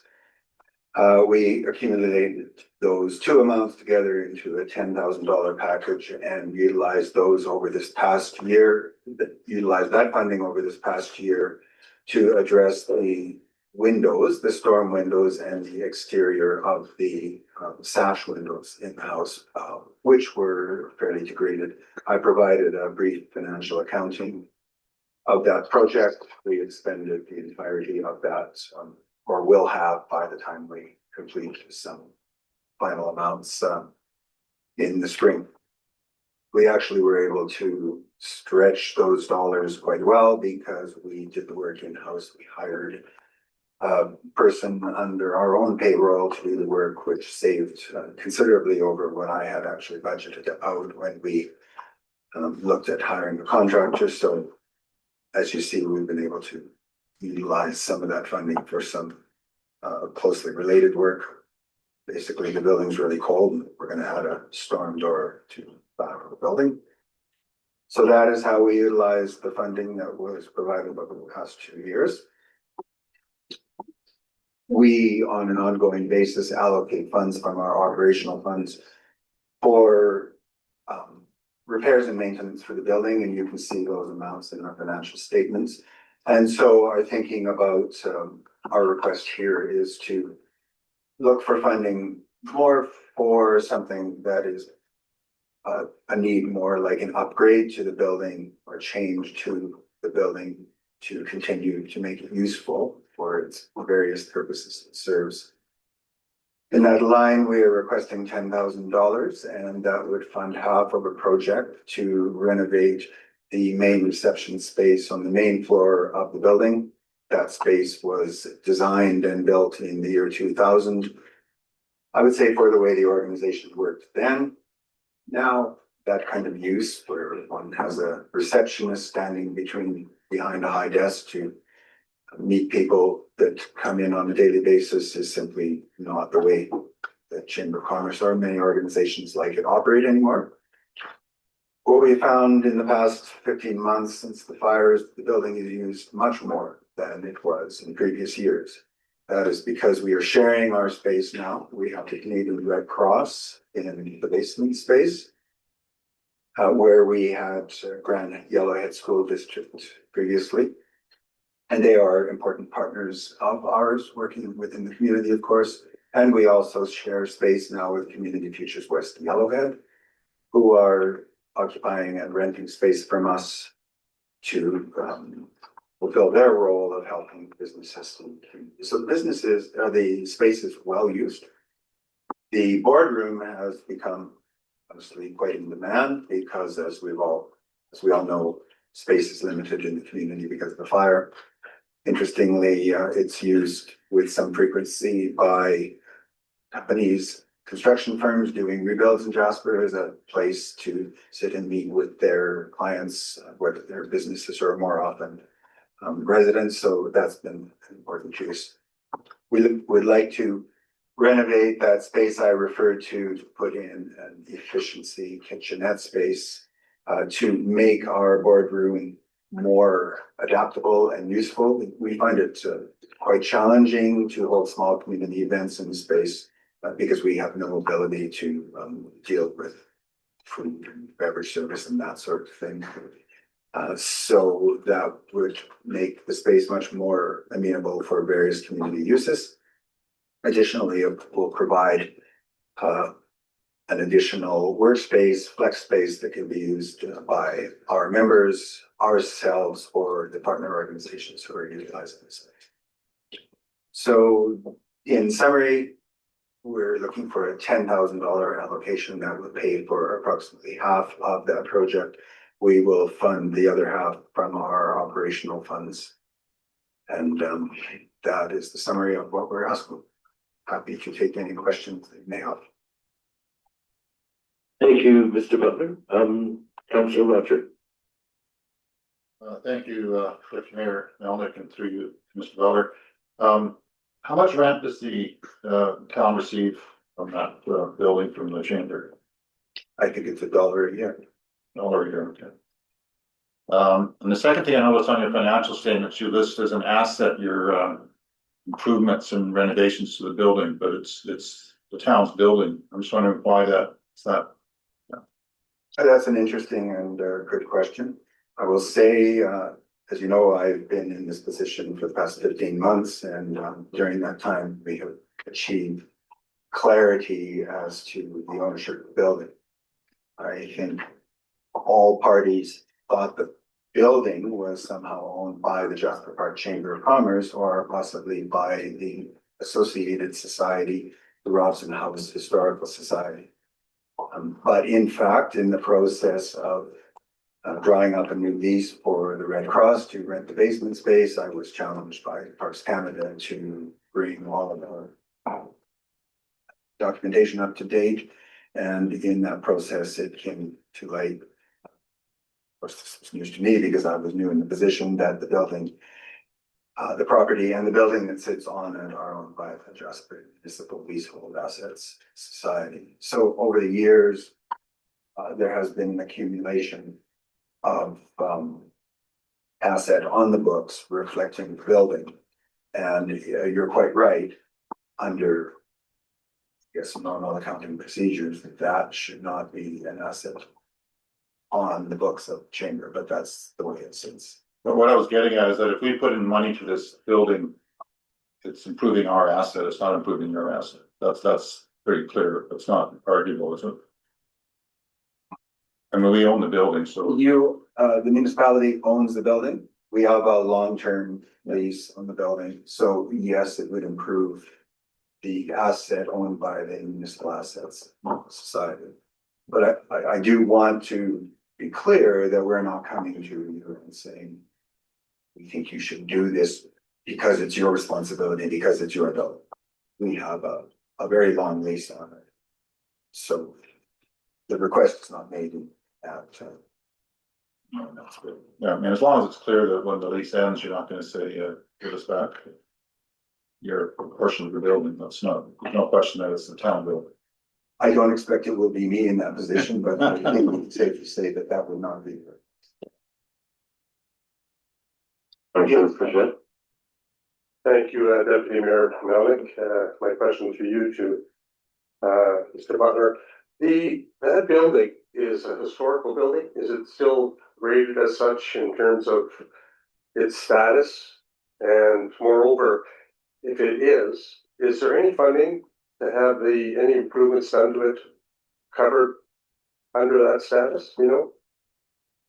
The building has, thank you for the question, it's a good one. The building has no status that allows for any funding for historical structures. It was before my time in the organization, but that was really delved into quite deeply.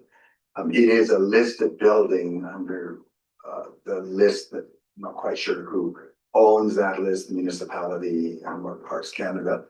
And I can't remember the class of that listing, but it neither imposes restrictions on the use of the building, nor does it provide opportunity for funding from any funder for historical buildings that we have been able to uncover. Okay, I think that's probably a good thing. My understanding of that, if it did receive any funding for any renovations, and then basically they would be in the driver's seat as to what you could do there. I understand. I think so. Just one other question. In wages and benefits in 2024 it was 76,365, and in 2025 it's 120,220. Is that right? Yeah, that's right. And I can respond to the implicit question there. So the Chamber of Commerce has benefited from a grant for operational funding of various sorts from the Canadian Red Cross, for which we are very grateful. And most of that money funds a recovery assistant position, a business recovery assistant, I should say Jolene Taylor, who works in our office. It's a 2-year term. And that is why you see a considerably higher payroll. So that would be a wage increase there. It's most of that grant funding goes into, well, it funds one complete, albeit 4-day position and part of another position for administrators. It does not fund any of my wage. Right, okay, thank you, Mr. Runner. Mayor Ireland. Thank you, Deputy Mayor. Come through you to Mr. Butler. It will make no difference at the end of the day in terms of the ultimate spend of the money if it's approved. Would it make a difference if someone was here making this request on behalf of the Robson House Historical Society? And I ask it just from the public perception and the role that that society plays in the preservation of that particular community asset. So that's a good question. So as we delved into the, let me say, the corporate registry and understanding of the Jasper-Park Chamber of Commerce and exactly what it is as a corporate body, exactly what it does or doesn't own, and the disposition of the building itself. We also learned that the Robson House Historical Society has little function. In fact, the money that was, by example, provided, the funds that were provided by the municipality over the past 2 years were provided to the Jasper-Park Chamber of Commerce and not to the Robson House Historical Society. My understanding is, again, it's prehistory for me, that the Robson House Historical Society was created largely to raise funds for the move, relocation, and initial renovation of the building in the year 2000.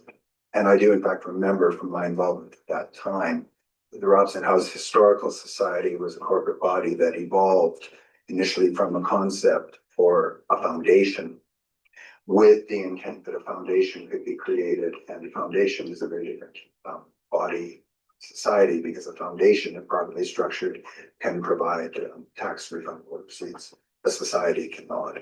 And for reasons that I'm not aware of, that did not work.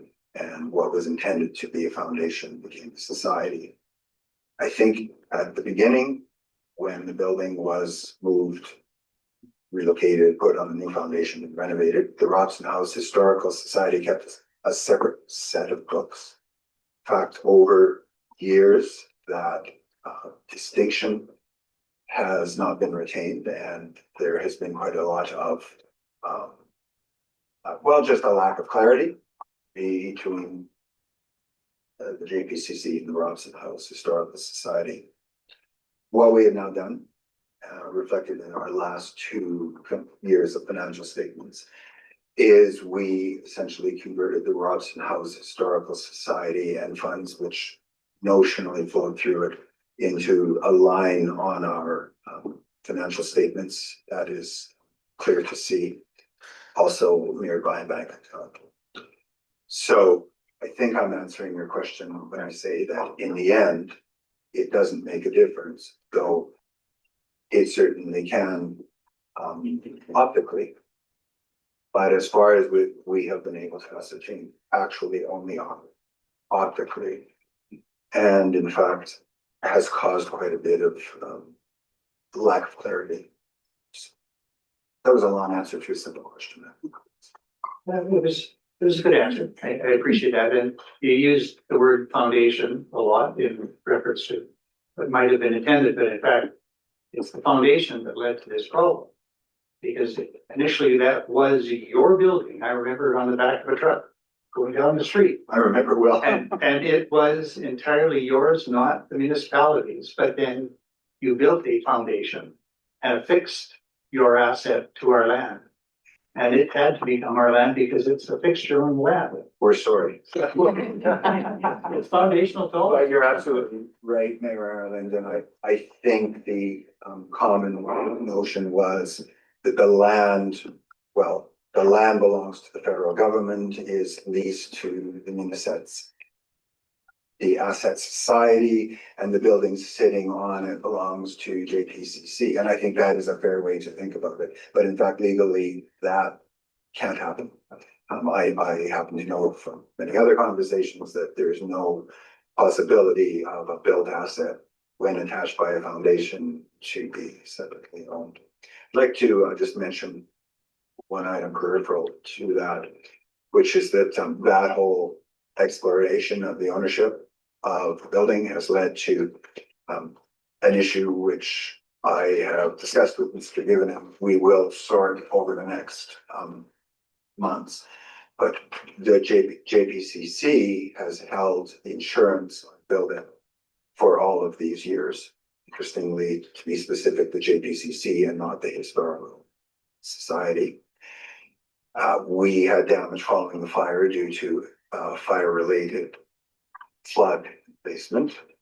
Our insurance policy, in the end, paid for that damage. We paid for the $6,000 deductible. By the way, I'd like to say that the only reason we were so successful in managing that damage and that it wasn't worse than it was is that municipal staff in the very early days after the fire broke into the building to see if everything was okay, and it wasn't. And then proceeded to get repairs underway without concerning anyone with whose insurance policy should pay. But the point, and I will get there, is that in those conversations, our insurance company advised that, you shouldn't, the chamber should not hold the insurance on the building because we don't technically own it. Thankfully, everything worked out all right. So I have open conversations with Mr. Gibbon. I think we need to sort that. We accept the cost of insurance should be borne by us as the sole occupants of the building, but probably more in the nature of what would in other circumstances look like a triple net lease, where that insurance cost should be passed on. We do need to sort out whether the municipality should actually hold the insurance on the building. And there could be cost savings there, perhaps. A tangential issue, which I thought worth mentioning. Thank you. If I may just. Let's go ahead, Councillor Fisher. Thank you. Well, I'm just wondering, is there a tax base paid for that building, or is it like, where does that fall? Who pays the tax on the property, on the improvements? Thanks for the question. The building is zoned institutional and therefore is exempt. Excellent. Thank you. Any other questions for Mr. Butler by council members? There being none, do I have a motion to move this request forward for consideration and budget? Council action? That committee received the presentation for information, and that committee refer the Jasper Chamber of Commerce funding request to the 2026 budget discussions. Thank you for that. Any other further discussion on the motion? There being none, I'll call the question. All in favor? And that's carried.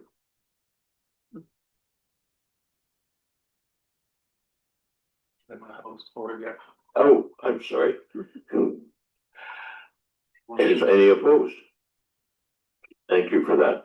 Appreciate that. So, the motion is carried at a 6 with 1 in opposition. Thank you very much, Mayor. Thank you for that election. Appreciate that. We have the last item under new business, item 7.14. Your worship. Thank you, Deputy Mayor Melnick. I will declare a conflict and recuse myself if I have a family member engaged. And although it is practically inconceivable that he would ever earn any income from this project, it there could be a perception of a conflict then on that basis. I will retire. Well, Thank you, your worship. I think Logan's zooming in, so we can just give them a minute. Okay, good.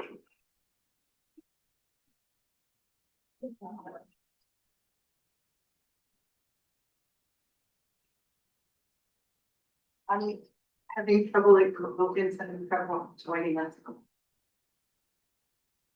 So they've accepted the invitation 4 times and it's not. You want to take 5 minutes just to get it set? Do you need a few moments to see if we can add Logan that's going to be joining us? Sure. Let's take a quick 5-minute recess. Prior to, and see if we can get, Mr. Ireland, to join.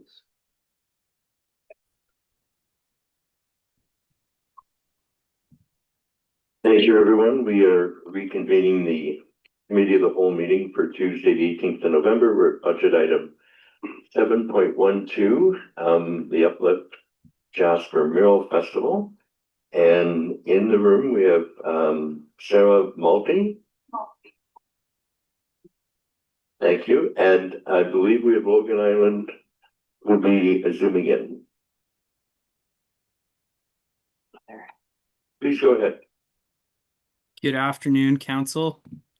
Thank you for hearing our presentation today and for bearing with us through the technical difficulties.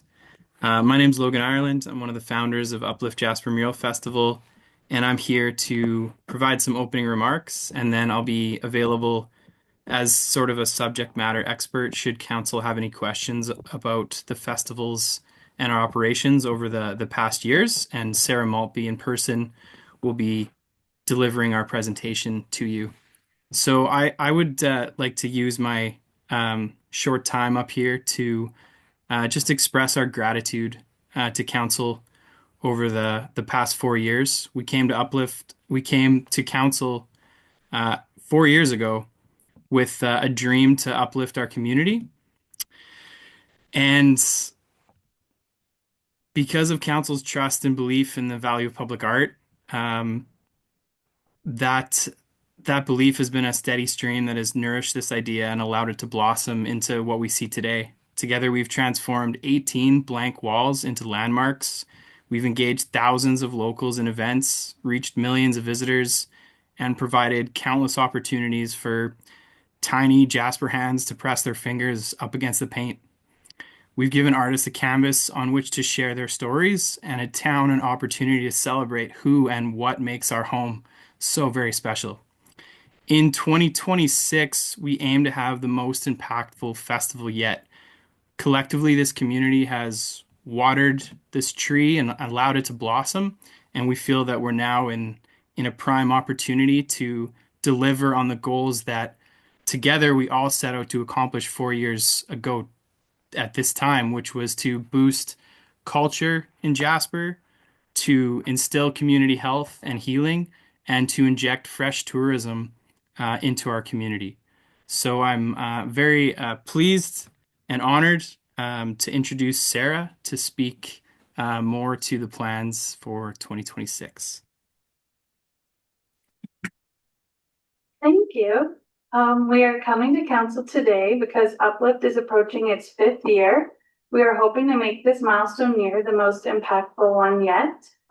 This year is especially important as it is year 2 of wildfire recovery, and our community needs visible symbols of growth, resilience, and hope. Your support sends a powerful message that Jasper is not just rebuilding, but thriving.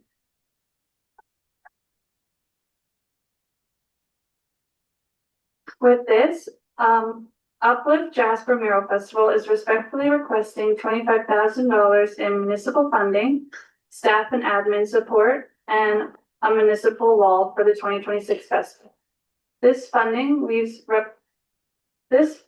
level represents a restoration to the 2023 levels after we temporarily reduced our requests during the 2024 wildfire recovery to respect other recovery funding requests.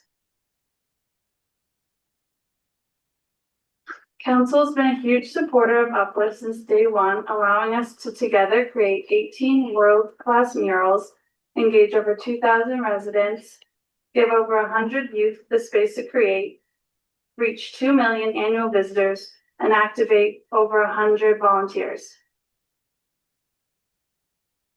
With your support towards UpLift, we'll be able to in turn deliver lasting community benefits, cultural enrichment, and tourism appeal. With community front of mind, UpLift creates visible symbols of recovery and resilience. Public art brings people together and strengthens community connection.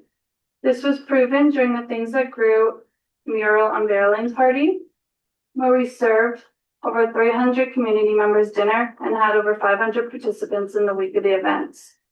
This included a paint night, sold-out film screening, and community reflection night. UpLift also creates a truly unique and cultural experience, giving a platform for local and visiting artists to create significant public works, each telling its own story. This creates creative identity, positioning Jasper as a vibrant art forward community that celebrates diversity through international artists and inclusive programming. UpLift also contributes to Jasper's cultural infrastructure, complementing but not duplicating other art programs. In respect to tourism, UpLift has created a shoulder season attraction by hosting the festival in May. It helps to kickstart our busy summer. The weather is great and we're all ready to welcome tourists to town. The festival puts people in hotels and restaurants, generating direct local spending during the festival week, as well as create an ongoing year-round tourism benefit. The municipal contributions serve as an anchor, demonstrating to local, provincial, and federal funders that this community stands behind public art. Many grants require confirmed local funding before they'll commit, making your support the key to unlocking additional tens of thousands needed to execute our most ambitious and impactful festival.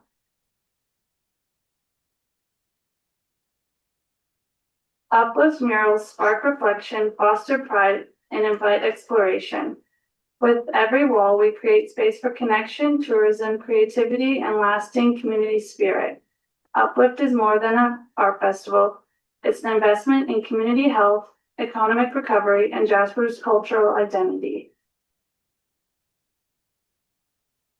On behalf of the artists, volunteers, and residents who make UpLift possible, we ask for your continued partnership and thank you for believing in us from the beginning and your consideration for this request.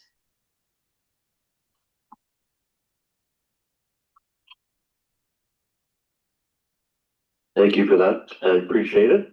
And we have the request here in front of us. Are there any questions for Sarah? Councillor Roger? Thank you, Deputy Mayor Melnick. For you to Sarah. Sarah, you said that you wanted $25,000, but you said that it would be part cash and part benefit of using our staff to help you out. Do you know what the split is on that? Maybe Mr. Ireland's one said that. Logan, do you have a better answer for you? Yeah, I'm happy to step in. Thanks for the question, Councillor Roger. We would this year appreciate 25,000 in cash as well as in-kind support from the municipality. So for us to produce one of these world-class murals to the level that we aim to and that we feel the community deserves, it's about 35 to 40,000. And so we would look to partner with the municipality to cover a significant portion of those costs for one of our murals. And then we would also deeply appreciate continued support from administration, gifts in kind that have been generously provided to UpLift in the past, such as event space and staff time and support. Just a follow-up to that, I was curious. Obviously, there's a limit to the amount of space that can be painted in town. How do you see this proceeding in the future? Do you think there's a limit, like in 2 more years, you can be run out of space, or how do you think that's going to work? Yeah, thanks for the follow-up. That's been on our minds as well. We're aiming to see how it develops and which walls become available to us. There are still many very attractive walls, I would say, in town that could be enhanced with a mural. Some of our alleys, we envision murals back there promoting increased pedestrian traffic and utilizing a very unutilized space in our community, very valuable land, potentially becoming a catalyst that encourages businesses to make use of that space, possibly providing for patios in the alleys or another way that visitors and locals can interact with our community in what is currently an underused space. So there are alleys, and then there are also at least a dozen walls around town that we have been in discussions with or have eyed as potential opportunities. As the festival continues to evolve, we will eventually have to address what will happen in perpetuity. Some mural festivals decide to sort of retire walls and invite artists back after 10 years and thank the wall and the artist for its time and paint over them.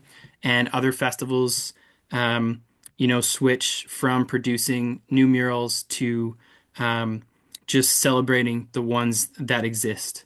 And I can't say yet exactly which direction this will go. It'll be a decision that is made through all of us, everyone that's involved. The whole community has a stake in this festival, so we'll definitely be seeking input from everybody, including council.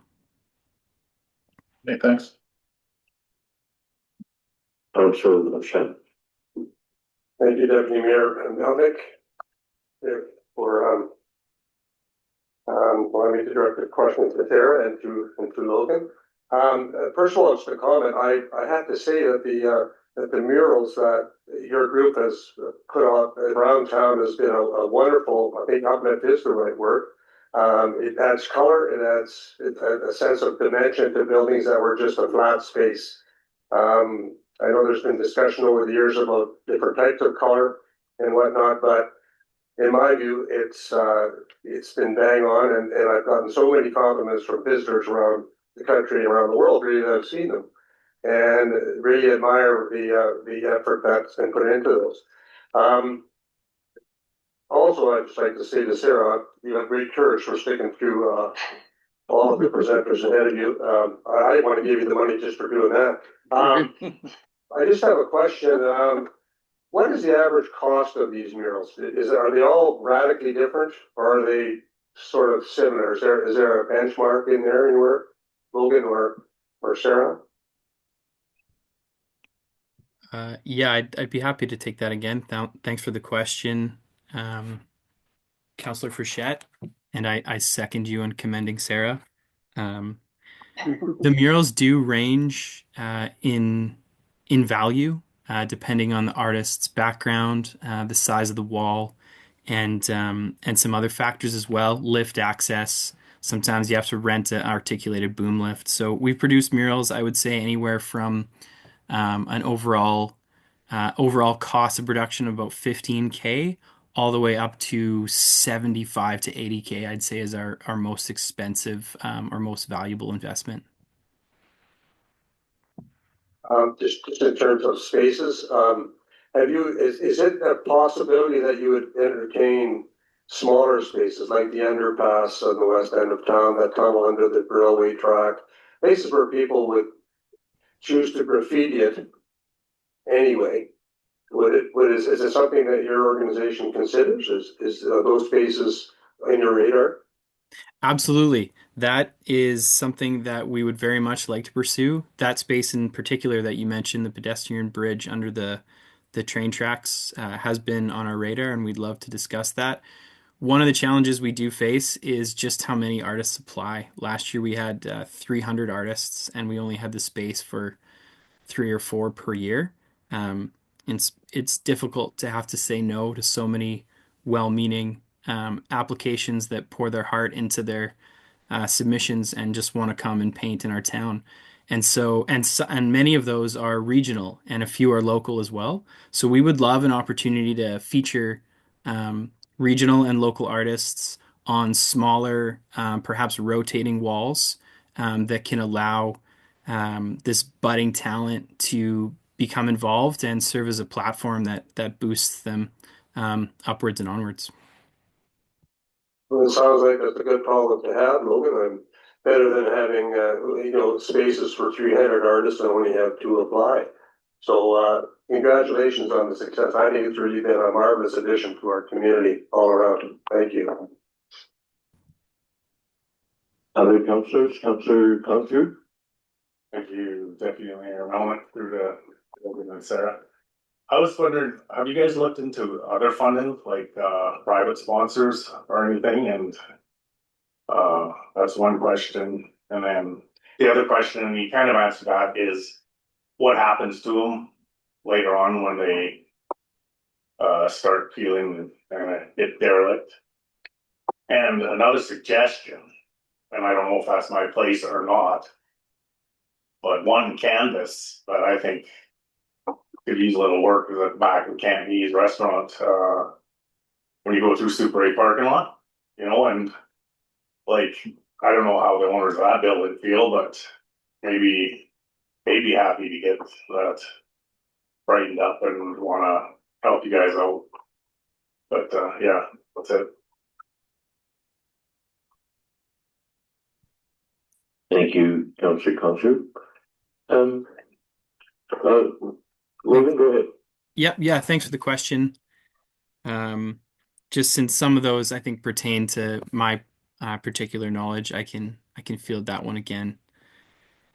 First question from Councillor Kongskrud was about other funding sources. Yes, we do aim to fundraise from all possible avenues. To execute this festival to the level that we aim to do, we are targeting about 200K in revenue or sponsorship dollars. So we approach local government. We also apply for provincial and federal grants, and we typically work with businesses who are adjacent to the murals and often seek whatever their business will allow them to invest, often seeking about 50% of a mural's production from the business on which the mural will live, with the expectation that murals do bring tourism and value to the community as a whole, and they also have an acute benefit to the area in which they live. So continually applying for grants, and we also have modest revenue streams from offering mural tours and some merchandise and things like that. To the next question about the back of the old Cantonese restaurant by the grocery store parking lot, that would be, I agree, Councillor Concord, that would be a fantastic wall.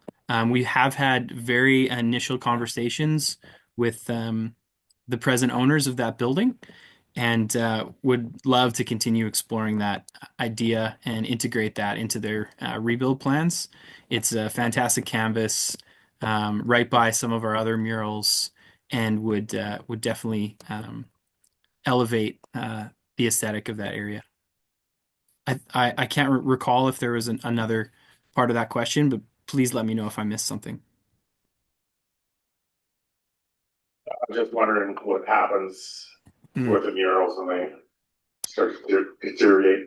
Yes, thank you for that. So we've structured our contracts with the building owners such that UpLift takes care of the murals and preserves them for 5 years, and then every building owner that has a contract with us has the option for us to continue to be those caretakers and extend the contract, or for them to take it over. In the event that everyone agrees that the mural should continue to live in perpetuity, we expect that the murals on average will remain vibrant for at least 10 years. And possibly longer. It does depend on a few factors. Brush painters and brush paintings typically tend to have more longevity than spray paint because of the actual application to the wall. Spray paint is a bit wispy, whereas brush painting is a harder contact, and the paint can last for a couple decades. We've chosen not to put anti-graffiti on any of our anti-graffiti coatings on any of our products for a myriad of reasons. One is that Jasper is fortunate to live in an area that doesn't see much illegal graffiti, and also these murals are extremely high level. So any writer, graffiti artist, you would think would respect another fellow artist. And another reason is it kind of changes the look of it. It creates more of a sheen, and it would be more difficult to remove the mural if the building owner ever wanted to. They'd have to sandblast, and it would be a whole thing. So anyway, we've chosen to keep them out in the conversation, a little bit vulnerable, just like us. One of the beauties of public art is that they're not behind glass doors and that they're accessible to everybody. And so having them a little bit exposed and out in the conversation is part of the beauty as well. Thank you. Councillor Watson. Thank you, Deputy Mayor Melnick, and through you to Logan and Sarah. I wanted to just express appreciation for the Mural Fest in general, but I also want to express particular gratitude for the Mount Alberta mural that was produced in 2025. I think it was a wonderful collaboration with the Historical Society, and I also thought that it was a unique opportunity to see a collaborative venture between two artists, and the result I thought was spectacular. So I wanted to draw particular attention to that one. Thank you. Thank you, Councillor Waxer. A question I have, if I may, do you have corporate sponsors that are reoccurring every year? I do see in the last budget two major sponsors, one being CN and one being Tourism Jasper. Is there a sponsorship that reoccurs every year in whatever dollar amounts to help support the festival? Thanks for the question, Councillor Waxer, or sorry, Deputy Mayor Melnick, and apologies to Sarah. All of these seem to be multi-year questions. I'll take that one again.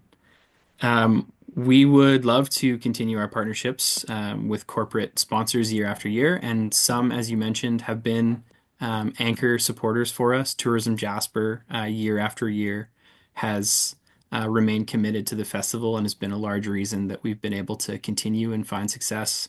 There are many hotels as well that continually offer sponsorships for rooms for our artists, which is also exceptionally valuable. That can be what makes or breaks a mural is ensuring that we have a world-class offering for accommodation for these artists when they're coming to stay in our town. So there's many hotels that have continued to support us. The Jasper Inn, the Astoria Hotel, some Pursuit accommodations, the Moline. I don't want to miss any. But definitely some persist year after year, and some are, as I mentioned, more acute to the execution of a particular project. So some corporate sponsors are interested in supporting 1 year because a mural is adjacent to their property. We see that pretty often as well. Thank you very much for that. Are there any other questions by councillors? There being none, is there a councillor willing to make a motion to move this forward? Councillor Waxer? Being the councillor assigned to the UpLift group, I will, I think it should probably be fitting that I make that motion that committee receive the presentation for information and that committee refer the UpLift Mural Fest funding request to the 2026 budget discussions. Thank you for that. Any further discussion? Councillor Hall? Thank you very much, Deputy Mayor Melnick. I will support this motion to move this forward for consideration next week. I recognize the long-term value that these murals bring to our community. I'd like they define a space and then become landmarks around town. And yeah, I just want to thank you very much for the presentation. Thank you. If there's no other discussion, I'll call a question. All those in favor? Thank you, and I believe that's carried unanimously. So thank you very much, Sarah. Thank you, Logan. Appreciate it. We are now going to call back His Worship, and we'll continue the meeting in just a moment.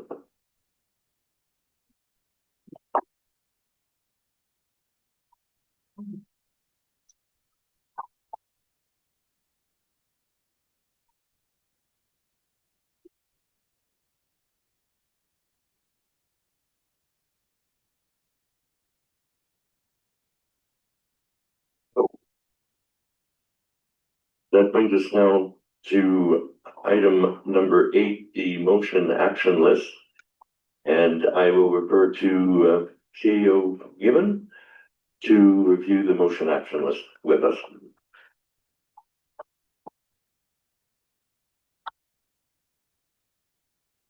Thanks very much, Deputy Mayor Melnick. So just as a brief orientation for council, the motion action list is a way for council and administration to keep track of items where committee or council has made a motion telling administration an action that you would like us to undertake. Administration keeps this list of any actions that would come as a result of a motion at the council table. We report back to council after an item has been raised. If it's something that is dealt with sort of in the very near term, then it doesn't make the motion action list. We'll just deal with it and inform council. Other items, though, are where council has requested something to happen at some time in the future, or where there's a report that council has asked administration to develop and present back to you. The typical turnaround time for reports is usually in the space of, a month or so. And so we need to establish that understanding that there is a turnaround time when council asks for a report. Administration needs to go away, gather information, research, and a number of other items. So the goal here is to ensure that when council makes a motion, that you can see that something doesn't get lost in the shuffle. And all of the items on the motion action list are items that would have come from the last council, the outgoing council.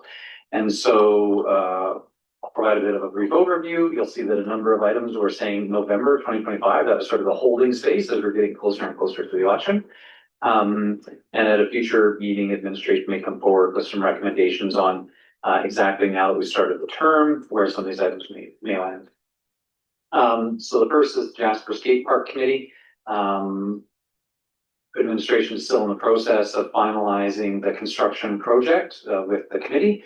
And we would be coming forward to council with some information on that. I believe we may have some discussion about that during the budget deliberations. The Parcel CH access road and the local improvement levy is still an item that's under consideration. Administration will likely be bringing more information on that forward in the new year. The transit bus RFP was an item. Council had directed administration to reissue an RFP in the spring of 2025. And so obviously that won't be coming in December of 2020, in December. Our recommendation would be that should be by February of 2026. So again, not approving anything to happen there other than council establishing that the expectation is administration comes forward with more information before any procurement happens.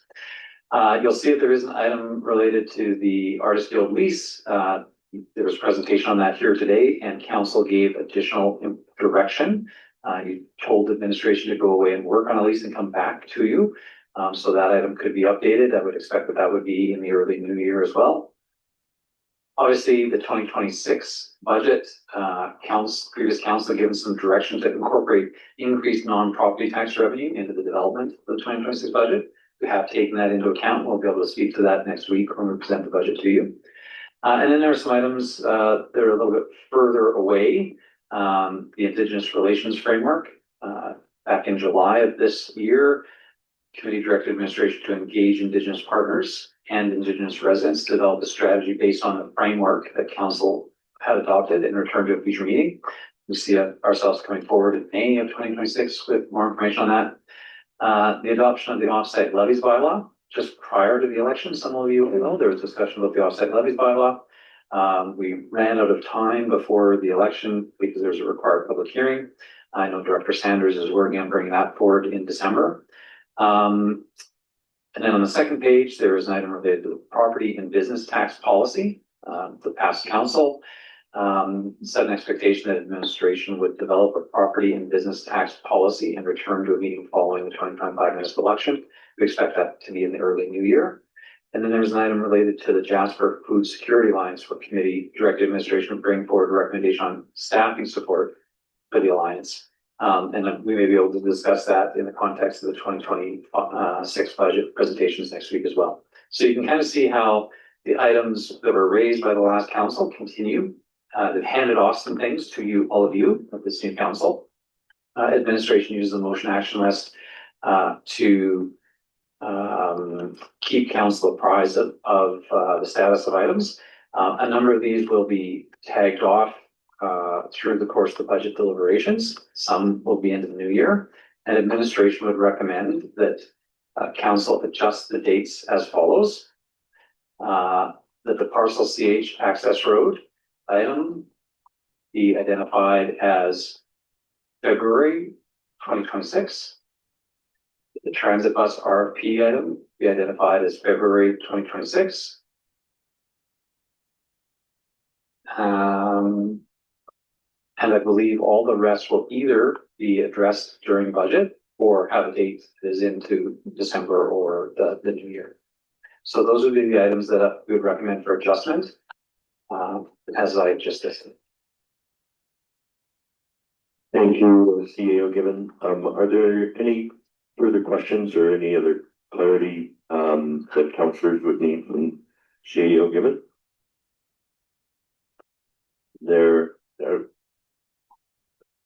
Sorry, Mayor.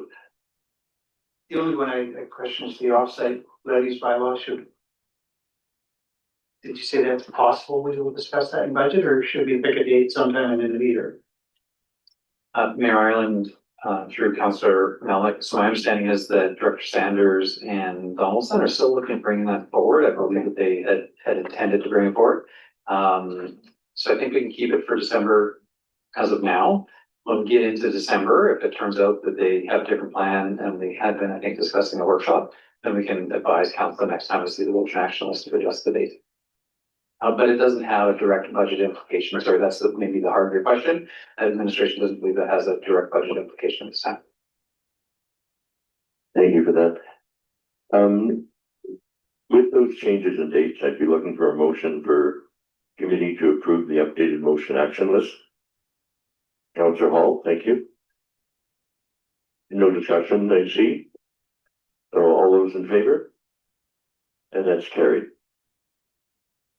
That brings us now to council upcoming meetings. And if any councillor at this time would like to report on upcoming meetings that they'll be attending between now and next week, or if there's a report for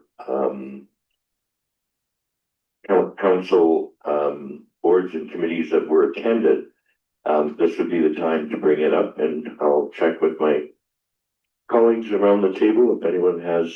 Councillor Hall. Thank you very much, Deputy Mayor Melnick. These aren't my assigned committees, but I'll be joining a Pathfinders meetup tomorrow afternoon. And on Monday, I'm going to be sitting in a Zoom from the Climate Caucus around zero emissions transit in the prairies. It was invited out a few weeks ago, and I'm happy to share with the rest of the council, anybody who's interested in sitting through that. I also wanted to recognize that most of us attended the Evergreens Foundation conference last week. Sessions were great. Councillor Waxter and I sat through a session.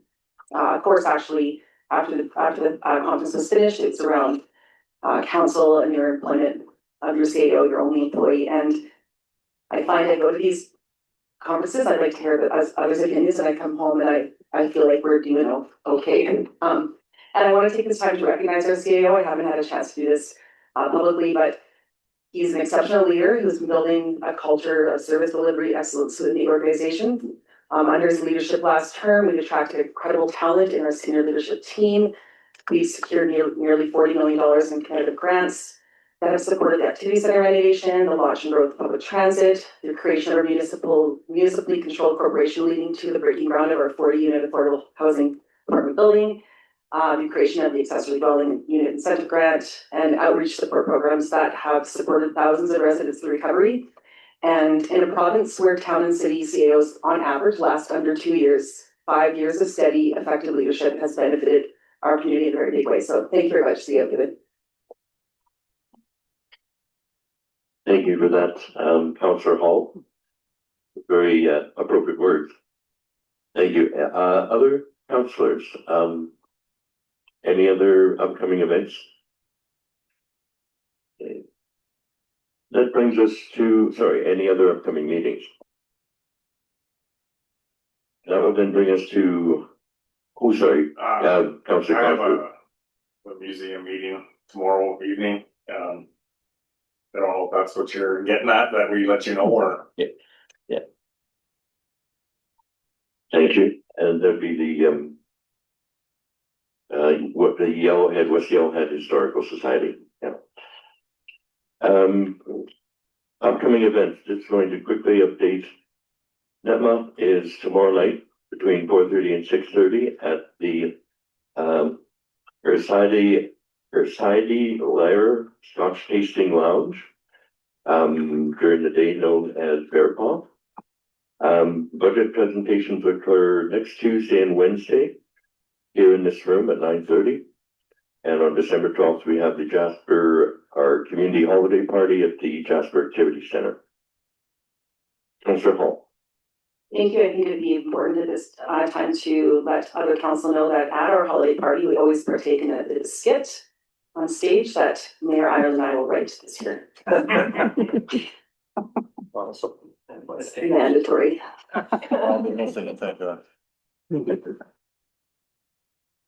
Thank you for that. So we come to item 11, which is an in-camera item. And at this time, after we go in camera, we will not be making any motions when we come out of camera. So when we do come out of our in-camera session, we'll be going to be making a motion to adjourn this meeting. But I'd like to thank everyone who presented here today. Thank everyone who was patient and watching on our Zoom connection, and also it'll be on our YouTube channel. This has been a long meeting. I think you need to get some popcorn and maybe something to enjoy with that if you're going to be watching the whole meeting, but there was a lot of good information presented today. And as I say, appreciate everyone who has been watching today. At this point, I will thank staff as well for their diligence in being here through the day and assisting us. With that, I would look for a motion to move in camera. And that would be Mayor Ireland. All those in favor? Thank you very much. We are now in camera.